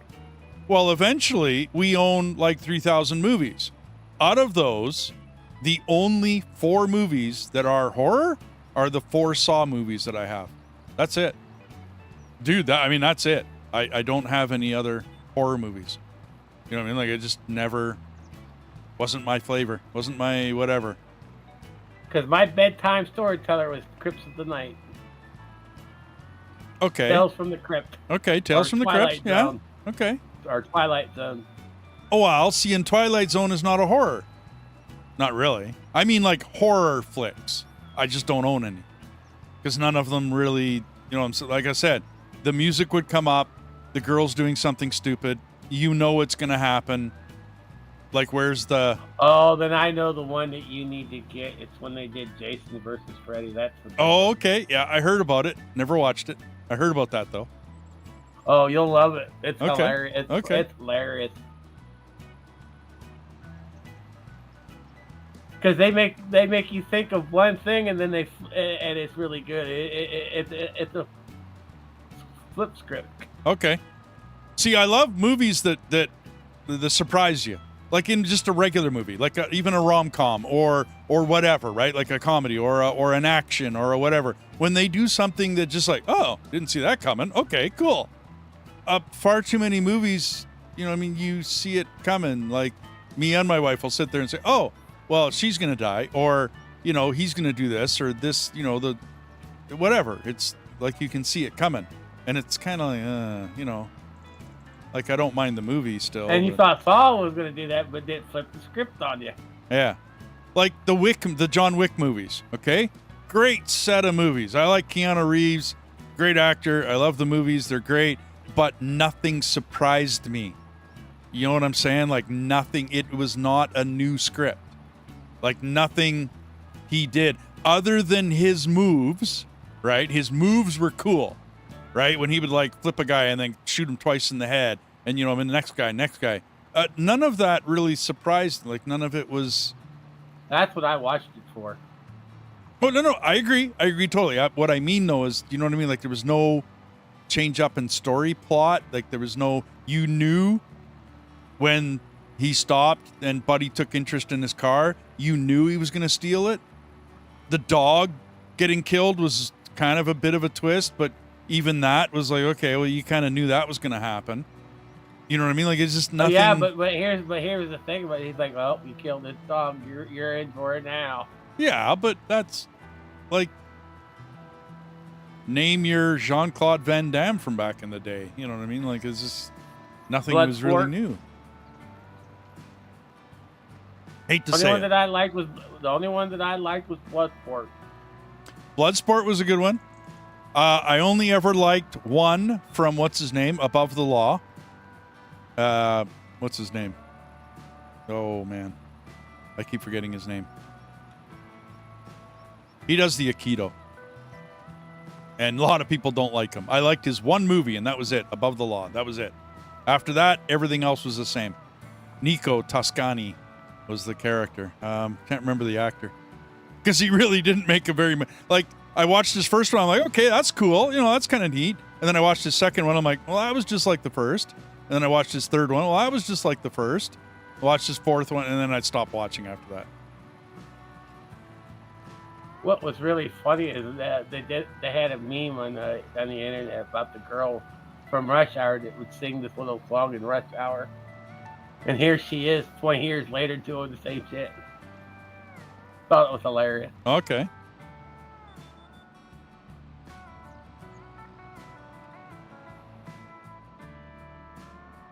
Oh, I see. This stuff goes this way. Okay. That's why it didn't show me a line.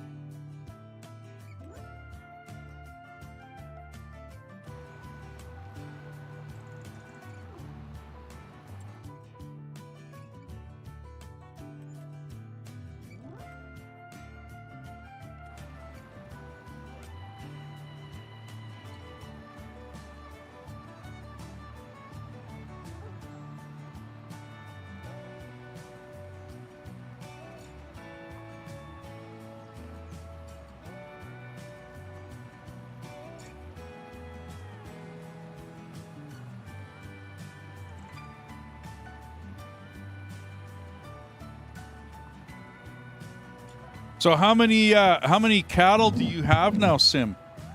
Like, how big do you go when you play? Do you go big, like huge dairy farm? And or sheep for that matter? Or do you just kind of keep it small and respectable, 50 or 60?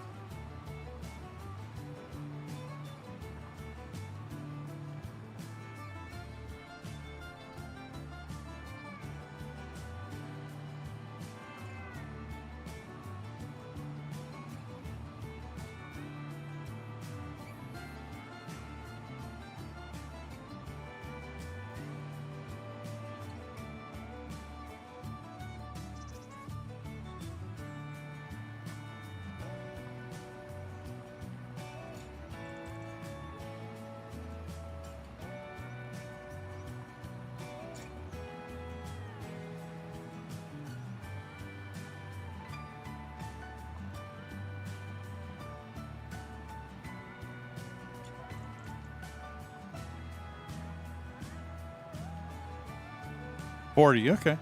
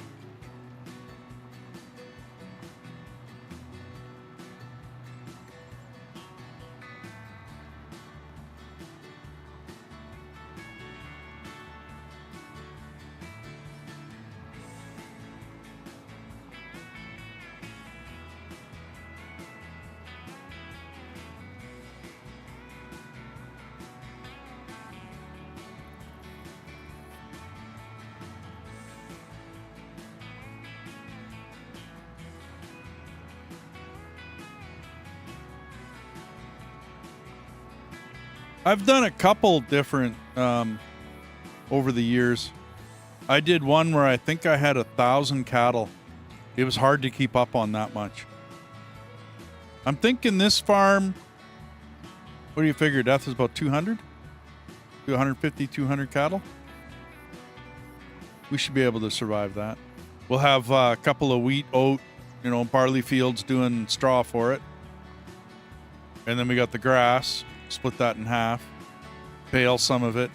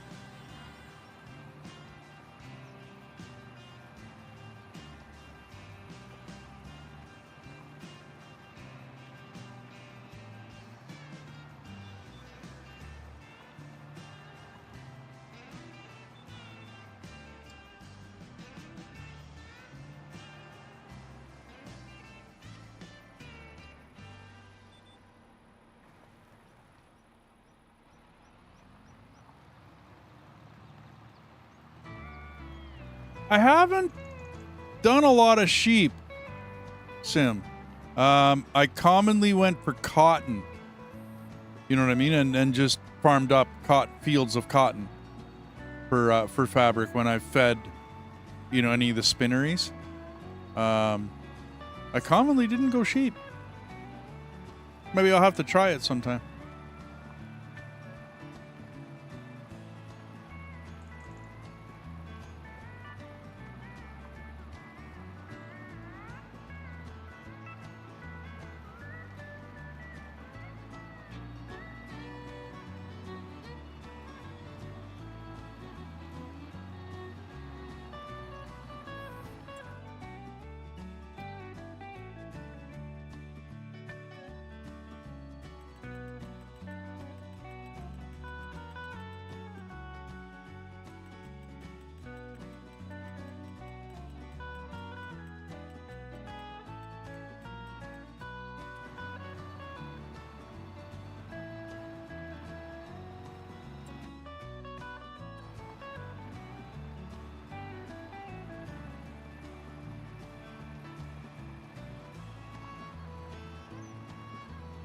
Well, I think in the maps that I played, I had an option. You know what I mean? Whether I wanted to go sheep or cotton, to feed the spinnery. If I'm correct, anyways. And I usually went with cotton.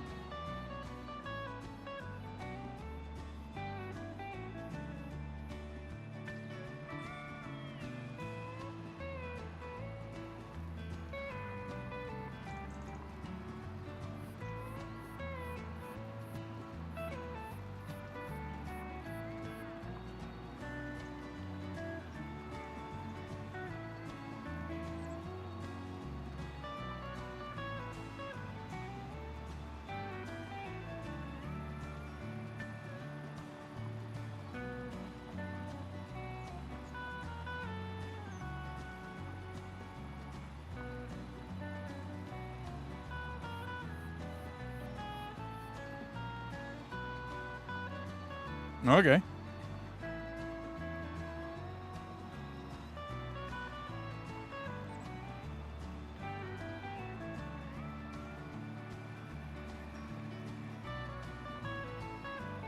I'm thinking of making a row along one of the roads on this map and just going, industry after industry after industry. I saw it on the Ricky map. I didn't mind it. It works. Put roads into the parking lots and that kind of fun stuff.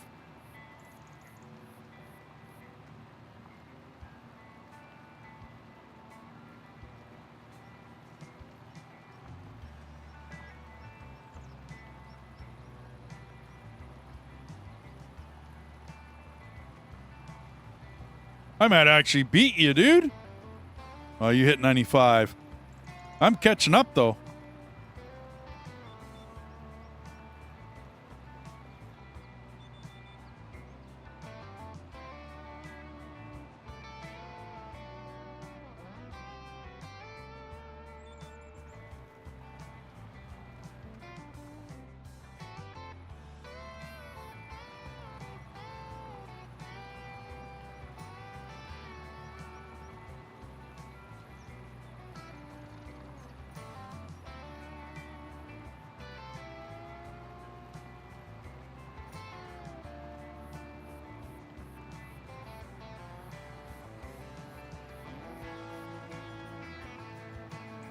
And I made good time on this field, and almost doing an hour and a half for this field. Yeah. Well, that's good money on that Hour and a half for this field. That's better than 16 hours. Yeah. Oh, no doubt. Yeah, I don't know, man. I'm going to be pretty hard pressed to try to go back to that Ricky map now. That was a bit much. Unless we get bigger equipment. Yeah, bigger or faster or whatever. I'm with you.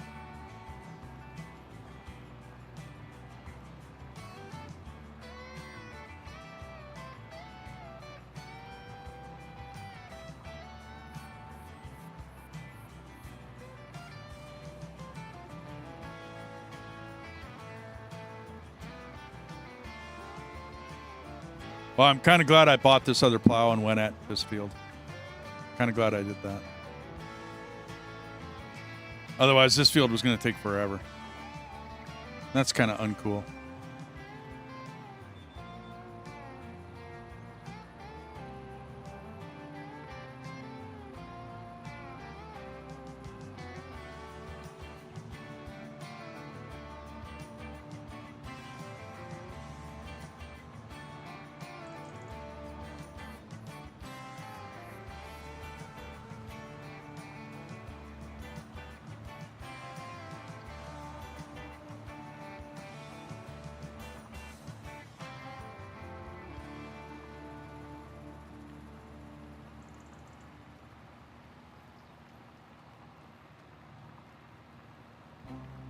My cat's looking at me. What do you want? Now meowing and point at your food bowl. No, he's pretty quiet. He gets a little mouthy in the morning, but he's pretty quiet otherwise. Oh no, I just tried to be funny about that because there was memes on Facebook with a cat going meow meow meow. Here's my food bowl, put food in it. Yeah. It's my room. Follow me. Oh, he'll sit at his dish and just sit and look at you. I see. He does do that. But he just wasn't. He won't meow, right? He won't say nothing. He'll just sit there and look at you, like, okay, where's my food? Like, are you coming with it? What would be funny is if he took his paw and pointed and said, "There it is. It's empty." See? Yeah. See? Well, that's what they do on Facebook, and it makes it funny. Well, I like the ones I don't think they're AI, but I like the ones where it's the cat, like parent or the owner walks in. There's a mess all over the place. There's a dog and a cat, and the owner's like, "Okay, who made the mess?" The cat points at the dog. And it's like, yeah, and the dog's pointing at the cat. Yeah. And then the lady goes, "Nope, you both are guilty." Yeah. All righty.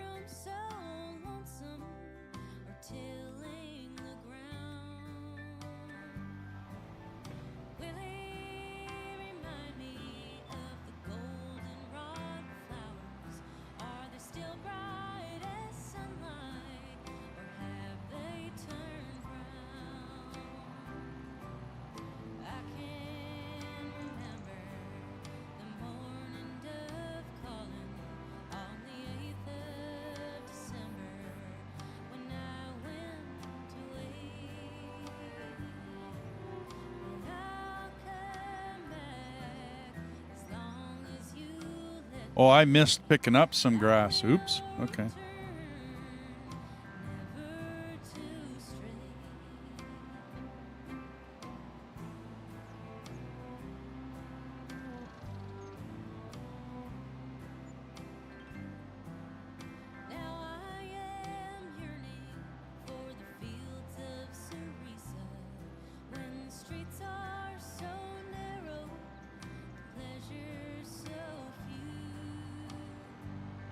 Hear the people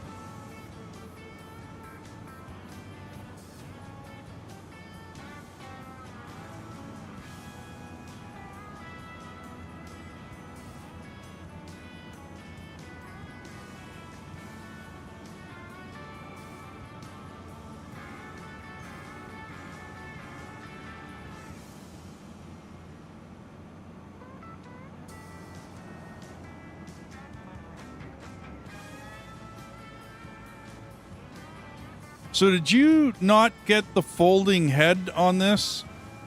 Because this one's bigger? Yep, that one doesn't fold, yeah. Yeah, but is it because it's bigger? Is that why you got it? Yeah, and plus it goes faster. Oh, okay, I got you. Yeah. Speed is an issue. I get it.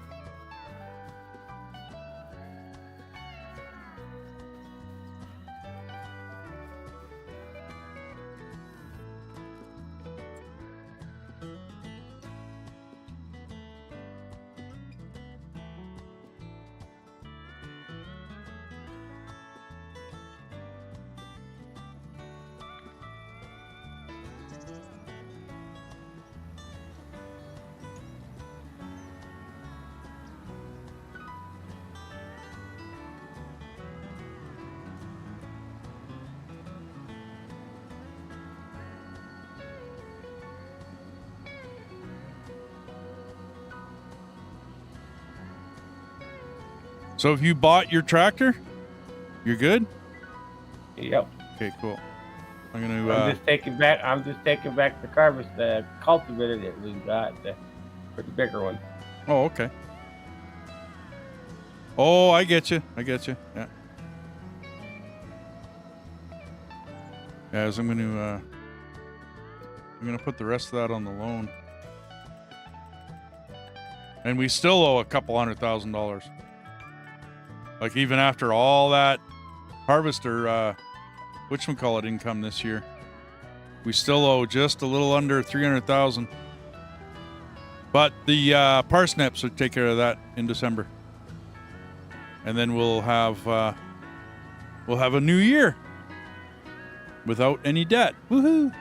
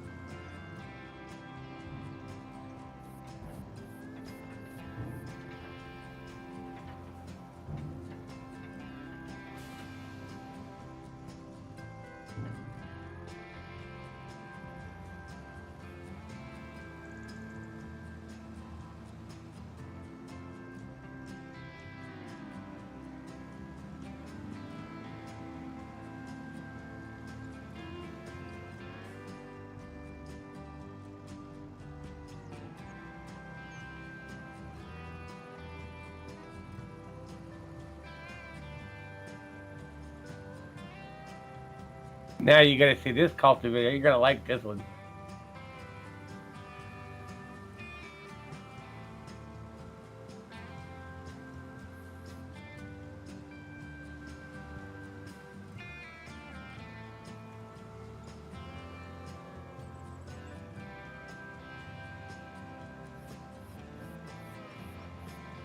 at the farm.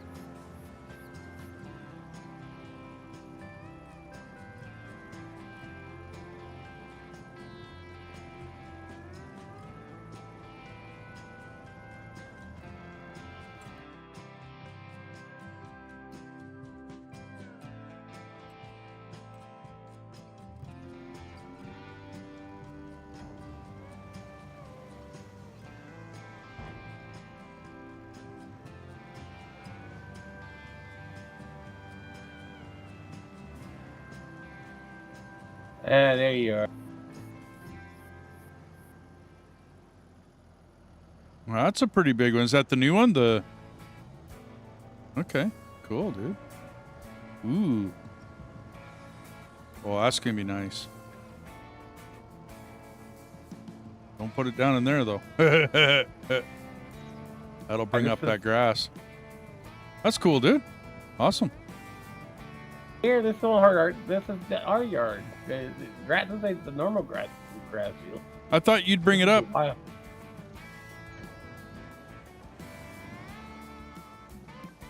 Oh yeah, okay, you're on. Okay, yeah, I get you. You're not on the field.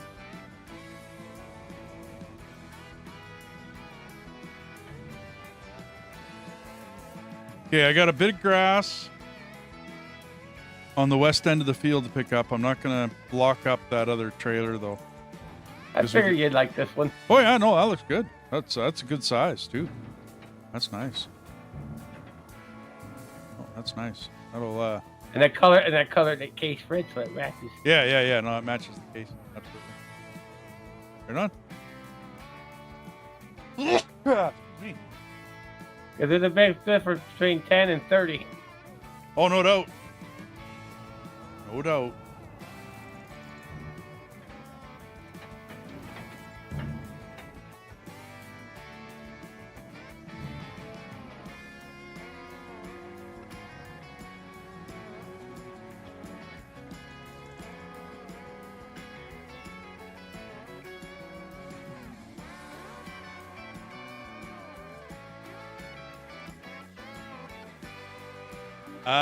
Unless we're gonna pull another job. I think we're done, aren't we?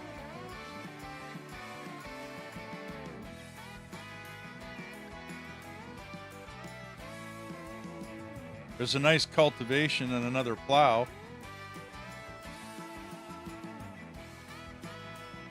Don't want to do that parsnip harvest.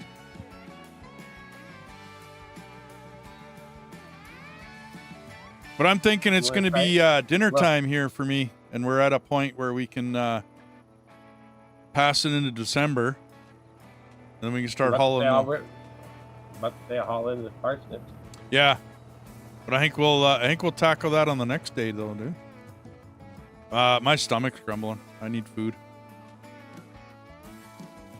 Should I pass it into December and then we just start, or leave it? About to say, just do that, sell the parsnips, and call it a day.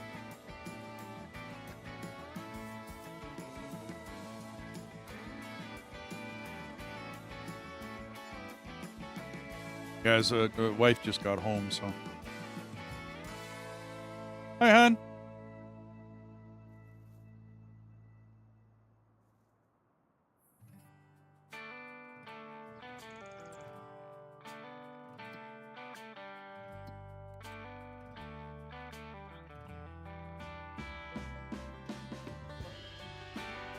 Yeah, next month we are.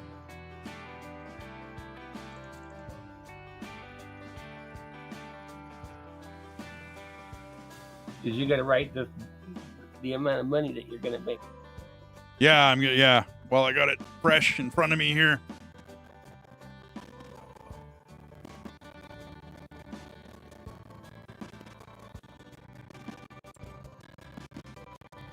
Yeah, 623 at Shelby Greens.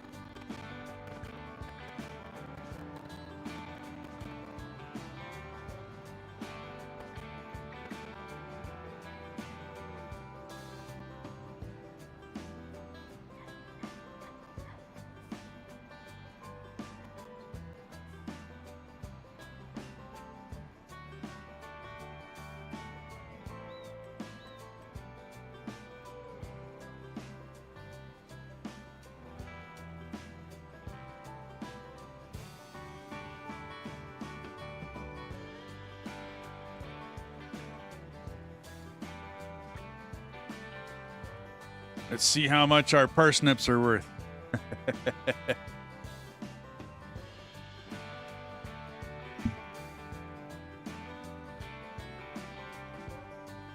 $263 at the selling point of root crops or the farmer's market. Shelby 271. Grains, 263. Hey, you. Oh, you're going to bed right away. Sleepy juice? You'll go to bed right away. Because I'm going to stop here for a bit, make some food. Hang out with you for a minute. But I got to sell off. Market. I got to sell off these parsnips first. Well, we did a. What? What? Well, I'm at the point that you got to sell it if you're wanting that one. Oh, no The other doubt, one's no. The farmer's market. Oh, is it the farmer's market? Yeah, 271. Oh, I didn't click the button. Okay, gotcha. Well, we could wait till January before I sell it. Supposedly it's worth more. The graph does go up. But I'll do 271. I don't think it's going to be that much of a difference. Farmer's market it is.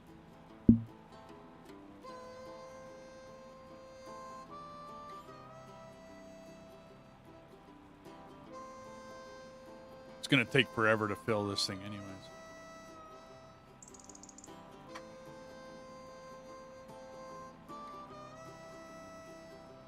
Oh, you're having more banana loaf, are you?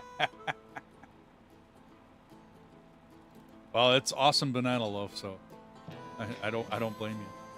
I had some this morning. That was breakfast, along with some pancakes, the leftover pancake mix. Death figures I should make pancakes and put peanut butter on the pancake. I've never tried it, so I don't know. And then maple syrup on top of that. Or honey.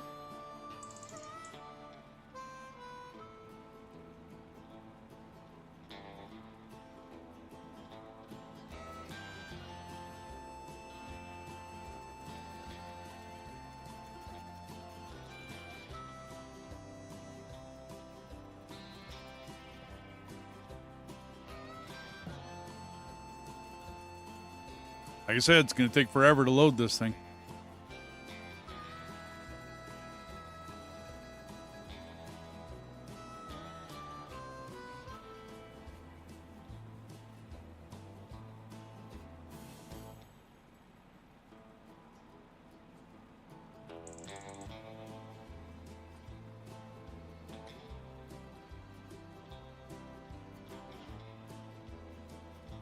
Oh, you're down to about half now. Yeah, getting there.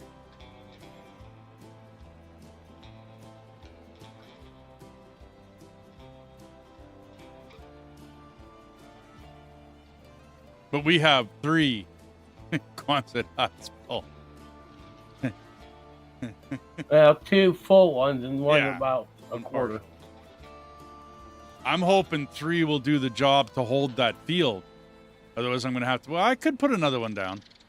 It'll fit. I didn't want to take up... Oh, sorry. I didn't want to take up any more field. But that's a lot more harvest than compared to canola and that. Oh, no doubt. Left the big city for the simple country life. Found myself a woman that it took for me to be my wife. I was working on the ground, come the sun up to sundown. Hey, I'm trying to make a reputation for a man inside this town.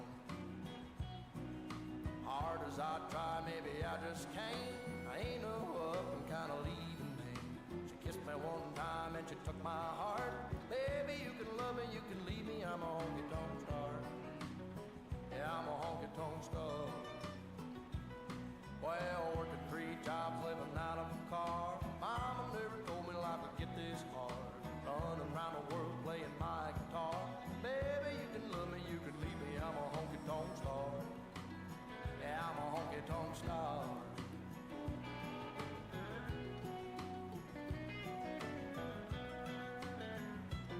Yeah, I know George Jones and Gary Sturt, and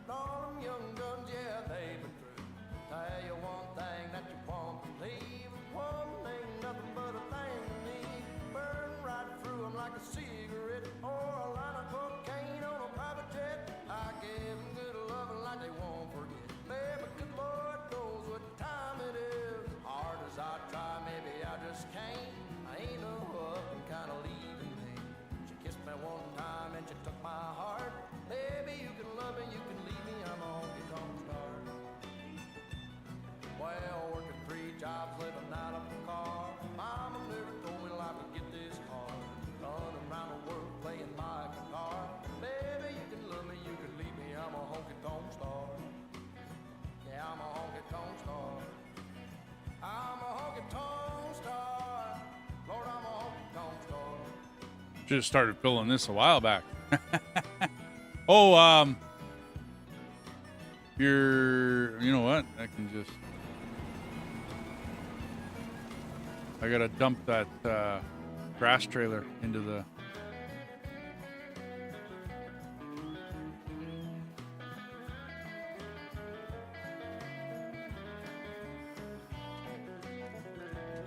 Well, working 3 jobs, living out of a car. Mama never told me life would get this hard. Running around the world playing my guitar. Baby, you can love me, you can leave me, I'm a honky-tonk star. Yeah, a honky-tonk star. Yeah.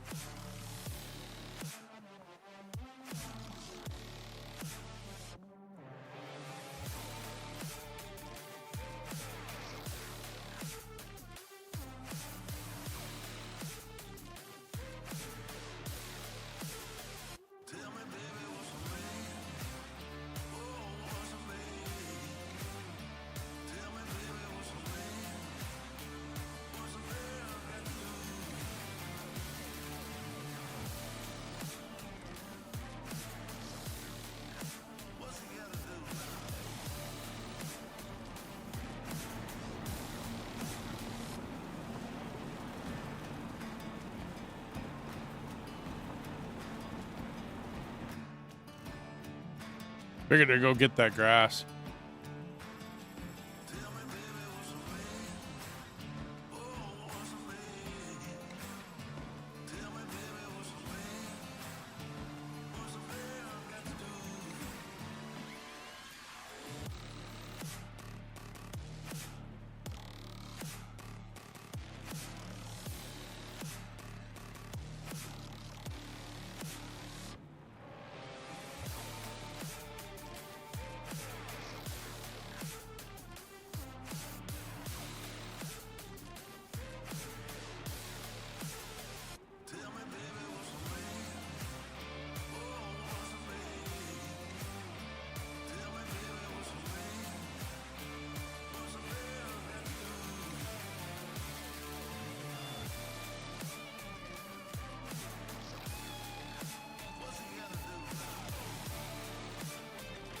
So what's funny is I actually watched the YouTube video of a fruit seller. And it was full of potatoes, and they were actually starting to rot and growing on each other.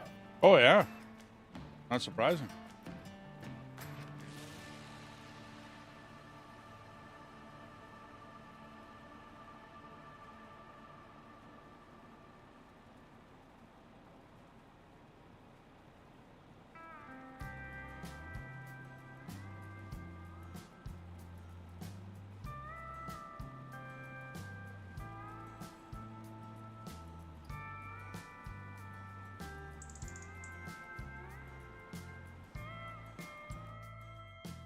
Then I watched the video where the one truck that you talked about that you've done is where the guy was taking the stuff for the chickens that was left over, rotten eggs and stuff that they were taking over to an area for to make fertilizer.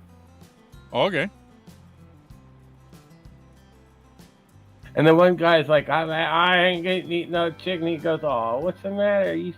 Are you chicken? Because I'm going home and I'm going to eat me some chicken. I used to never have a problem with chicken until I did the actual chicken run, where I picked them up in the baskets in a truck, right? Watched them load them, right? Didn't have to watch them catch them, but I watched them load them. And then I took them to the meat processing plant, like basically where the chickens get processed.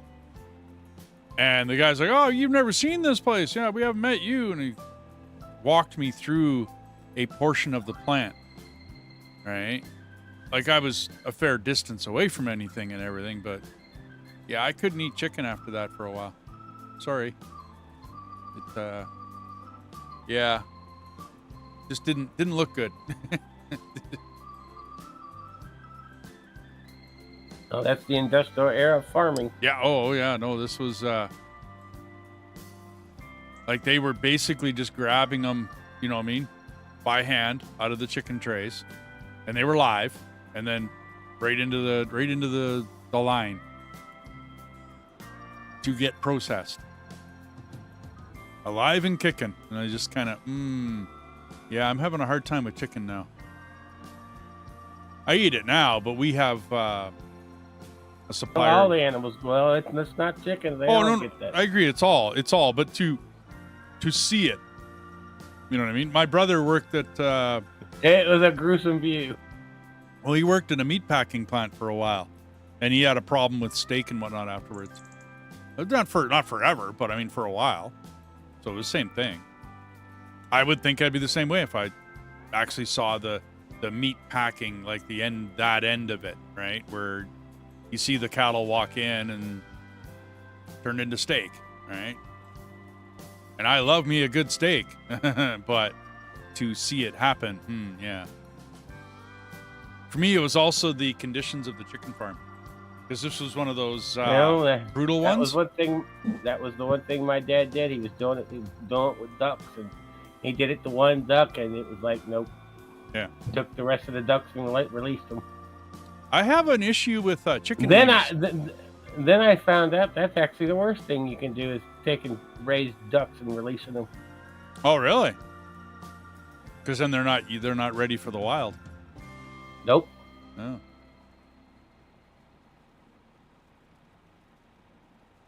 No, we get free range chicken now. We got a supplier, a Hutterite supplier. Mennonite or Hutterite, I can never remember between the two of them. But they do free range chicken, right? So I'm not getting a production line chicken. I got a serious problem with chicken wings now too. I won't say it because I'm not going to blow it for everybody on the channel. But yeah, I got a problem with chicken wings now.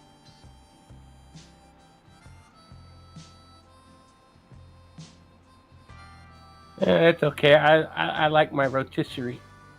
Well, that's what I say. Like, I still have chicken. It just depends on where it comes from and all the rest of that fun stuff.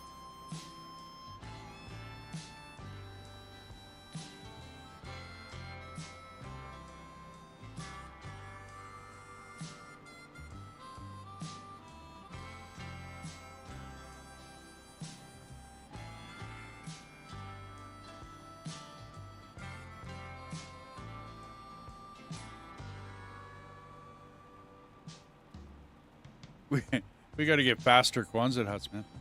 faster storages.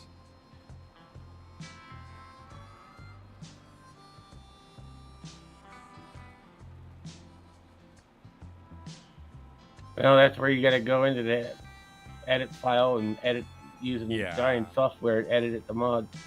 No thanks. I don't mind making up files and whatnot for the server. I don't. That's not beyond me. I don't know, man. But screw with cord, but that's a little different. Yeah, I'm not. No thanks. My hat's off to all the mod makers that make mods, man. Seriously, all of them. I've done a little bit. I actually had to do that. I had to create a file for a game because it had a file that was missing, but I pulled it off the internet. Just copy and paste. Yeah, that's one thing to copy and paste. It wouldn't be that, but if I could open up the file and then look at and find the line that's how fast, that's not that bad. I still don't really want to do it. But yeah, it wouldn't be horrible to look that line up. You just find the line of code.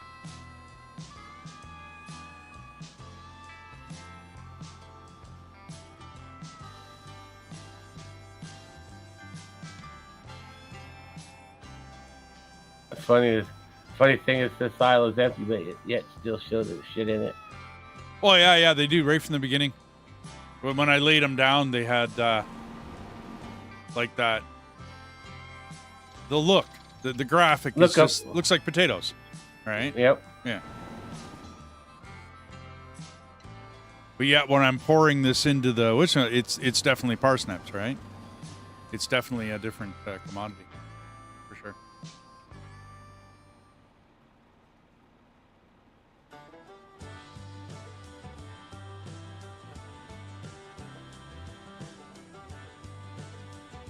Write down the money that you've got because you're going to have to subtract it. Yep.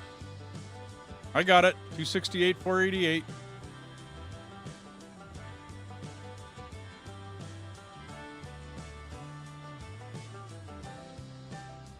If my calculations are correct, it should be $6.95 million.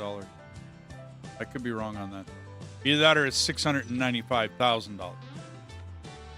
I'm not too sure whether I'm putting my decimal place in the right spot.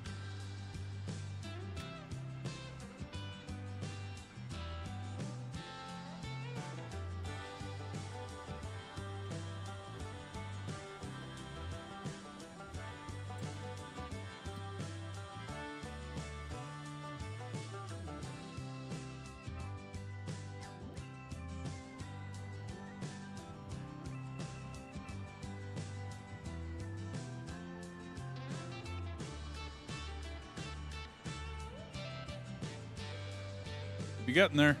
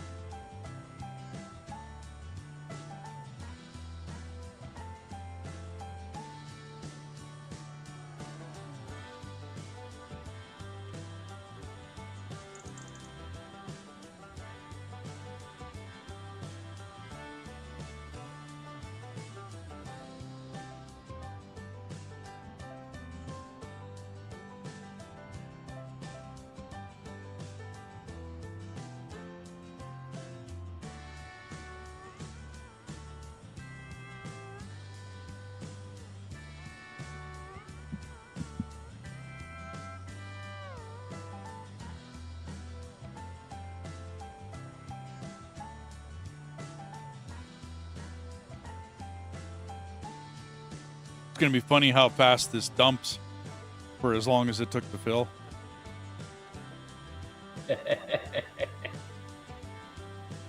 Well, I should probably put a disclaimer up on the description of the video. This is a heavily modded version of Farms.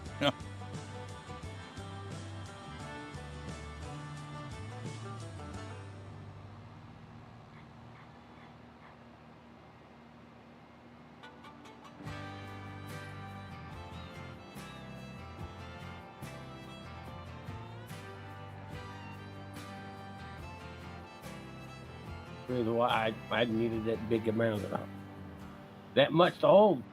Mm.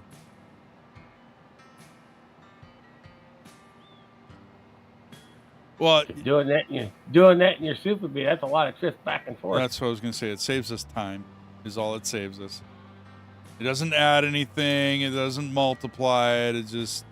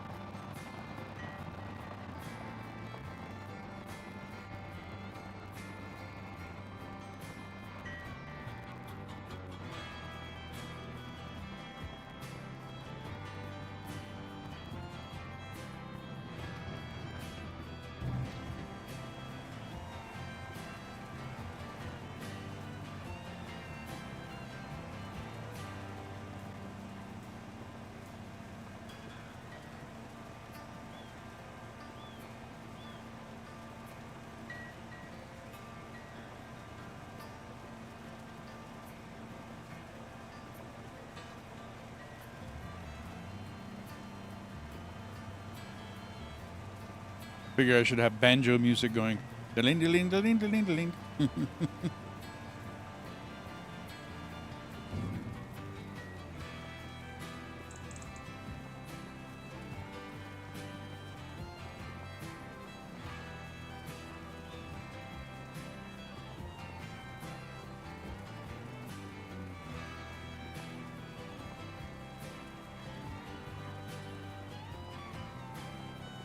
Figure maybe I should have opened up the whole back end. I don't want to stop it because I want to get a total number. But I should have more than just the grain chute on open. Still, it's pretty fast.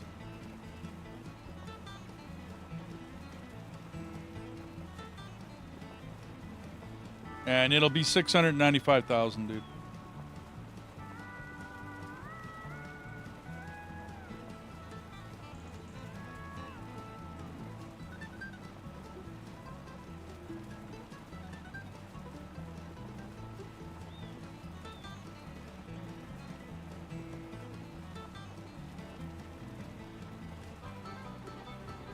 Well, it definitely pays for the equipment, dude, that we got.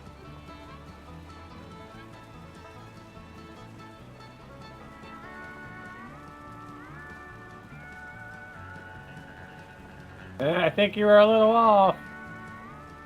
No, should be $695,000. 697.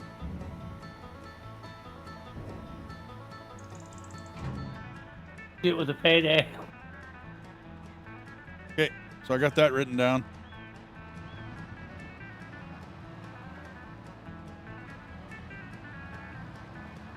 That definitely pays the loan. And then gives us some breathing room to maybe buy another field.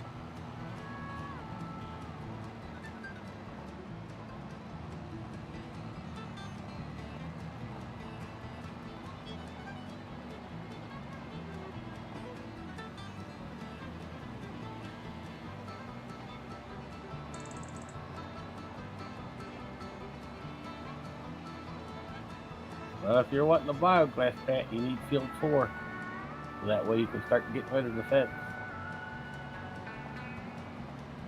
Yeah, I'm not quite ready for cattle yet, I don't think. I think we need some more production fields.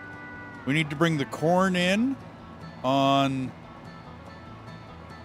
20 whatever. 19? No, what field is that again? I forgot to take a look at that. We own field 18. That's what you could use for.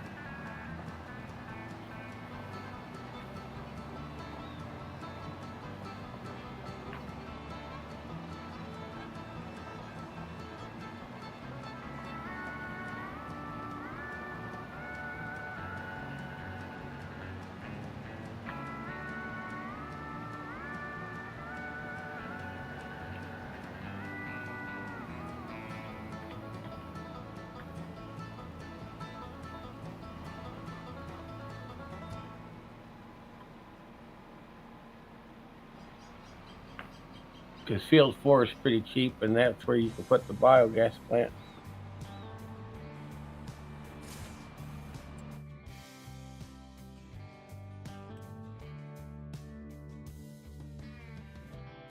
Oh, I messed up, dude. I didn't pull the cornfield up. I screwed up. That field I bought, farmland 18, I bought it with corn on it. I screwed it up. That's okay.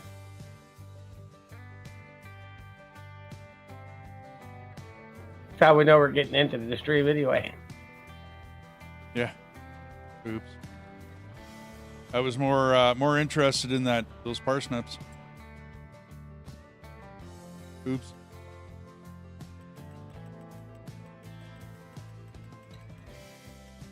Well, we're out of debt. That's okay.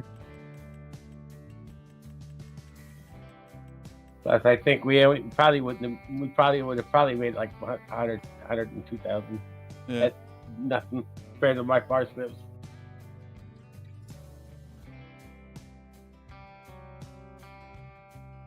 You figure field 4 for the biogas. Yeah. Yeah, but aren't we hauling? No, you're just gonna send us. It's just gonna go right from the fermenting. Yeah, pile yeah, to the right. bio. Yeah, okay. Well, we don't have enough for it anyway.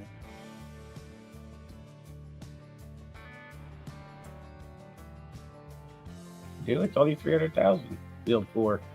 No. The actual facility. No, but you need the flot for that anyway. I get you. Yeah, it'll fit. Okay, it'll fit down there. So I need 1.8.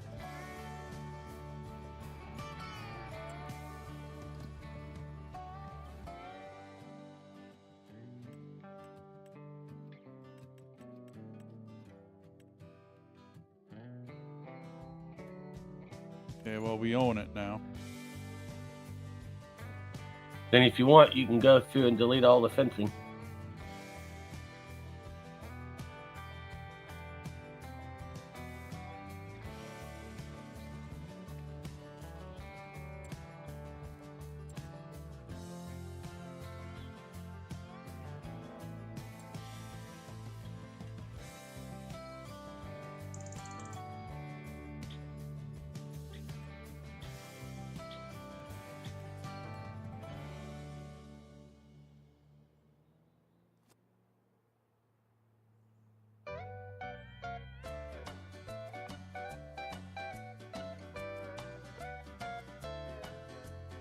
I'll keep the store up. Oh, oops.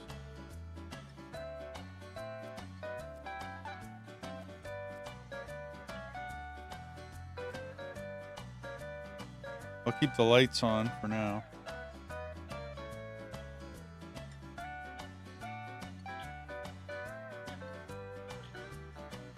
Okay, well, that looks better.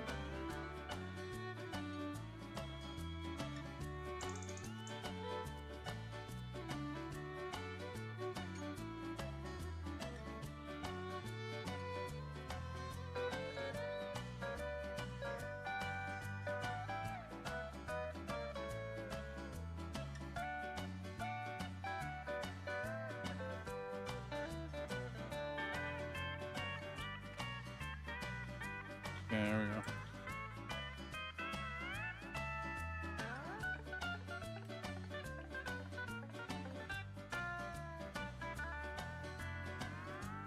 Well, it's December. I don't think there's much to do. Wood transport, deadwood, cultivating. I think I'm done here, dude. For a bit, I gotta get some food into me. Hey, everybody. Yep. Thanks for joining us today. Thanks for stopping by. I will be on again pretty quick here. I'm thinking of doing some Planet Crafter after I eat.